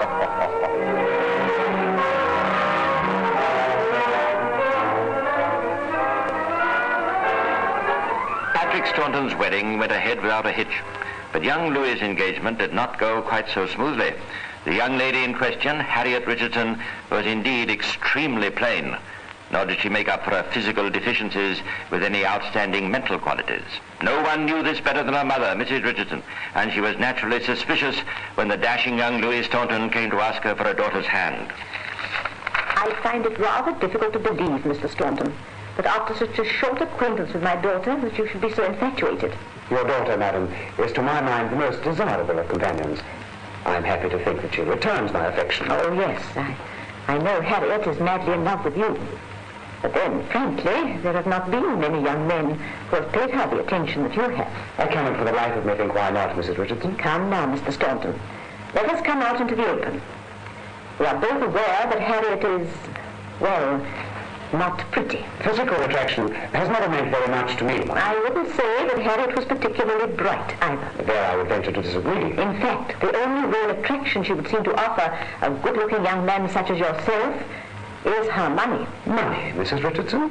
You didn't know about her money, I suppose. I believe Harriet did mention a small amount in the bank, but I hope you're not suggesting... I am suggesting, Mr. Staunton, and I warn you that I shall do everything in my power to stop you marrying my daughter. Just because I realize her defects doesn't mean that I don't love her, you know. Her welfare is the most important thing in the world to me. If and when she marries, I want her husband to be someone who will love her for her many excellent qualities, not for her bank account. Good day, Mr. Staunton.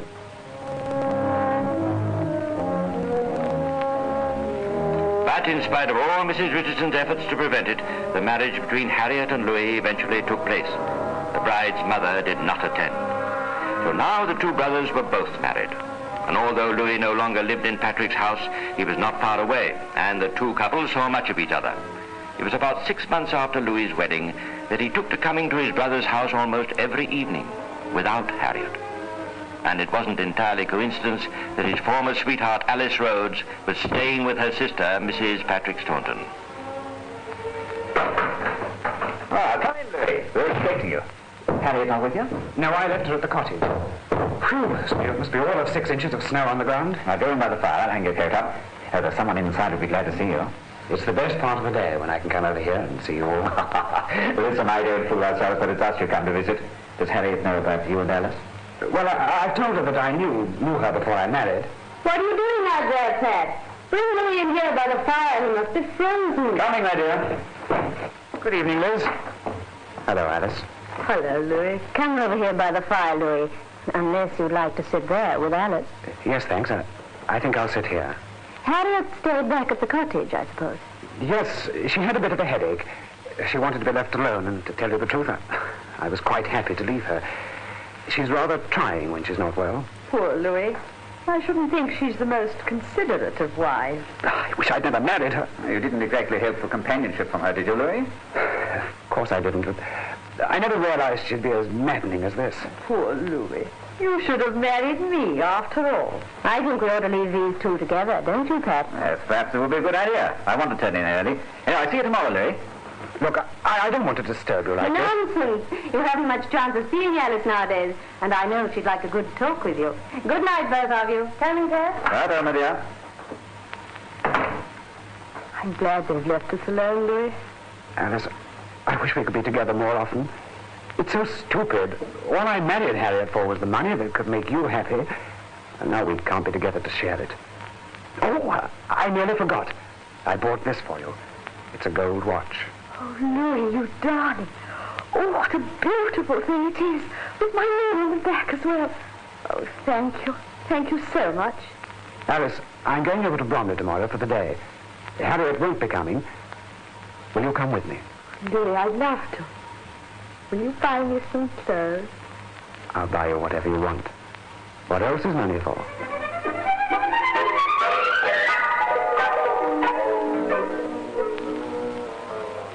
There were many little expeditions to Brumley and other places in the weeks to come. Alice Rhodes' name came to be linked with that of Louis Staunton whenever the village gossips met. And inevitably the rumors came to the ears of Mrs. Richardson, who didn't know where her daughter was and naturally was extremely worried.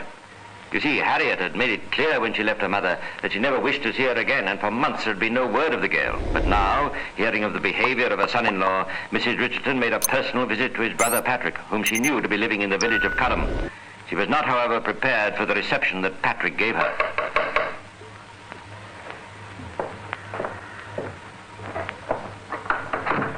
Yes? Mr. Patrick Staunton? That's right. What is it you want, please? I'm right in the middle of a painting. I don't like being disturbed. I wanted to have a talk with you about your brother, who is married to my youngest daughter, Harriet. Oh. You are Mrs. Richardson? Yes. Could you tell me something about them? I've had no word for over 7 months. I don't even know where they live. Why should you want to know about them after the way you treated them at the time of the marriage? Perhaps I was a bit hasty. Nevertheless, I'm very concerned about Harriet. Very concerned indeed. When all you've done is to try to cause her misery. Let me tell you, madam, that your daughter has made a very good marriage. My brother Louis has made her far happier than she was when living at your home. And while I stand up, you'll not be allowed to come between them again. You're being most insolent, Mr. Staunton. I have just assured you that I am anxious only for Harriet's welfare. Surely you can't refuse her mother her address. I surely can, madam. I surely do. Goodbye. But Mrs. Richardson was not to be put off so easily. Thoroughly concerned about her daughter, she renewed her inquiries in the village of Curram and finally discovered that Harriet and Louis were living in Cherry Cottage, not 100 yards from the house she had just visited. To Cherry Cottage she went without delay, only to find when the door opened to her knock that Patrick Staunton had preceded her. This time he was even more offensive than before and threatened her with bodily harm if she ever dared to interfere again. Mrs. Richardson, now convinced that some serious mischief was afoot, went to the police. And so, officer, I came straight to you. I'm sure something is going on in that house, and that Whatever it is harming my daughter. And just what is it you think may have happened, Mrs. Richmond? Richardson is the name. I don't know what is going on. As I told you, Mr. Patrick Staunton refused to let me either enter his house or his brother's. Why should he do that unless he wanted to hide something from me? Tell me, madam, did you get on very well with your son-in-law? Louis Staunton? No, I did not. And I think you said your daughter wrote that she did not want to see you anymore. Yes, she did. But that was some time ago. Well, now, wouldn't you say now, Mrs. Robertson? Richardson. So sorry, Richardson. Wouldn't you say that in the circumstances it would be quite natural for them to refuse you admittance to their house? Officer, Inspector, whatever you are, my instinct is never wrong about these things. And I know instinctively that my daughter is in trouble. Well, the best I can do then, madam, is to promise to keep an eye on the Staunton family and let you know should anything come up that's out of the usual. No, I'm sorry, but that's all I can do. And now, if you'll excuse me... If I'd ever known the police in this village were so inefficient, I should never have bothered you. Good day. Good day, Mrs. Richardson. Yes. Unfortunately, village police are so used to dealing with village gossips that when a sincere person such as Mrs. Richardson comes along with a rather unlikely story, they're apt to treat her and her accusations with skepticism. It will surprise both the police and Mrs. Richardson to know that at the moment when this unsuccessful interview was taking place, Harriet Staunton was a prisoner, a starving prisoner in Cherry Cottage.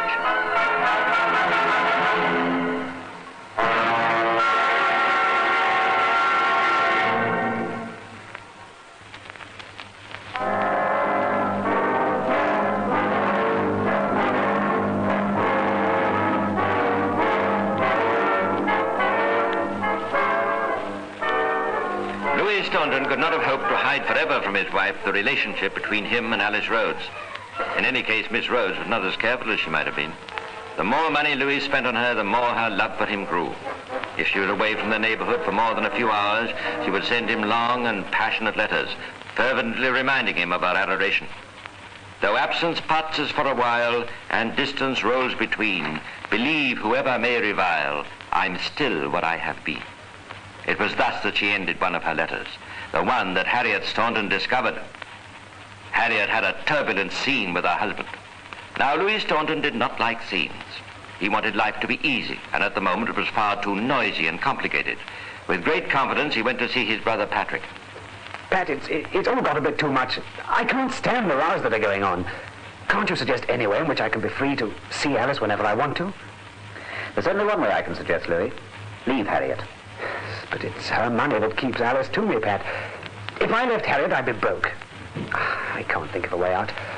Harriet won't even allow Alice inside the house now. Louis, why not let Harriet come over and stay with us? It couldn't then be said that you were leaving her. She's always complaining about lack of company, so she ought to be pleased to stay with us for a while. Pat, it's a grand idea. I'm sure we could make her come. Then I'd have more freedom. That's right, and you could come over quite often. But you wouldn't like her here, Pat. She can be the most maddening person. I don't think you'll be able to stand her for long. No, I think we can manage her, Louis.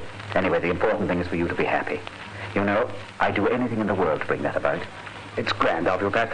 But I insist on paying for her keep, though. No nonsense, I wouldn't dream of such a thing. But of course, look, I'll pay you £1 a week to keep her as a lodger. All right, if you insist. £1 it is.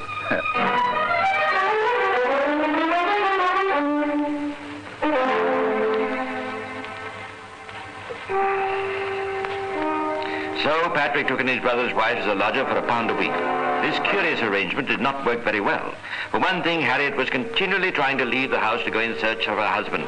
Now, Patrick didn't want his brother worried, so he had to keep doors and windows locked in whatever room Harriet was using at the moment. But still, she made a nuisance of herself. Like so many painters, Patrick found it quite impossible to work without complete silence around him. And while Harriet was in the house, he seemed destined to have only noise.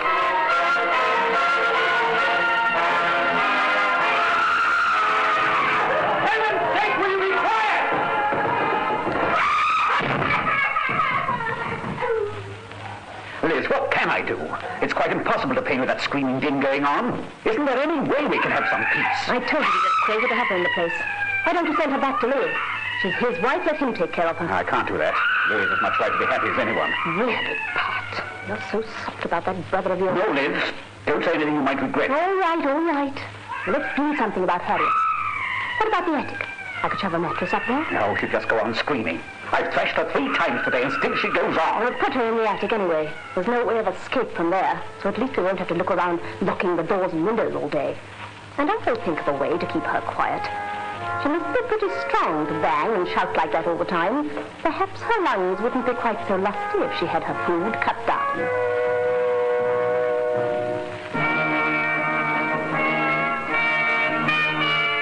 Not only was Harriet's food cut down, it was cut off altogether. She was kept in a filthy room in the attic with very little air. It was not long before her strength failed completely. She was obviously very near death. None of the local doctors had seen Harriet, and Patrick was worried lest a death certificate should be hard to come by. The last thing he wanted was an inquest.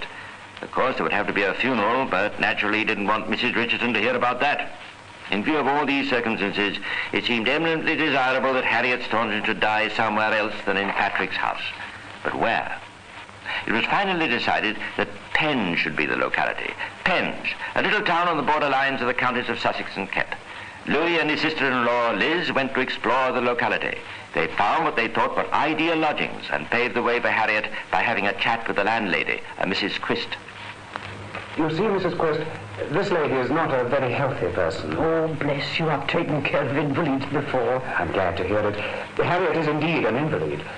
As relations, we feel very anxious to do all in our power to make her last days as comfortable as possible. And you see, Mrs. Quist, the doctor that's been looking after her hasn't got our full confidence.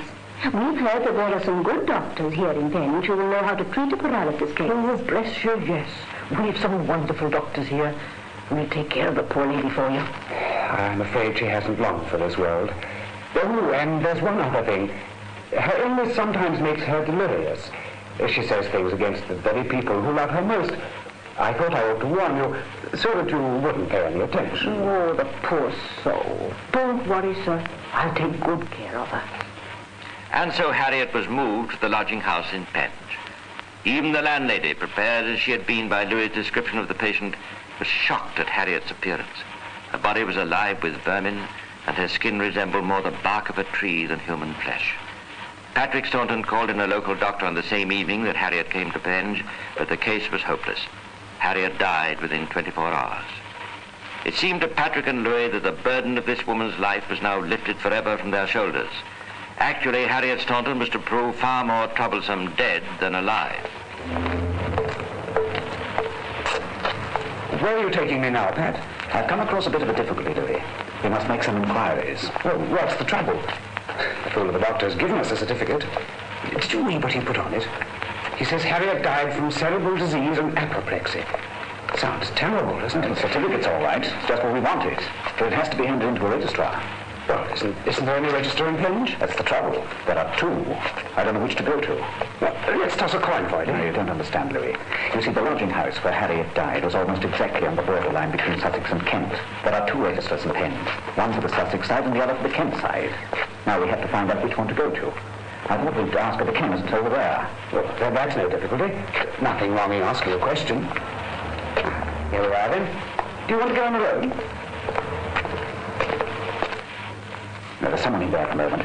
We'd better wait until he comes out. Oh, nonsense. What are you so nervous about? There's no harm in what we're going to ask. Come on. Good evening, sir. Lovely day, isn't it? What can I do for you? This other gentleman was before us. Doesn't he want to be served first? No, it's quite all right. This gentleman's waiting for a prescription to be made up. Oh, I see. Well, I wanted to ask you about the handling of a death certificate. I don't quite know which register to go to. The lady was staying practically on the borderline of the counties. I see. Well, it should be quite simple.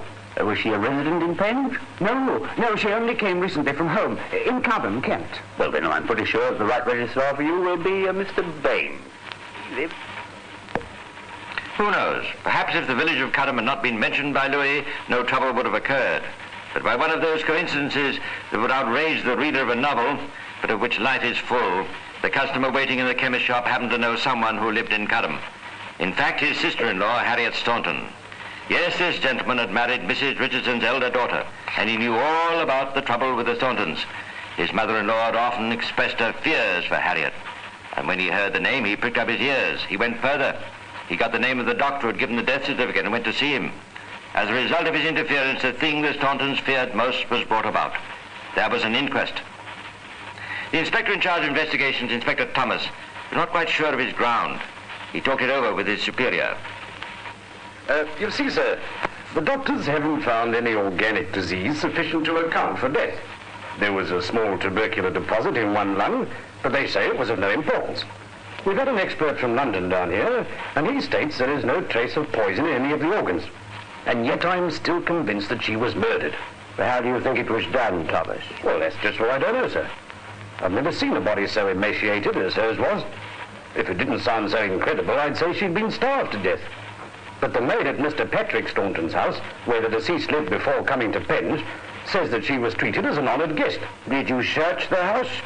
No, sir, I didn't think it was necessary. That'd be worthwhile, Thomas. Have a look at the room she was using. She might have left some diary or letters behind, and try to find some people in Cudham who saw Harriet Staunton before she was brought to Penge. They might have noticed something on the ordinary. Righto, sir. Thank you very much. Inspector Thomas didn't find any diary or letters. The Stauntons had made quite sure that all Harriet's belongings were burnt. But what he did see made such documents unnecessary. One glance at the attic room in which Harriet had starved made it quite clear that whatever her position in the family, she had not been treated as an honored guest. A filthy mattress lay on the floor, the window was boarded up, and the door had been fitted with a bolt on the outside. These facts carried great weight with the jury at the inquest, and a verdict of willful murder was returned against Patrick and Elizabeth Staunton, Louis Staunton and Alice Rhodes, 2 brothers and 2 sisters. Such was the popular feeling in the district that the trial was moved to London and took place at the Old Bailey in September 1877.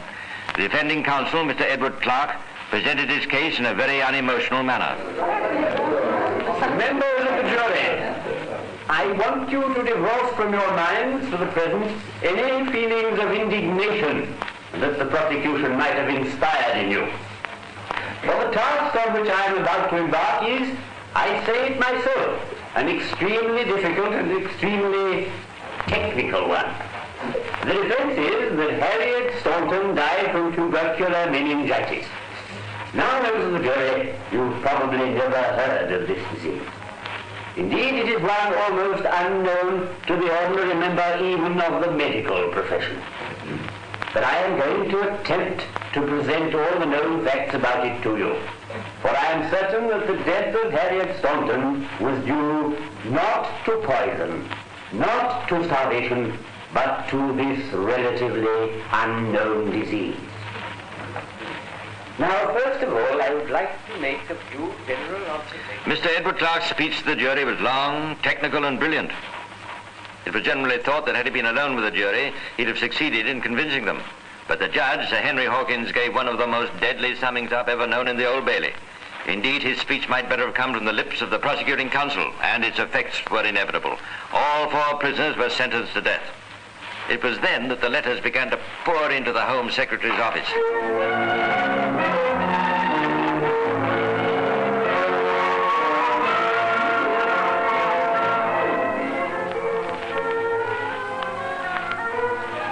October the 12th. Dear Sir, regarding the scant attention paid to the expert medical opinions in the trial of the Stauntons, I would wish to state my conviction.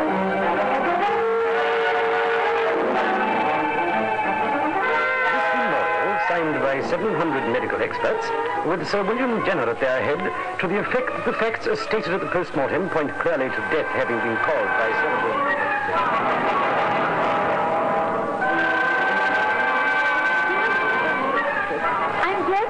Morning that you are to reopen the case of the Stauntons. I feel sure that when the full facts are presented...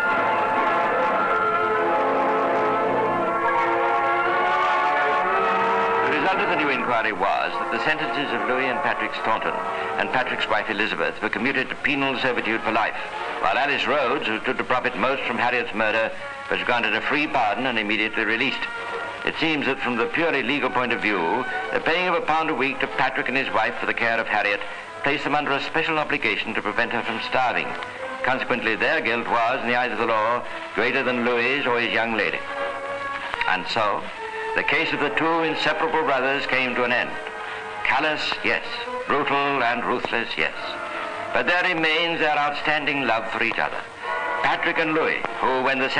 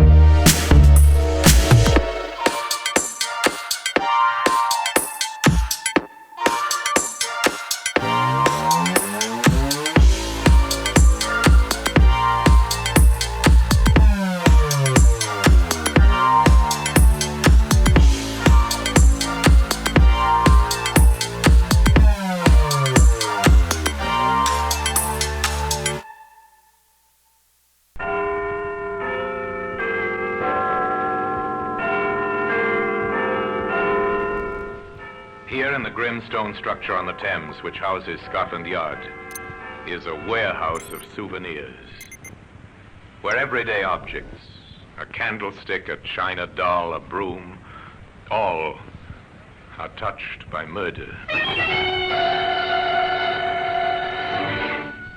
Now take this button, this brass button, the symbol of a barracks parade ground, but this was not found on any parade ground.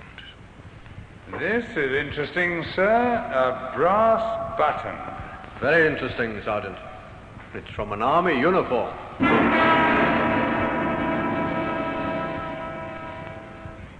Today, that button can be seen in the Black Museum.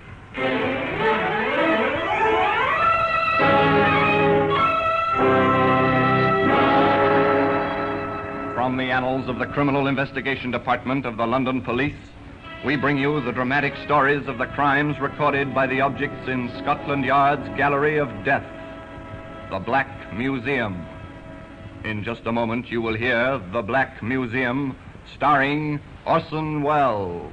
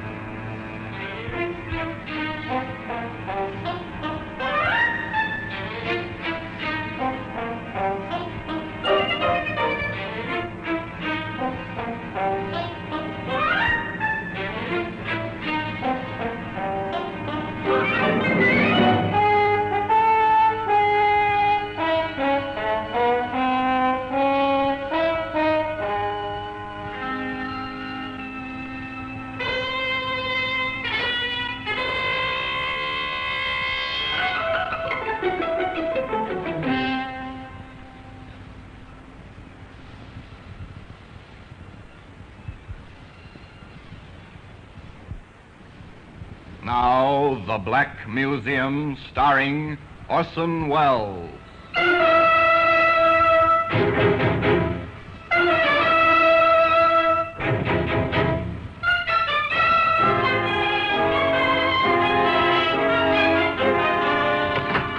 Well, here we are, in the Black Museum.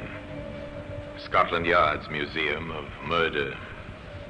Shelf upon shelf of curious and repellent objects.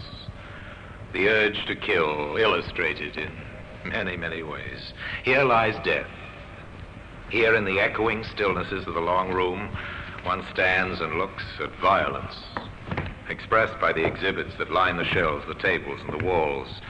Repellent they may be, but by reason of their association only, for most of these tokens of murder are very ordinary objects. It's a medicine bottle. The drug it contained was beneficial in small doses. But since a woman was forced to drink the whole contents and died shortly after, the jury called it murder. Here's a kitchen knife. No household is without one, but this knife was not used solely for kitchen tasks. It was found embedded in a man's heart. Now, here we are, the brass button. It is. It's an innocuous, ordinary brass button. This was found near the dead body of a woman.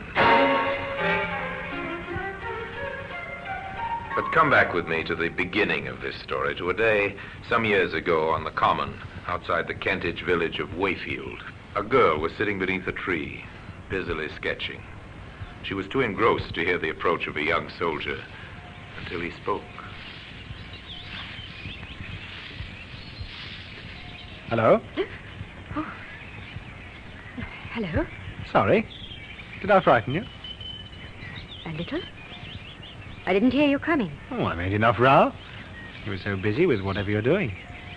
What are you doing? Sketching. Can I see? You'll probably laugh. No, I won't. Show me. That's very good. Do you really think so? Well, it's fine. You must be the one they call the Swamp Girl. That's what they call me in the village. Huh. Poor, routine, dull people. You don't like routine ways of living, do you? From what I've heard, you're something of a rebel. Am I? Hmm. You seem to know a lot about me. Oh, I've heard things. What kind of things? About how you live in an old shanty at the edge of the swamp and how you roam the common and sketch and paint.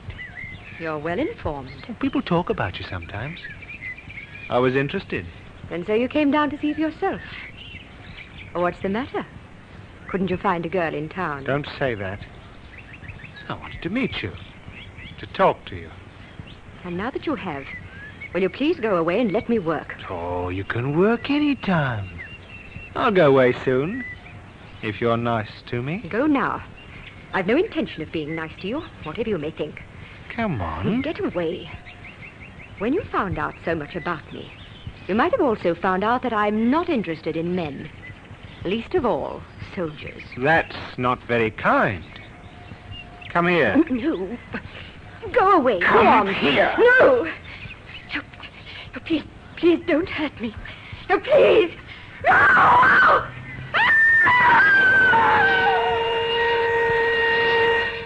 A woman screamed and cried for help on the Wayfield Common, but there was no one within a mile to hear her screams. 2 days later, in the post office at Wayfield, a letter was returned by the postmistress. Mrs. Riley? Yes, Jimmy? That registered letter you sent me out with, there was nobody about to sign for it. Oh, wasn't the swamp girl at home? No, Mum. I called out Miss Morgan, but there wasn't any answer. All right. You can deliver it tomorrow. Yes, Mum. Her name was Jeanette Morgan, but people of the town called her the Swamp Girl because of her vagrant, strange way of living. The next day, Jimmy, the postal messenger, rode out on his bike to deliver the registered letter, but once again the Swamp Girl was not at home. Then, on the way back, taking a shortcut, Jimmy found her. Miss Morgan! Jimmy saw only her legs at first protruding from a bush, which had been meant to hide her. At first he thought she was asleep. But he didn't think so for long. She's dead. I've got to get the police.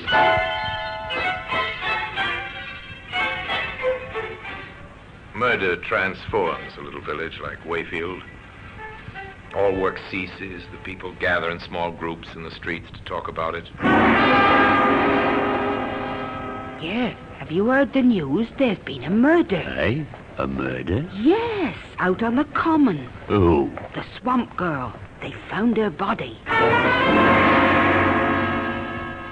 I was rather afraid that poor girl would come to grief sooner or later. Well, Vicar, you know how it is these days. No parental authority. Ah, more's the pity. Be that as it may, the man who did it must be found. You know, Bert, if young Jimmy Miles hadn't come upon that body like he did, it might have lain there hidden for months, even years. I wonder how it happened. Well, now, the way I sees it is this. Now in the bar of the local, they sipped their beer and discussed the sensation. Jimmy became something of a hero. He'd found the body and even now is being questioned by the London detectives from Scotland Yard. This is Jimmy Miles, sir. Hello, Jimmy. You found the body, I understand. Yes, Inspector Gallico. Was she really murdered, sir? Well, that's what we must find out. And you can help us. Oh, really? How?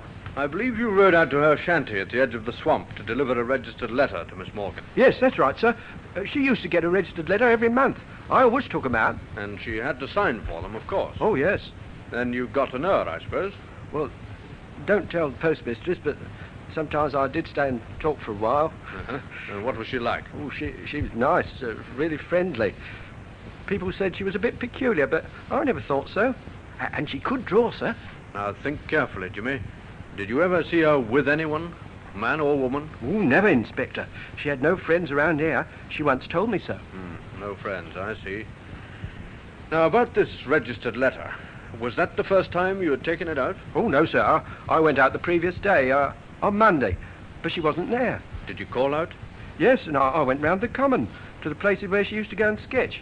I knew most of them. And she wasn't anywhere about? No, nowhere at all. What time of the day was this? Well, I just left the post office just on 10. It's about half an hour's ride. So you were out there by 10:30? All right, Jimmy. Thank you very much. Is that all, Inspector Gallico? Well, that's all for the moment. You've been very helpful. A lucky witness, young Jimmy Miles. A break for Inspector Gallico early in the case. For with the evidence of the police surgeon, certain facts could be established. What's your verdict on the post-mortem, Doctor? Well, the cause of death didn't give us any trouble, Inspector. She was strangled. What about the time of death? That's not so easy. I'd say she died 48 hours ago, at least. Wait a minute. That means before noon on Monday. It ties in, Doctor. Good. But at what time before noon, I would not care to predict. The contents of the stomach indicate she'd had breakfast. Then sometime between breakfast and noon, she met her death. And she was nowhere about 10:30 when the postal boy brought her letter. What about that letter, Sergeant? I have it here, sir. Who is it from? It's from Mrs. Morgan of Tunbridge Wells, her mother. Money, I suppose. £10, sir. And a plea to come home and live a normal life. Poor Mrs. Morgan. Her daughter couldn't even die a normal death. The pattern of the crime begins to make itself clear. The victim's identity is known. The approximate time and the cause of death is known. Now the hunt will begin for the killer. Here is a police message. The body of a woman named Jeanette Morgan has been discovered on Wayfield Common. Evidence suggests that she met her death by strangulation sometime before noon on October the 19th. Any person who was in the vicinity of Wayfield Common on that day, or can give any information, should communicate with the nearest police station in order to assist in the search for the murderer. And in this, the police will be aided by a brass button.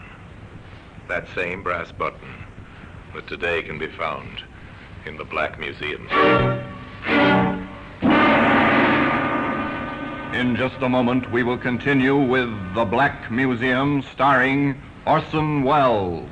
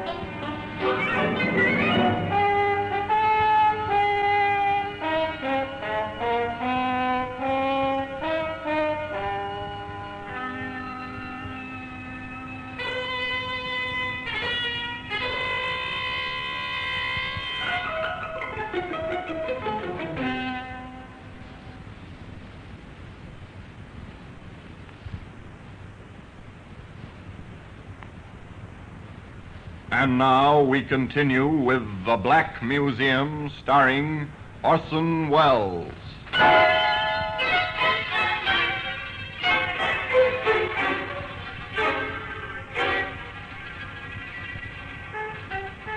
To a small cottage in Tunbridge Wells now go the detectives from Scotland Yard.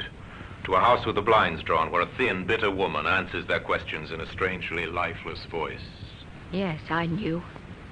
I knew it was Jeanette when I saw the newspapers. Why didn't you get in touch with us, Mom? Oh, I knew you'd get in touch with me if you wanted me. Besides, what business is it of mine? But she was your daughter. Was she? Jeanette's younger sister lives here with me.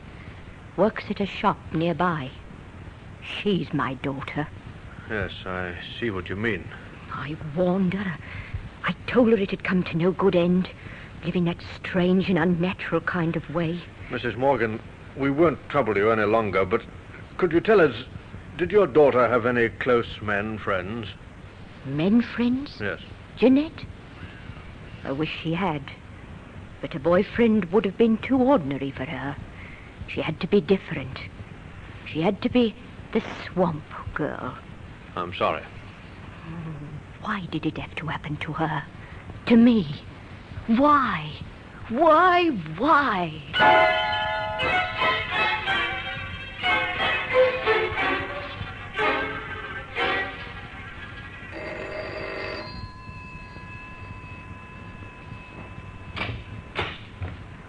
Good evening. Good evening, Vicar. I'm from the police. The police? I don't recognize you. No, sir. You see, I'm not from the local police. I'm from London. And I'm down here in connection with the murder. Oh, yes, terrible, yes. But how can I help you? Well, you can help a good deal, sir. You see, the local police are pretty short-handed, and Inspector Gallagher has decided that our next move should be to make a very thorough search of the common, particularly round about where the body was found. Oh, I see. And I suppose you want some help from my parishioners? Yes, sir, that's roughly the idea. Ah, very well, then. We'll help you in every way we can. You can depend upon us. All right, Sergeant. Let's get on with the search. Very good, sir. You take Smart and work in from the road. All right, I'll sir. take Rogers and work in from the field side. I'll meet you by the ditch. Yes, that'll be all right, sir.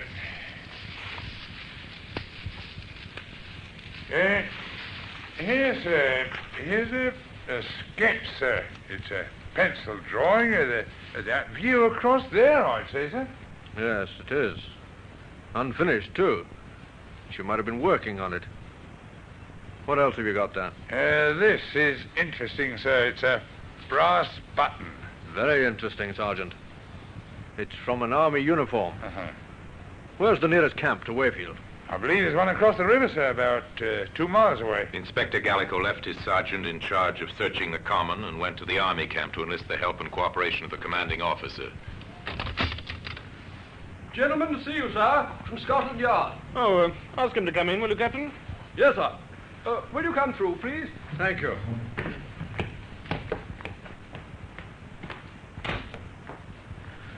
Major Curtis, I'm Inspector Gallico from Scotland Yard. How do you do, Inspector? Sit down, won't you? Well, now, how can I help you, Inspector? I'm here to investigate the murder of Jeanette Morgan. Oh, the Swamp Girl mystery. Yes. Yes, tragic business. Major, not far from where the body was left, we found this. An army button. That's why I'm here. I see. Well, I'd be glad to assist in any way I can, but permit me to hope that it wasn't any one of my men. How many men are there in camp here, Major? Well, at the present time, our unit's strength is 120. We're an engineer section, as you may know. 120 men, huh? Mm-hmm. I wondered if any of them has a button missing from his tunic. Well, if you wish, I'll order an immediate inspection. Not yet, sir. You can assist me in another way first. Oh? How, Inspector? Well, I want a list of all those absent from camp on Monday morning. Oh, that should be easy. There's no leave on any week morning. If anyone was away from camp, it must have been for a special reason. Anyone at all, between the hours of 7 in the morning and 1 o'clock. Well, the adjutant can help us there. I'll get him to make out a list of all those away from camp on Monday morning immediately. The commanding officer was away a short time, and on his return he brought with him a piece of paper containing a list of names. He gave it to the London detective.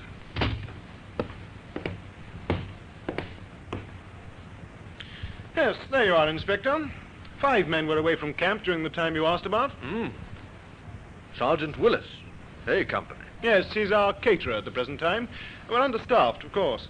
Sergeant Willis and Private Fields were in town with a provision truck. They were together? Yes, we could always check that with one or the other. I don't think I'm very interested in those two. Oh? What about Private Liston, B Company? Oh, he's the unit driver. I sent him into town shortly before noon. On a private errand. Shortly before noon, Well, that leaves 2. Corporal Paul Ferris? Oh, he's our mailman. He leaves every morning at 8 o'clock and drives the mail truck in to pick up the unit mail bag. From the Wayfield post office, I suppose? Yes. What time does he generally return? Oh, sometimes by 9. Though on occasions he has to wait for registered mail, you know. I've even known him to be held up as late as 11 or even 11:30. Would anyone know what time he returned on Monday? I'll find that out for you.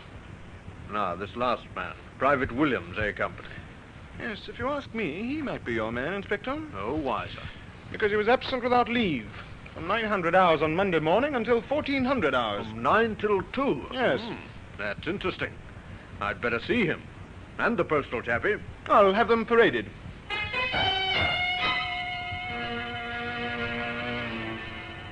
Corporal Ferris, Private Williams, this is Inspector Gallico from Scotland Yard. He has some questions to ask you both. Thank you, sir. Corporal Ferris, we'll take you first. Yes, Inspector. What time did you leave camp last Monday morning on your mail run? At 800 hours, sir. And what time did you return? Well, if I remember correctly, the mail was brought round rather late that morning, Corporal. Yes, sir. I was just about to explain to the inspector. I had to wait for several registered letters. What time did you actually return? Shortly before 1100 hours, sir. Thank you, Corporal. Now, Private Williams. You were absent without leave throughout Monday morning. Yes, sir. Are you able to give a satisfactory account of your whereabouts? I'd prefer not to, sir. Private Williams has consistently refused any explanation of his conduct, Inspector. Oh, that's rather unwise, Williams. If you have an alibi, you'll need it. This is an investigation into murder. Murder? I didn't do no murder. I was with me girl in Wakefield. Ah. What's her name? Hey, Susie Walker, 9 High Street. You asked her if I wasn't there.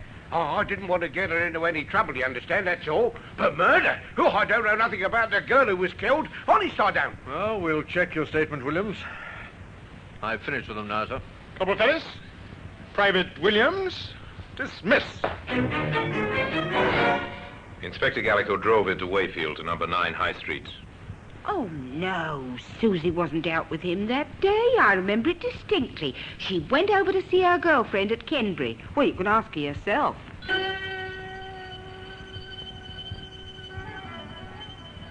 Susie Walker was a small, frightened girl, the counterpart of Private Williams. Oh, Inspector, I hope he hasn't done anything wrong up at the camp in not telling them where he was. Oh, that'd be terrible. He wouldn't tell a lie, I know that. I'm sure of it. You see, we'd had a quarrel, and he wanted to see me. I didn't dare let Mother know, so I made up a story about it. She confirmed his alibi, and Gallico went next to the post office to interview Mrs. Riley. Just one inquiry I'd like to make, Mrs. Riley.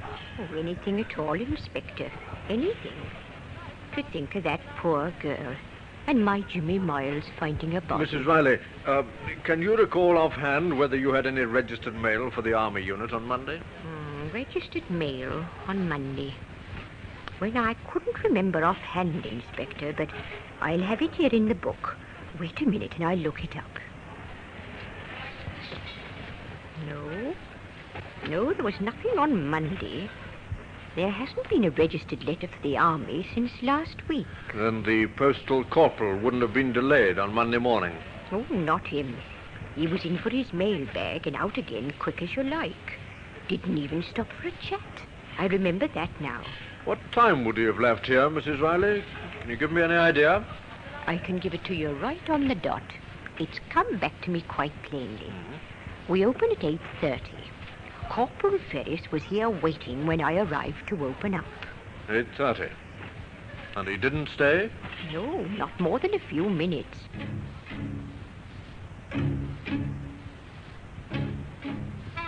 The inspector picked up Sergeant Worthington, and together they drove back to the Army camp. A few orders from the commanding officer, and Corporal Ferris was paraded once more, and his gear searched. At the bottom of his kit bag, they found what they were looking for. Here we are, sir. A battle jacket with one button missing. And it matches, Sergeant. Ferris, what have you got to say about this?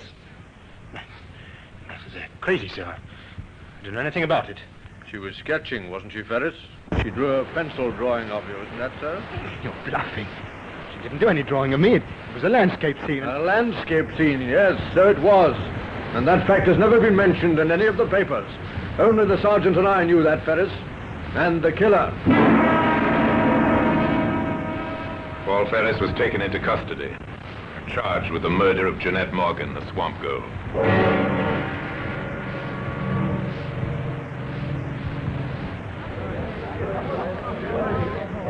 Silence in court! Ladies and gentlemen of the jury, you have heard the facts in this case as related by the witnesses which have been called, both by the defense and the prosecution.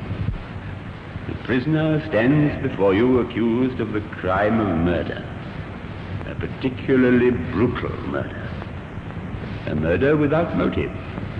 But lack of motive is not necessarily a defense. It is for you to decide whether the facts which you have learnt during this case, not only the words spoken by the witnesses, but the mute testimony of the material objects placed before you, justify your verdict, which must be beyond all reasonable doubt.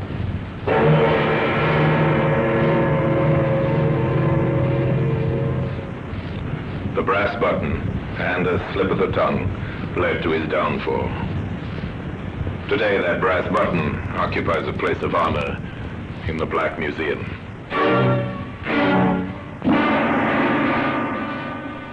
Orson Welles will be back with you in just a moment.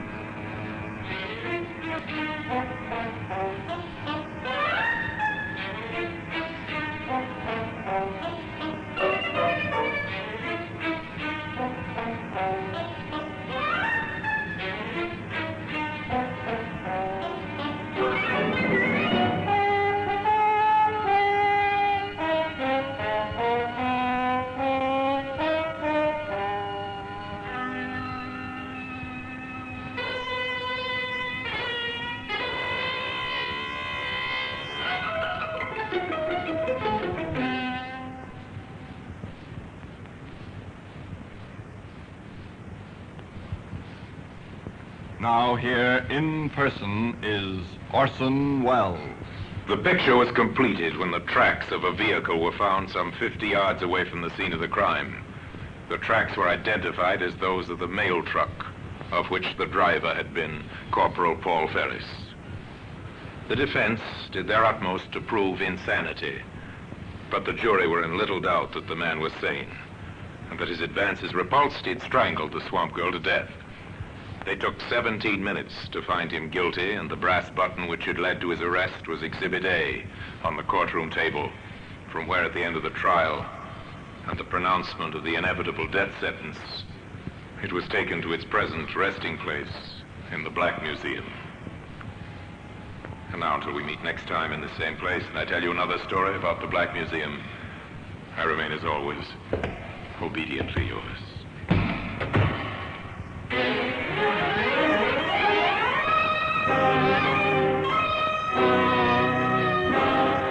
The Black Museum, starring Orson Welles, is presented by arrangement with Metro-Goldwyn-Mayer Radio Attraction. The program is written by Creswick Jenkinson, with music composed and conducted by Sidney Torch. Produced by Harry Allen Towers.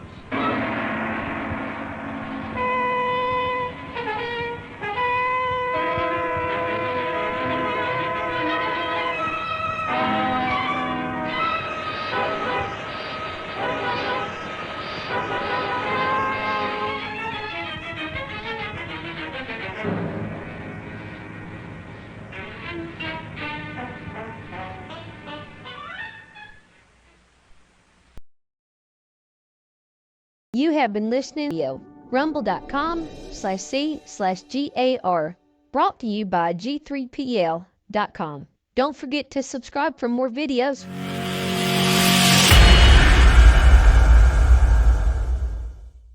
I would like to extend my sincere gratitude to Old Time Radio Research Group for their remarkable efforts in preserving and archiving the captivating world of old time radio programs. Their dedication to safeguarding these precious audio gems ensures that future generations can relish the enchanting stories, music, and entertainment of the past. Their invaluable contribution allows us to step back in time and experience the magic of radio history firsthand. Their link is in the description below.